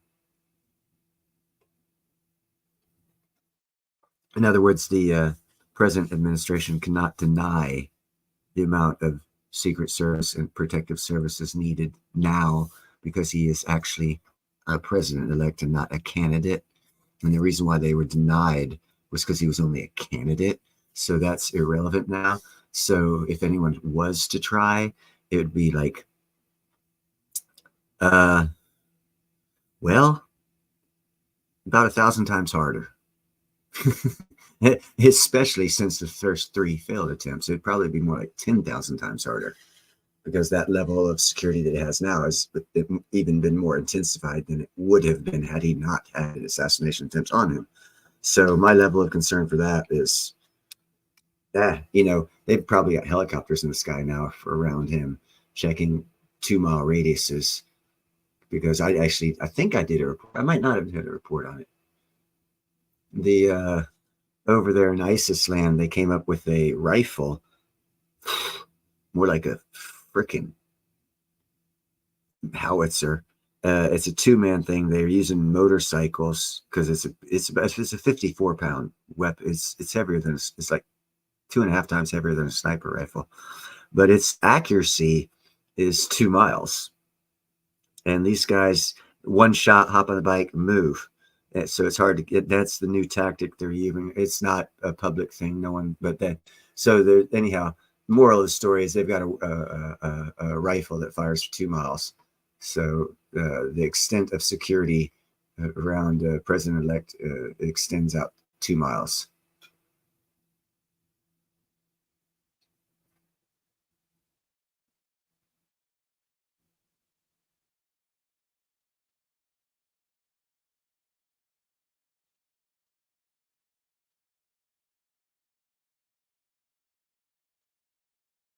Oh, of course, he's done a lot of bad things. And that is also true, Pat. But hold on now. He might be protected by the military, but we're not. But hold on a second. I took that oath, so I'm actually part of the military. So I'm protecting myself and the people around me. And I'm hoping other vets are serious Americans that took their oath seriously and will protect their neighborhood and continue their oath of service, not as an active participant, gun carrying military man, but as a U.S. citizen who still took the oath and was not resolved or dissolved of that oath. Of course, that's few and far between, but that's how it should be.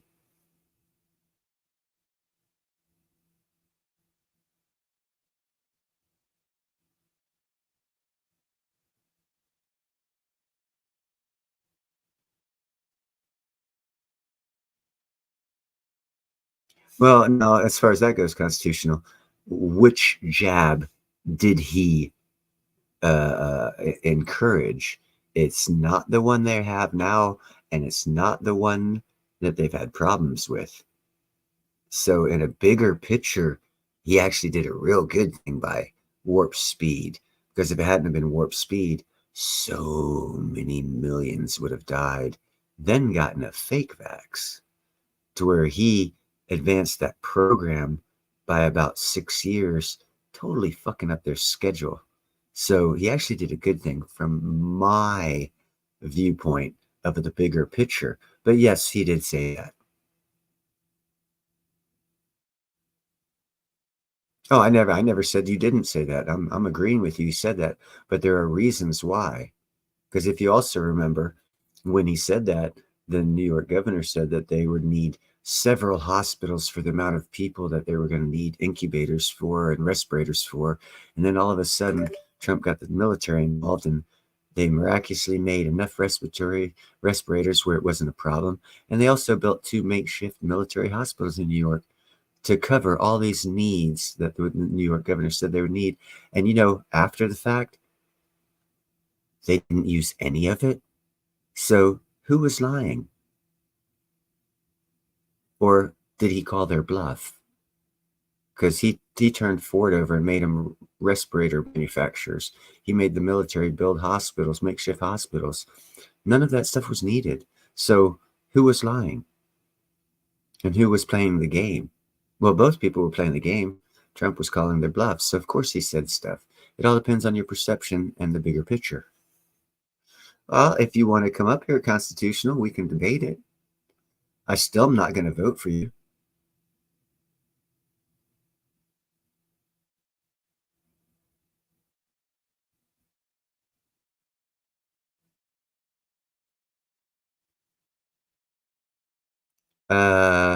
Hold on a second, Pat.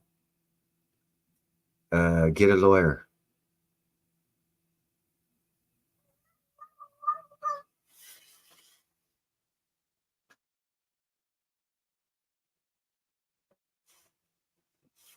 They can't force children to take a vax, especially with all the evidence they have against it right now.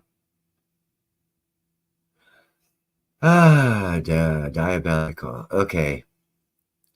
That's a trick question, obviously. You haven't been hanging around me long enough. Hold on. Let me answer that. I think I have evidence that pictures are worth 1,000 words.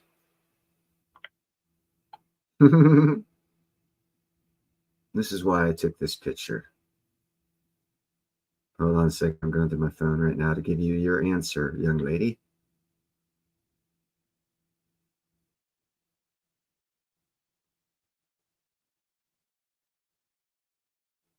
I got a lot of pictures here. Hold on a second. A lot of good weed pictures. I'm stopping it. Oh, there it is. All right. Hold on a second here. Okay. Maybe get rid of this. Oh no, what is that? It's a prototype. Get rid of the virtual background. Get rid of the tape.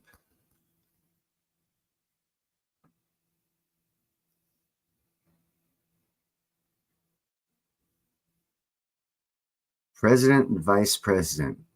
These were the people that they gave me to choose from. Who did I support? Does that answer your question, Debbie?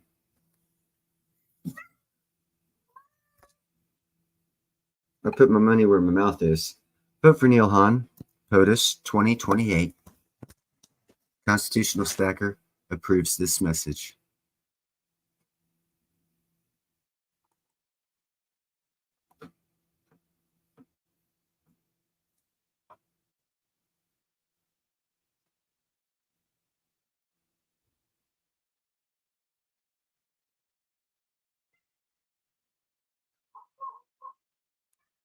Quiet.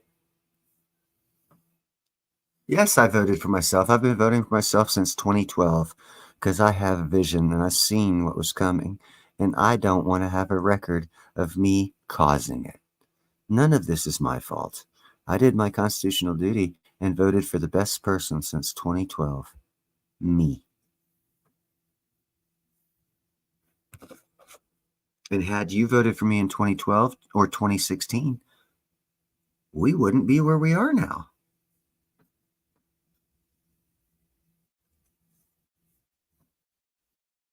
No, now, of course, having you shown that of the two candidates that were forced on most everyone because they didn't know how to vote for themselves, Trump was the better choice for America and the world, in my opinion. But I did not vote for him.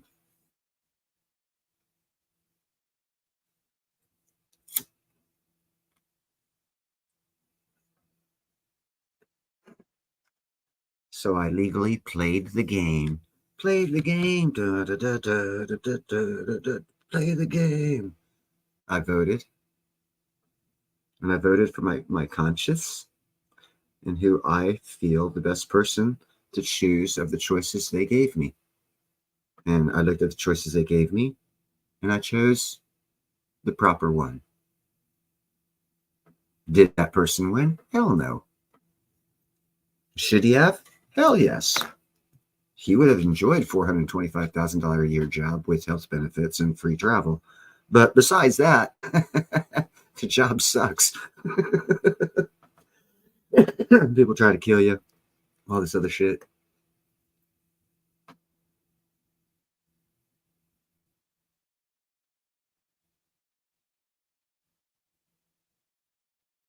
You guys, both of you, any of you, all of you are welcome to come up on this panel and discuss and give your views. I don't bite, and I try not to be rude.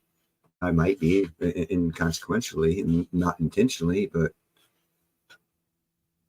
everyone, this platform, you want to express your views, and as long as it doesn't get me a strike, you're welcome to it.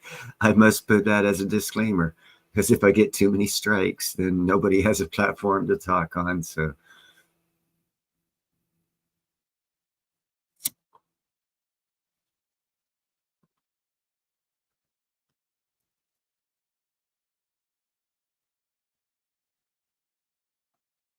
So anyone have anything else? Well, let's see.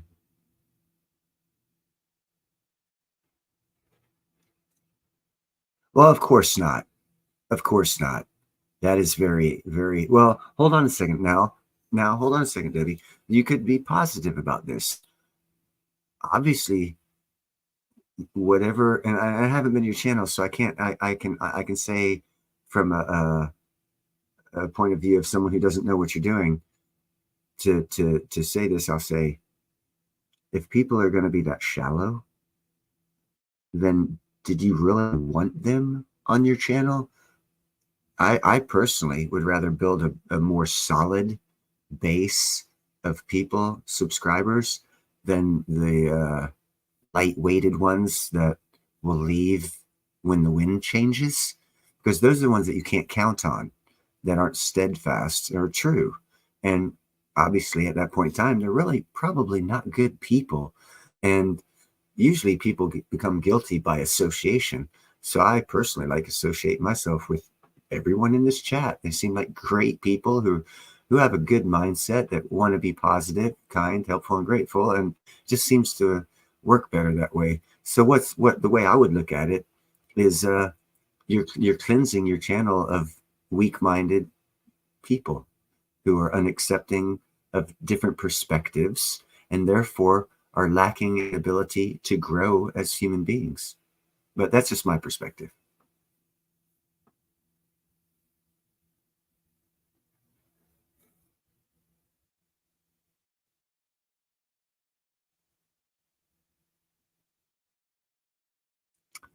Oh, constitutionalist, because you lost that bet and shaved your head on fucking live TV.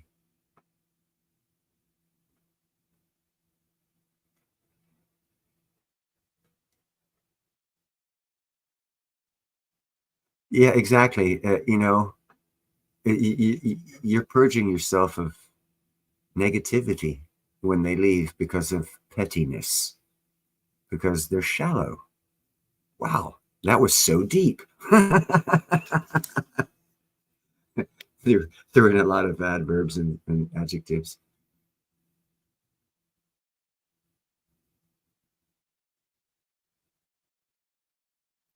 We very much appreciate you showing up, Pat. I do very much appreciate you showing up. And again, even you're most welcome to come up on the panel and give your 2 cents. I will mute myself unless you give your 2 cents. Even if you disagree with me or I disagree with you, I don't care. That's not what it's about. So you're more than welcome. And I appreciate you being here and hope you come back. And having said that, I'll get rid of my donkey picture that shows I'm a jackass.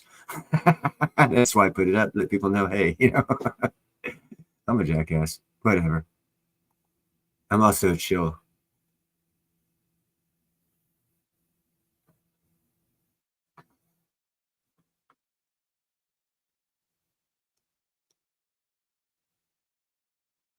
Well, in which case, diabolical, I would ask her to unmute you so you can communicate with her since you collaborate. Well, it's not a win-lose. It's not even that. It doesn't even go that deep. You shouldn't give them that justification. It's a mental issue. And it's personal to them, and they need to get over it or go seek help. Because we've had elections in this country since it started. So if all of a sudden after 250 years people want to get mental and call it normal, I'm going to call a spade and say, well, they're mental and they need help, and we must pity and have empathy for them because they are sick and need help. Like I said, they are mental, they are sick, and they need help. So you must pity them.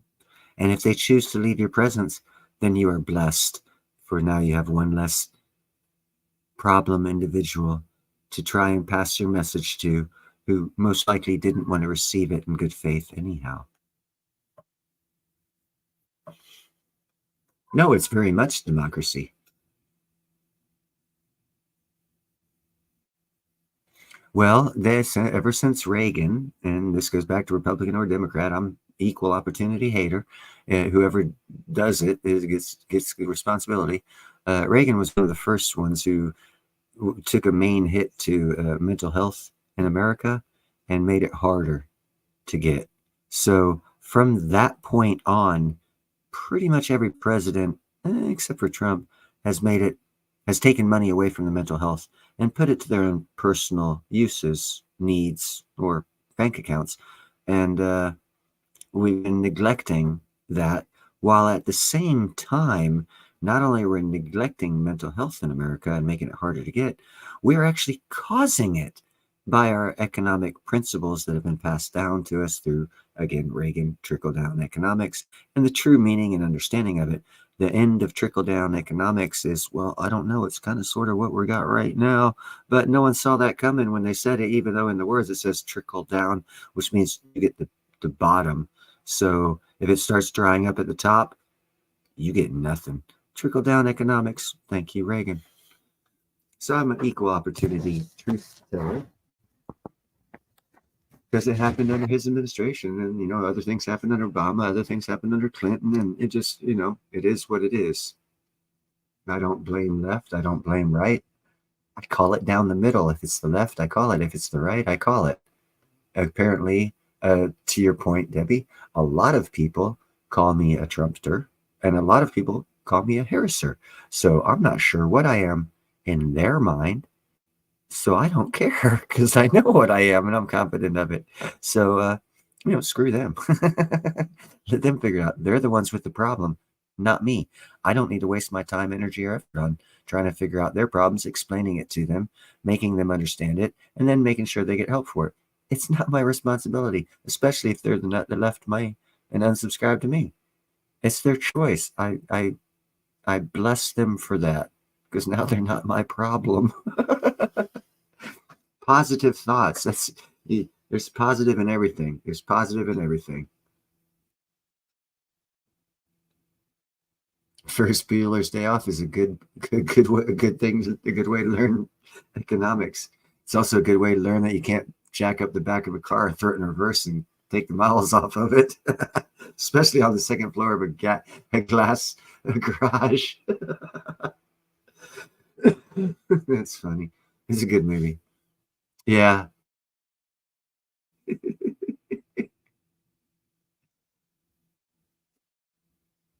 Constitutional. The riots aren't going to start. They've been. I explained that earlier. They have no money.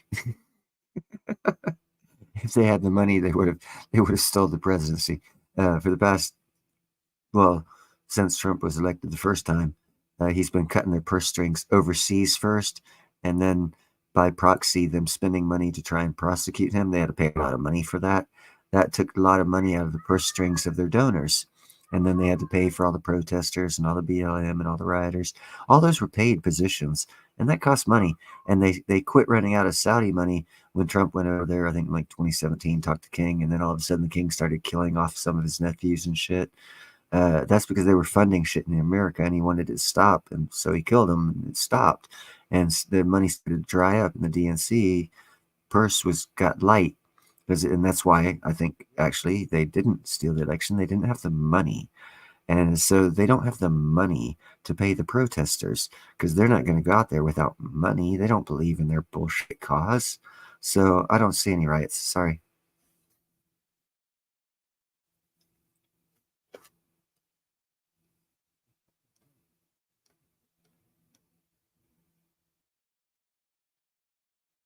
Do I attend any conferences? No, I do not, Jackknife. What kind of conferences? I went to Silver Symposium to meet Travis a little over a year ago. I was there for one day.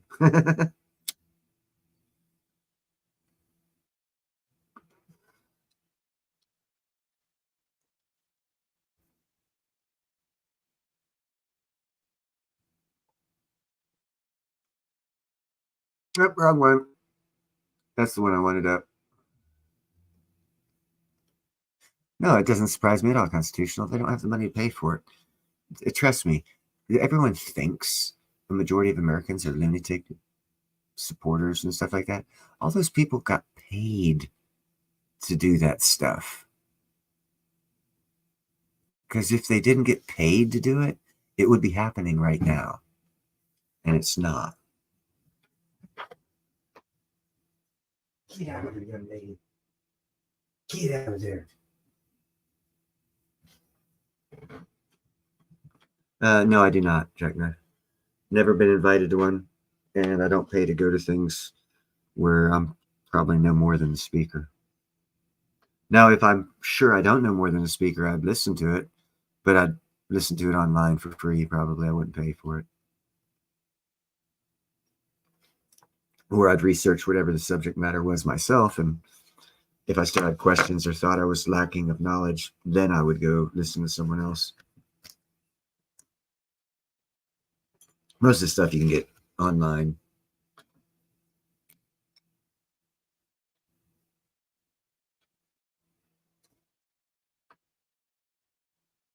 I don't think about people. This sounds petty and shallow. Don't worry about people. Think about yourself. But seriously, it's basically, as long as when you think about yourself, you're not a selfish person, that's a good thing to do. Because when thinking about yourself, you're going to benefit others if you're not selfish. If you're a selfish person who thinks about yourself, and then I wouldn't say that, because that's obviously not the right thing to do. But if you have the right perspective and knowing that elevating yourself will elevate others, then fuck yeah, man, be selfish. Because by helping you, you help others. And if that's your perspective, right on. Now, if you don't have that perspective, well, that proverb doesn't fit. But it's a good way to live life. So you should try and work it that way to where it does fit. I don't know. I sleep good every night, and that's very important. Don't screw anybody over. Didn't cause anyone to go bankrupt. To get their money, you know. I'm actually, first time I'm going to make any real money, I'm actually creating a new industry of a new market cap. I'm actually not taking market cap from anyone. I'm creating one, and that's how I'll make money. And that, I think, is more of a moral way to make money, because then I'm not taking from others. I'm creating something, and I like that viewpoint better.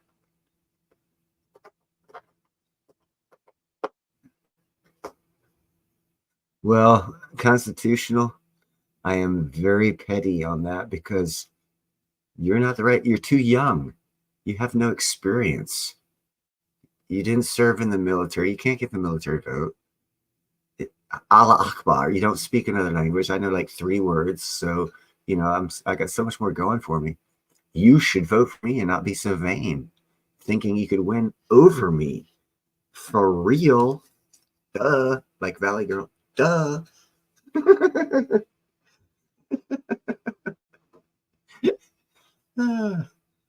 It's called spin. Pretty good ad-libbing spin. And I didn't get enough. You're a heavy guy. I hurt my back putting you in the freaking trunk. Yeah, but he made me play that song Hangman by Led Zeppelin the whole time.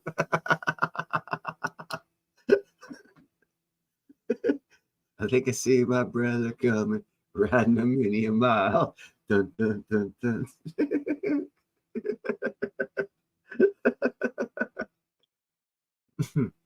Oh, shit. I wish I could play some music, man. I'd have a good time.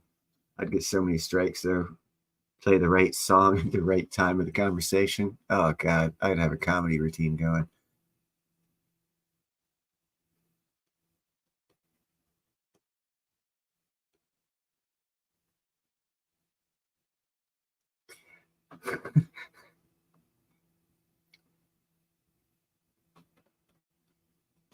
How you cheat better. See, this is a unique concept, constitutional. It's not actually cheating, but because people don't do it, they'll think you're cheating. Live a good, honest lifestyle and tell the truth and mean what you say and say what you mean. And people will think you're cheating because you'll succeed. Interesting concept, huh? That's how fucked up the world is.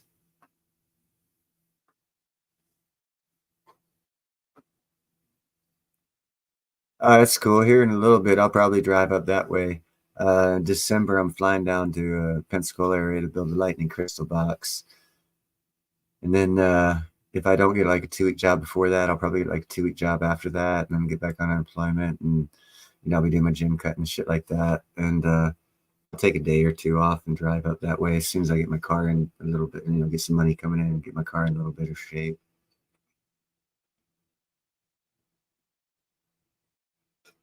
It's fun going up that way. I used to go up Crater Lake a lot.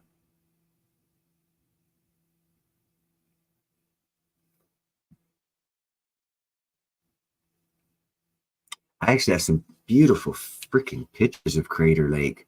Man, the water's so still there. If you catch it like in this early spring when there's still snow and no wind, you can get like a mirror effect off Crater Lake to where it looks like you took and split the mirror in half and catch the clouds in the water to where people, it's hard to tell the water from where it separates. It's cool. Oh, no. See, I've been constitutional. You didn't hear me last night, man. I've been talking with Chef Stacker about purchasing his Dominion voting machine. So that way I guarantee I'll win. See, it's not about what you know or what you say. It's about the voting machine. If you control the voting machine, you control the votes. Boom, you win. I figured that shit out, man. Someone get some of those machines. You don't stand a chance.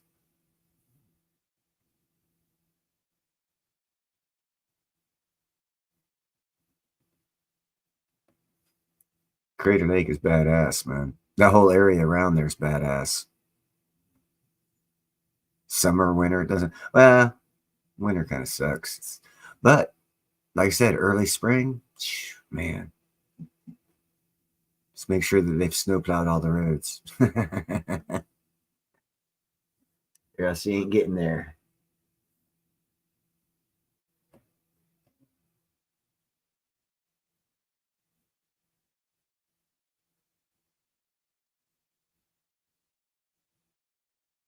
Well, they're kind of foolish for fucking voting for, in my opinion. But that's just my opinion. My opinion's like a sphincter. Everyone's got one, and they're all aromatic as hell, and no one else likes the smell.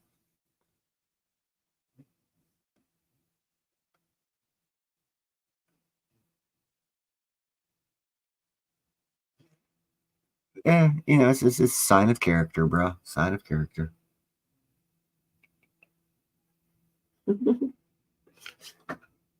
Quit following her around. Doof.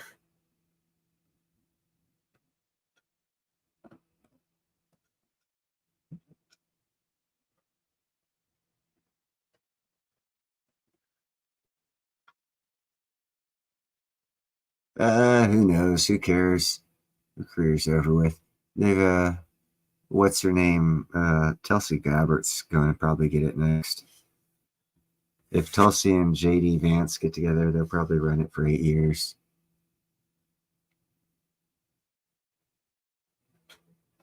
Oh, I'm sorry. I didn't mean to predict the future. Oops.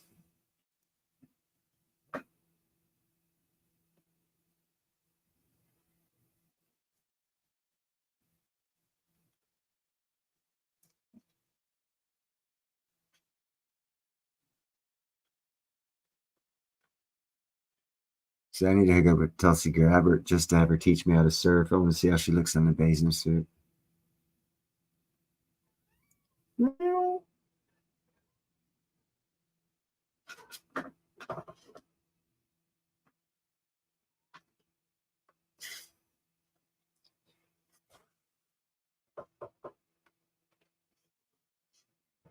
Oh, girl, my mind stinks. That's why I live by myself. That's why I talk to you over the computer. They don't have scratch and sniff yet. And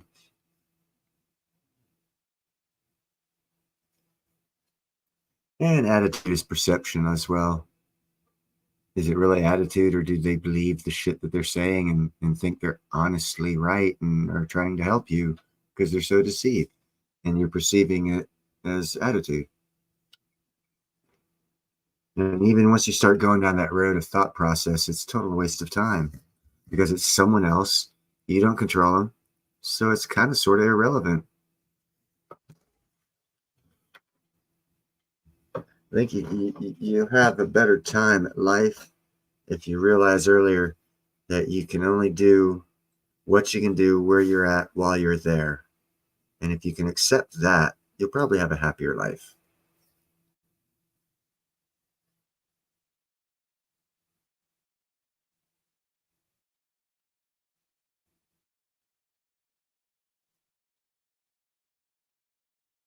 But that's just my words of lack of wisdom.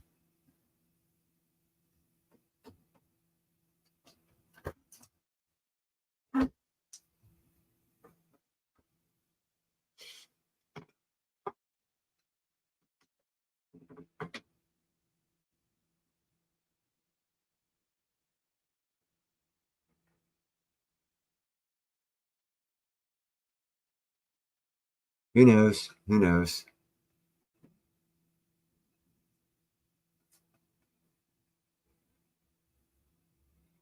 That's why I like the idea of making money buying an island. outside of American jurisdiction, and just pulling a Timothy O'Leary, man. Have it set up where it's all self-sufficient. Don't need anything. You only have things to offer, so therefore you always be self-sufficient because you have things to offer. So if you do ever need anything, you'll have the resources to get them, and that's it. You're off the books. Have fun. There's so much bullshit over here they'll never find you, much less want to look. You'd be living on your island with your 2 or 3 catamarans doing charters, fucking fishing, catching squid, shrimp, other mollusks, octopus, fish. Order a couple 100 pounds of beef once a year, stick in the freezer to last the year. Yeah. You know, in Fiji, you can buy a nice island for $2 to $3 million, 50, 60 acre island, couple 100 foot of elevation. Not really too much real beachfront area to build like a traditional house where you need a flat pad. It'd be cool to know someone who had a housing design that worked perfectly on rocky conditions. Oh, hey, I've got one of those.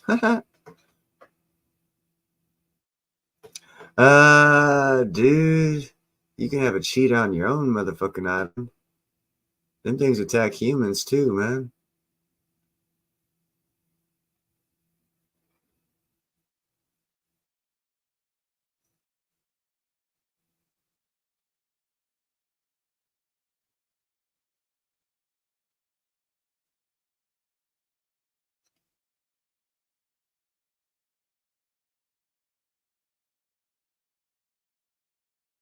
Are you talking about the food substances that I was talking about getting out of the sea? You're confusing me, Constitutional. Keep up with the conversation, man. See, this is why you can't be POTUS, man. You go off on right field. What are you talking about, bro? Yuck, yuck, what? Did you mean say like duck, duck, goose? And you just put yuck, yuck?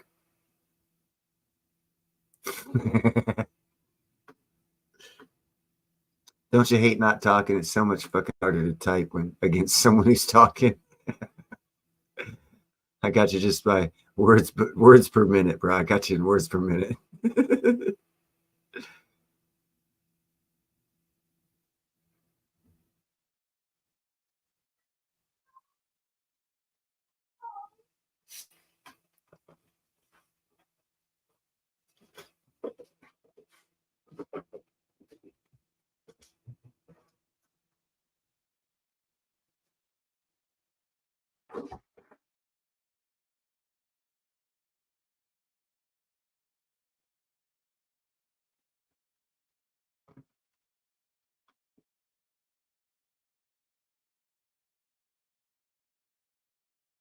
Okay, so the food.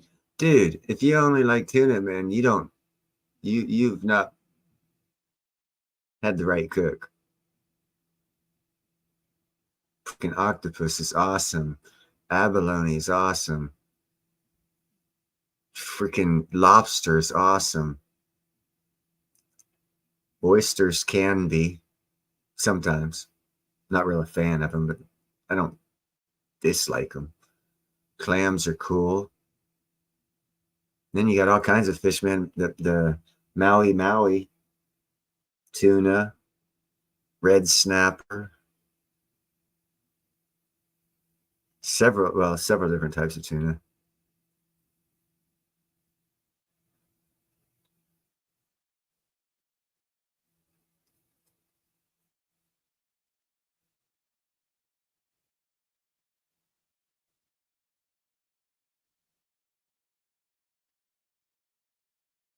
Yeah, I don't understand the question either.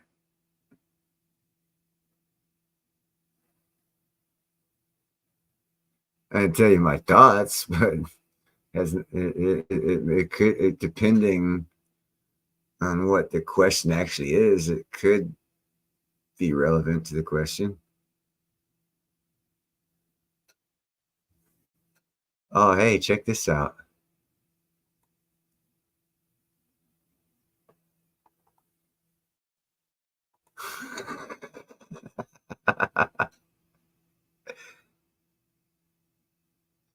Bacon cheeseburger and homemade fries on a homemade bun with sharp cheddar. It doesn't look like it's mozzarella. It doesn't look like it's like Velveeta. It looks like a sharp cheddar that doesn't melt well.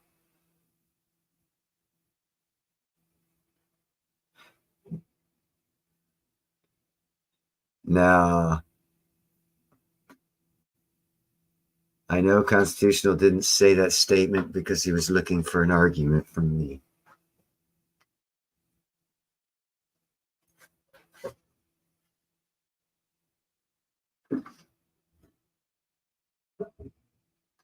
See, that was nice of me, wasn't it?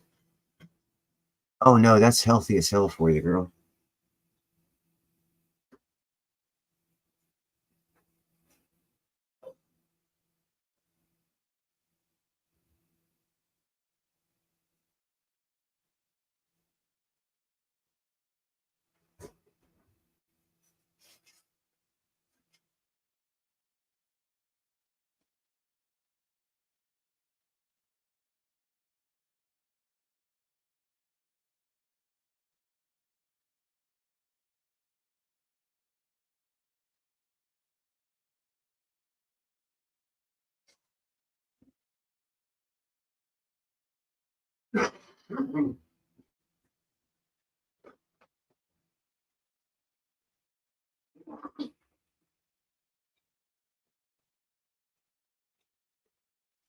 Sorry, I'm cooking up a cheeseburger right now. Sorry. No, it's healthy as hell for you because what you need to understand is what do you know about the food pyramid, Debbie?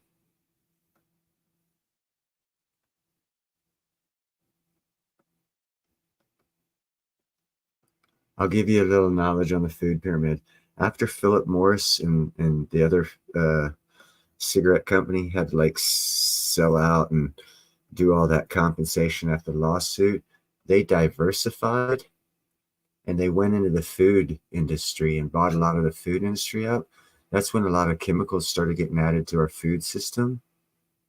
And so pretty much most of the food we eat has been controlled by the tobacco companies rebranded, and they're the ones responsible for the food pyramid based off of profit margin, not off of health. So if you're going off the food pyramid to say that's unhealthy, that's a flawed matrix to use, created by the cigarette company.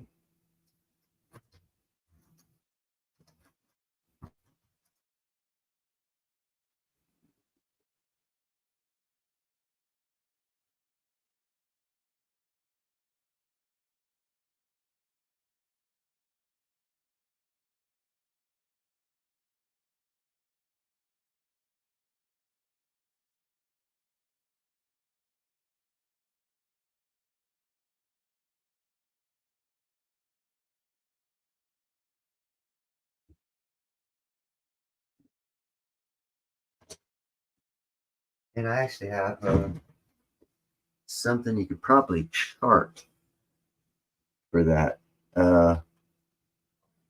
Go through history, heart problems. Well, first off, go check out the date that the food pyramid came out, and then go look at 10 years before that date for the percentage of heart disease and high blood pressure and cholesterol Americans had, and then go to a chart 10 years after the food pyramid came out and see how many Americans had high blood pressure, cholesterol, and diabetes and all that stuff. And I think you'll see a dramatic rise in health problems after the food pyramid came out. I know you will, but go ahead and research it.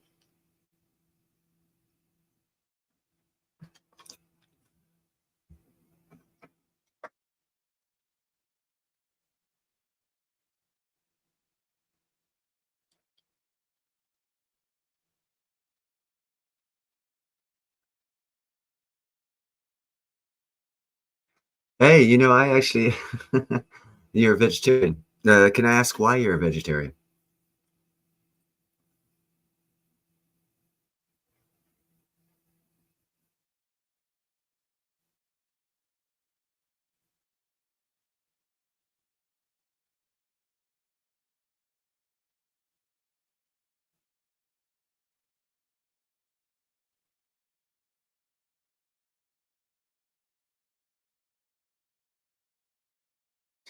Why don't you like it? What's the reason?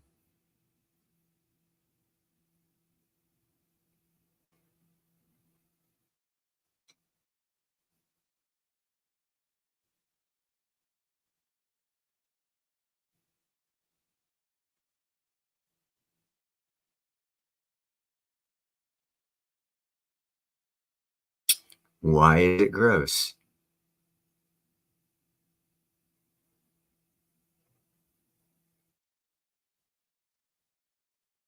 Is it because you have to kill an animal to get it?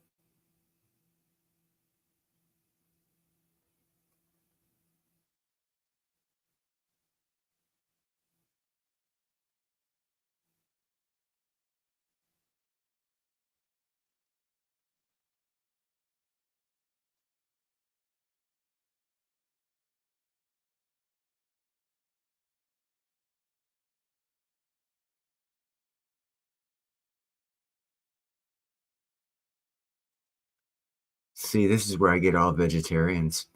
Science has proven that plants are just as alive as humans and animals. They do communications, they do chemical warfare, and they actually have proven they have feelings. I actually have 3 videos on it if you want me to show you.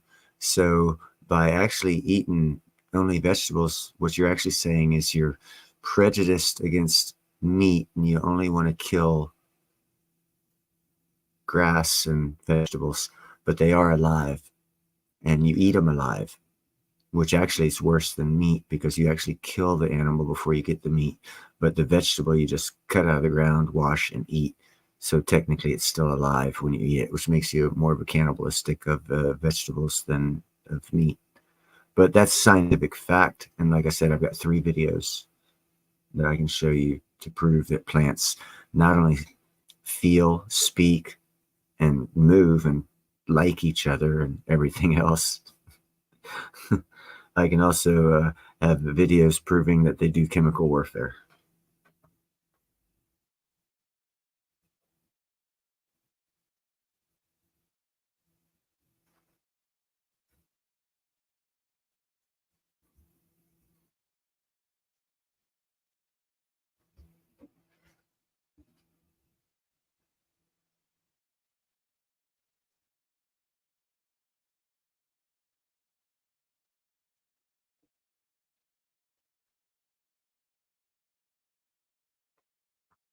Interspecies chemical warfare at that. The mango tree in Africa, when the elephant comes up to it, starts stripping it of its leaves, scientists have proven that the mango tree changes its chemistry to make its leaves taste sour to the elephant after it strips the first leaves off of the first limb. Not only does it change its chemical compounds inside its leaf after attacked, it sends off a pheromone message to all the other trees in the area, and they instantly change the leaf chemicals in their leaf to make them taste sour and bitter to an elephant, showing both communication and warfare of trees and plants, and also showing intelligence. All of it's scientifically proven.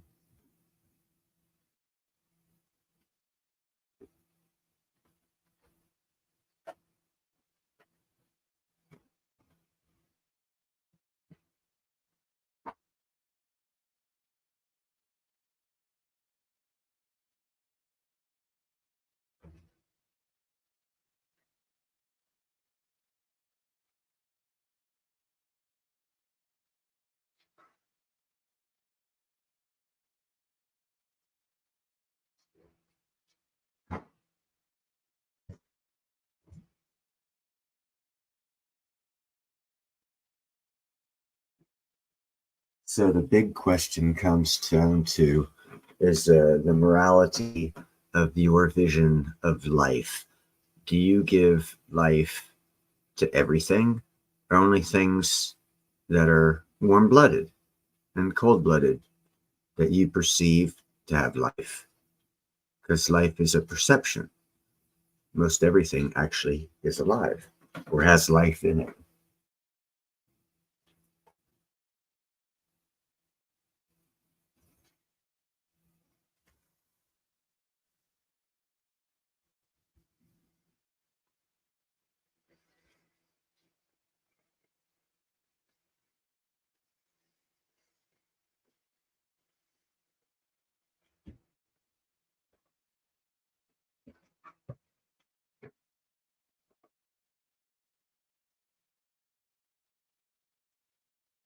I appreciate you feel that's what my point is.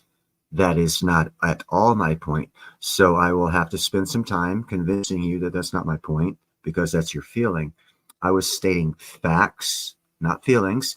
And I eat ants sometimes just for the hell of it. So what? I'm not making fun of anybody. I'm stating facts. I don't do that thing on my channel. I'm just stating facts. I find facts out. I get surprised by them. And then I don't hoard the information or knowledge. I share it. If you want to consider that as evil, mean, and spiteful, ooh, not a good perspective, because I'm not a mean person. And I'm not a judgmental person. I'm very open. I share factual information. Sometimes it changes people's perspectives. Sometimes it doesn't.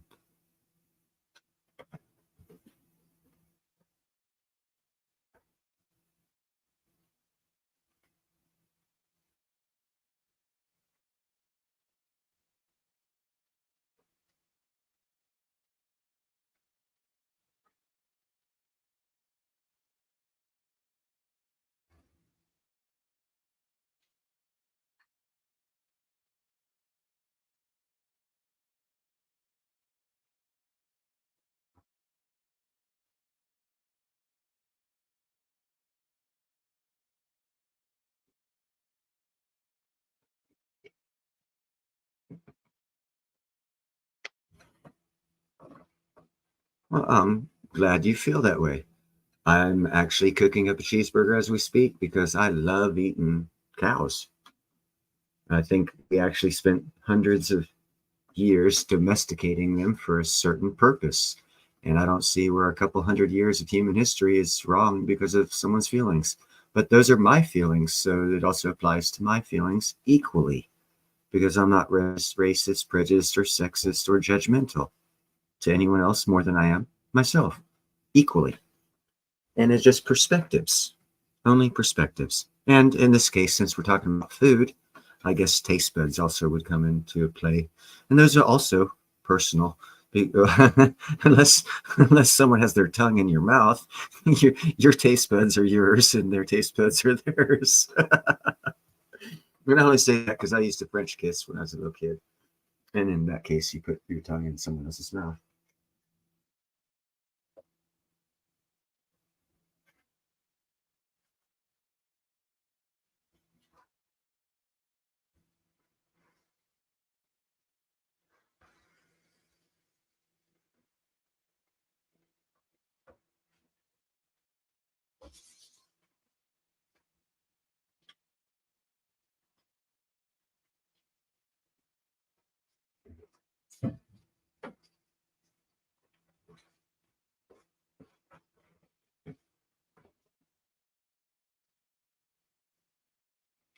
Well, that's what they say, but I tell you what, since we're going to get in this debate, I'm going to take it one further. All of your science of medicine was written by someone's personal lawyer, and it was written, and that personal lawyer also started the first medical college, and the guy who also funded that research started the first pharmaceutical industry and insurance company. So I'm thinking all the information you have on the medical science was based on someone's personal lawyers writing for his personal profit, and we've lived on that for 113 years, which means, hold on, wait, the first thing they made when they teach you about medical stuff The first in 1908 rules written were, "We do not recognize holistic or natural medicine."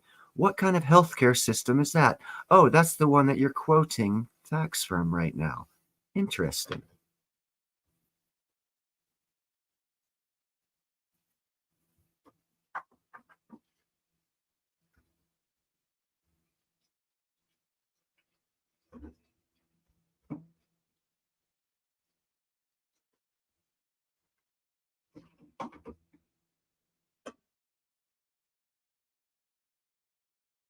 See, what they call science when it's based off of improper or unfactual or unhealthy specimens is called negligible science, even if it's medical.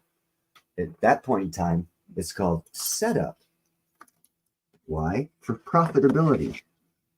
So basically, what everyone is who doesn't know all this information is they're guinea pigs to the Food and Drug Administration, the healthcare system, the insurance companies, and doctors' paychecks, because they were all trained off of a system created by Vanderbilt's personal lawyer in 1908.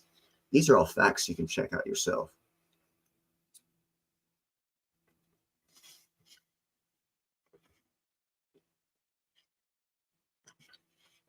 That's why my whole life I've known that most college people are actually stupid, but what they believe and what they believe they know, they're smart in.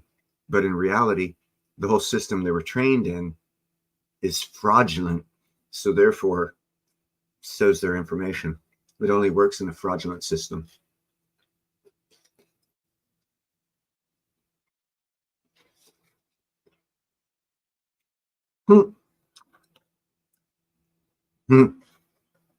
Here, Debbie, I'm going to give you a fact. You can check with your tongue. You feel this front teeth? Do you think they were put there by luck, chance, or because you eat meat? Hold on. I can give you the fact. It's because you were designed to eat meat. Genetically, that's why your teeth are designed. The inner ones are designed to chew up nice, soft grasses, and the front ones are to rip meat. No matter what your feelings are, the facts are, we are designed to eat meat.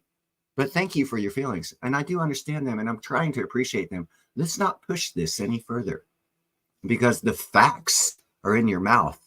Your teeth say everything, and you can't lie. I do not chew lettuce with my front teeth. I rip meat. If I was meant, designed, manufactured, created to eat vegetables, my mouth would look like a cow, because they eat vegetables. But thank you for the history lesson and everything else. I am trying to respect your feelings, but I 180% disagree and have facts that you can check with your tongue. It's in your mouth, your teeth. So you don't need to check someone else's writings. You can fact check it by just moving your tongue across your teeth and say, why are these ones meat eaters? And why are these ones vegetable eaters? And why are they in my mouth? Are you going to blame your mommy and your daddy for that? Or your great grandma or your great granddad? Hold on, wait. We've had these teeth in our mouth for humans for, I don't know. The oldest skeletons on this planet have the same teeth. Holy shit. Does that mean longer than someone's feelings about being a vegetarian? It damn sure does. That's a fact. So let's not talk about facts and feelings. I understand your feelings about the facts. Sorry, I'm eating a cheeseburger.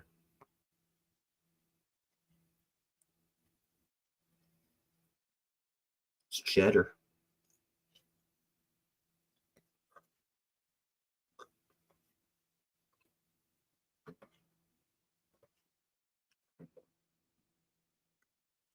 That's all right.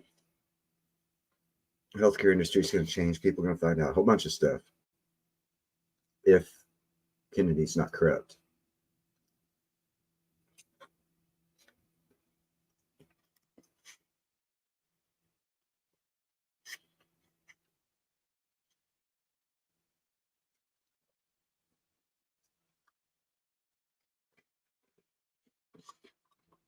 Not talking because I have food in my mouth. It's not because I'm rude.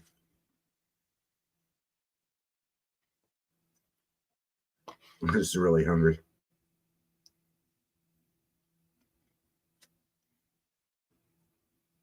All right. Well, if no one else is going to chit chat, I still say constitutional should come up here. Talking's a lot easier.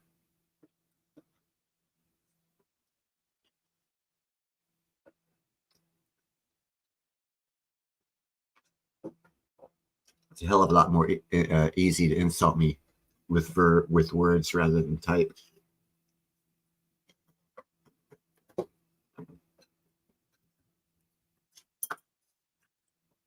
If that's an incentive.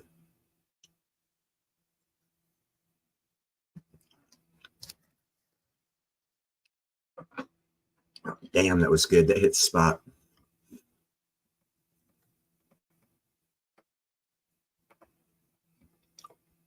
Has anyone seen the smallest horses on the planet? I think there's 5 breeds of them. I know dogs that are bigger than they are. Cute as hell, though. The kind of horse you'd bring inside the house.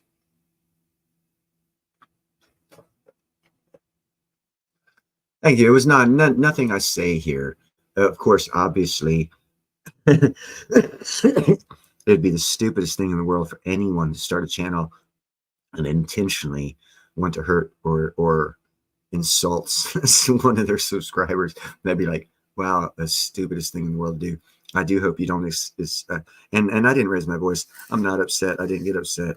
It's just feelings. What bothers me is feelings. Everyone has feelings. And to present someone's feelings is more important than the other person's feelings when both have facts. Need to move on to things that we can agree on. Because yes, I understand the feeling of a vegetarian. I understand the feeling of a meat eater or carnivore. And then I understand physiology. And the one of those 3 things that can't be denied is physiology. History, skeletons, hundreds of thousands of years old skeletons. You know, it is what it is. And then we have us here today. And what we do put in our body does actually affect your mind and the growth of your mind in different directions, depending on what you put in your mouth. Most of what Americans put in their mouth is processed crap that kills your brain. Which sucks ass because our government's allowing it, and that's not a job of the government. But you know, we're a social experiment, and that being said, you get experimented on if you're a social experiment. So kind of expect it comes with the territory, I guess. And since America is a social experiment, I take it everyone feels they should experiment on us. For lack of a better logical explanation for why things are so fucked up.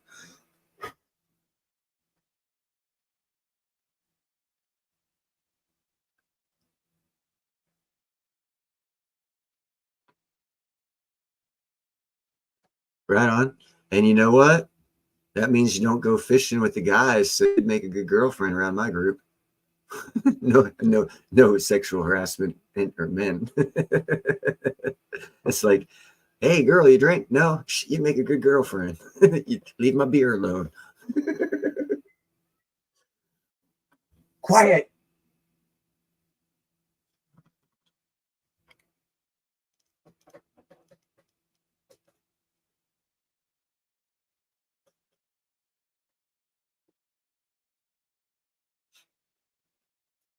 Well, you know, it's again, it all drops back to perspective. Constitutional. If you feel as though you're a girl, then technically we would have to call you a lesbian, which means that technically we wouldn't call it 69, we'd call it 66. So what actually changed? Oh, the words.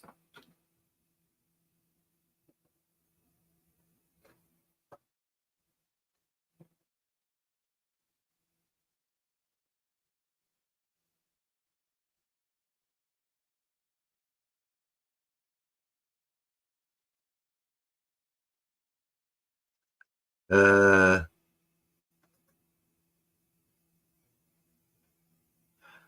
off the top of my head, isn't there some breed of frog that does that too? I think there's some frog it like hibernates for like 22 years or some crap like that that can change its sex. Oh wow, it's been a while since I've seen that research study. I can't say for sure, but yeah, no, most definitely seahorses do.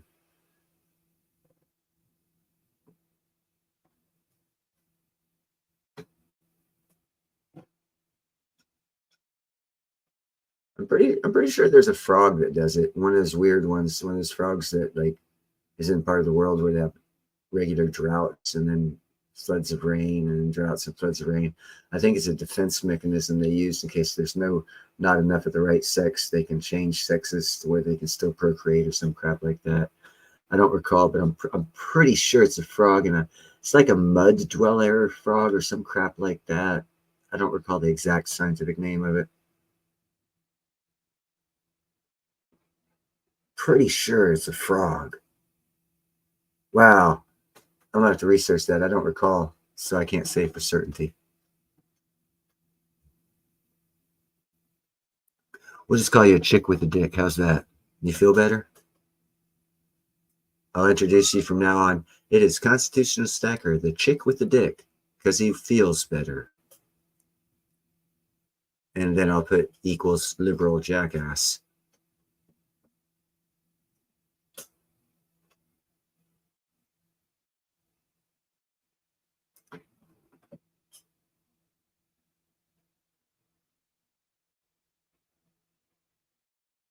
No, it's not a tap water. It's people talking. You can talk a young child into being homosexual if you talk to them at a young enough age. It's a psychological proven fact. And it doesn't set and it's not permanent. It just fucks up with their natural progression of curiosity to stage of puberty and beyond. And what they do is they hit the child up with these questions and feelings before they're ready for them. And it disrupts their natural processes and lends them to go towards the homosexual regime. That's why it's so disgusting that they have these fucking pornographic magazines in elementary school, and it's promoted.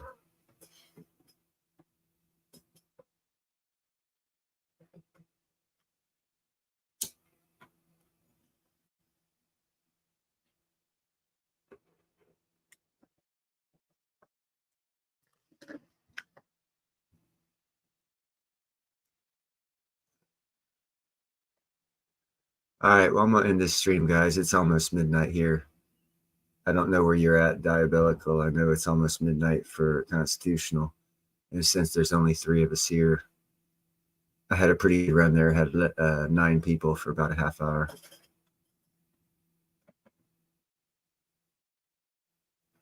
Actually, non-binary should have existed a lot longer than that because they're astrological terminology of a binary and non-binary star systems. And astrology has been around for quite some time. I don't know when the word appeared in astrology, but to my recollection, non-binary star system, they used that word a long time before 2014, but I do not have a conclusive definitive answer, but I will check into that. Yeah, I ate that cheeseburger. Now I'm getting, was it that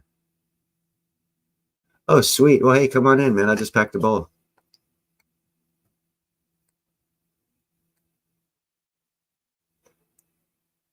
Yeah, I can't shoot someone till I get inside, so I don't care if you're outside the window.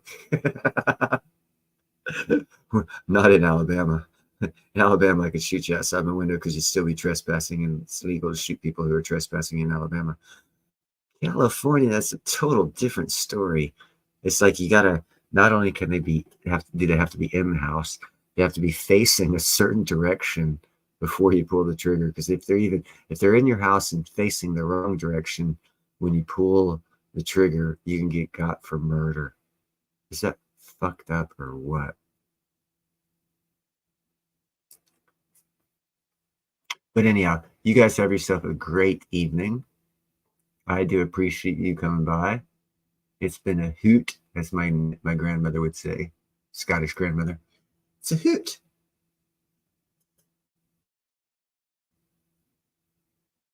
Not a toot, a hoot.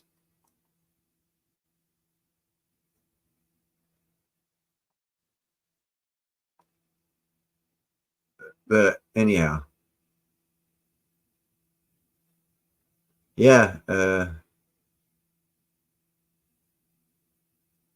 you ought to come up. If you come up, I'll fucking stay. Your little fucking cheesy butt doesn't want to come up here, so fine. Yeah, see, I knew. You call him out, he fucking hides behind the fucking rock. I don't want to come out. I only had 500 subscribers, 100 views. I used to be something big. I used to be a contender. What movie is that from? I used to be a contender.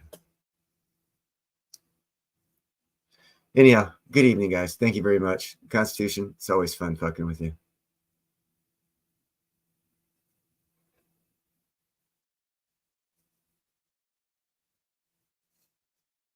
Oh, yeah, no, I know all about it. I will look into it, but I do know all about it.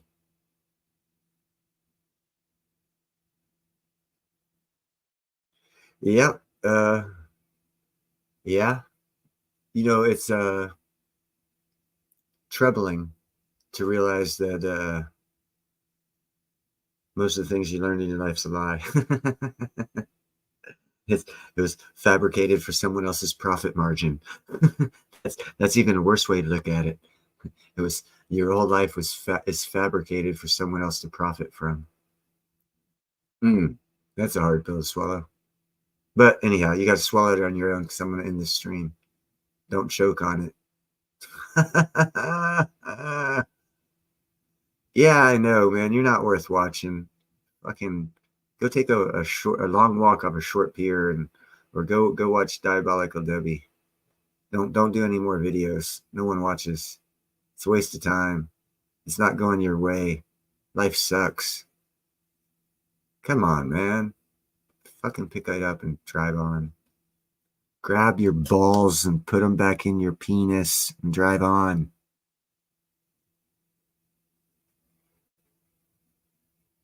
See you later, Diabolical. You guys have a good one. I quit fucking with Constitutional now. Talk to you guys later. Bye-bye.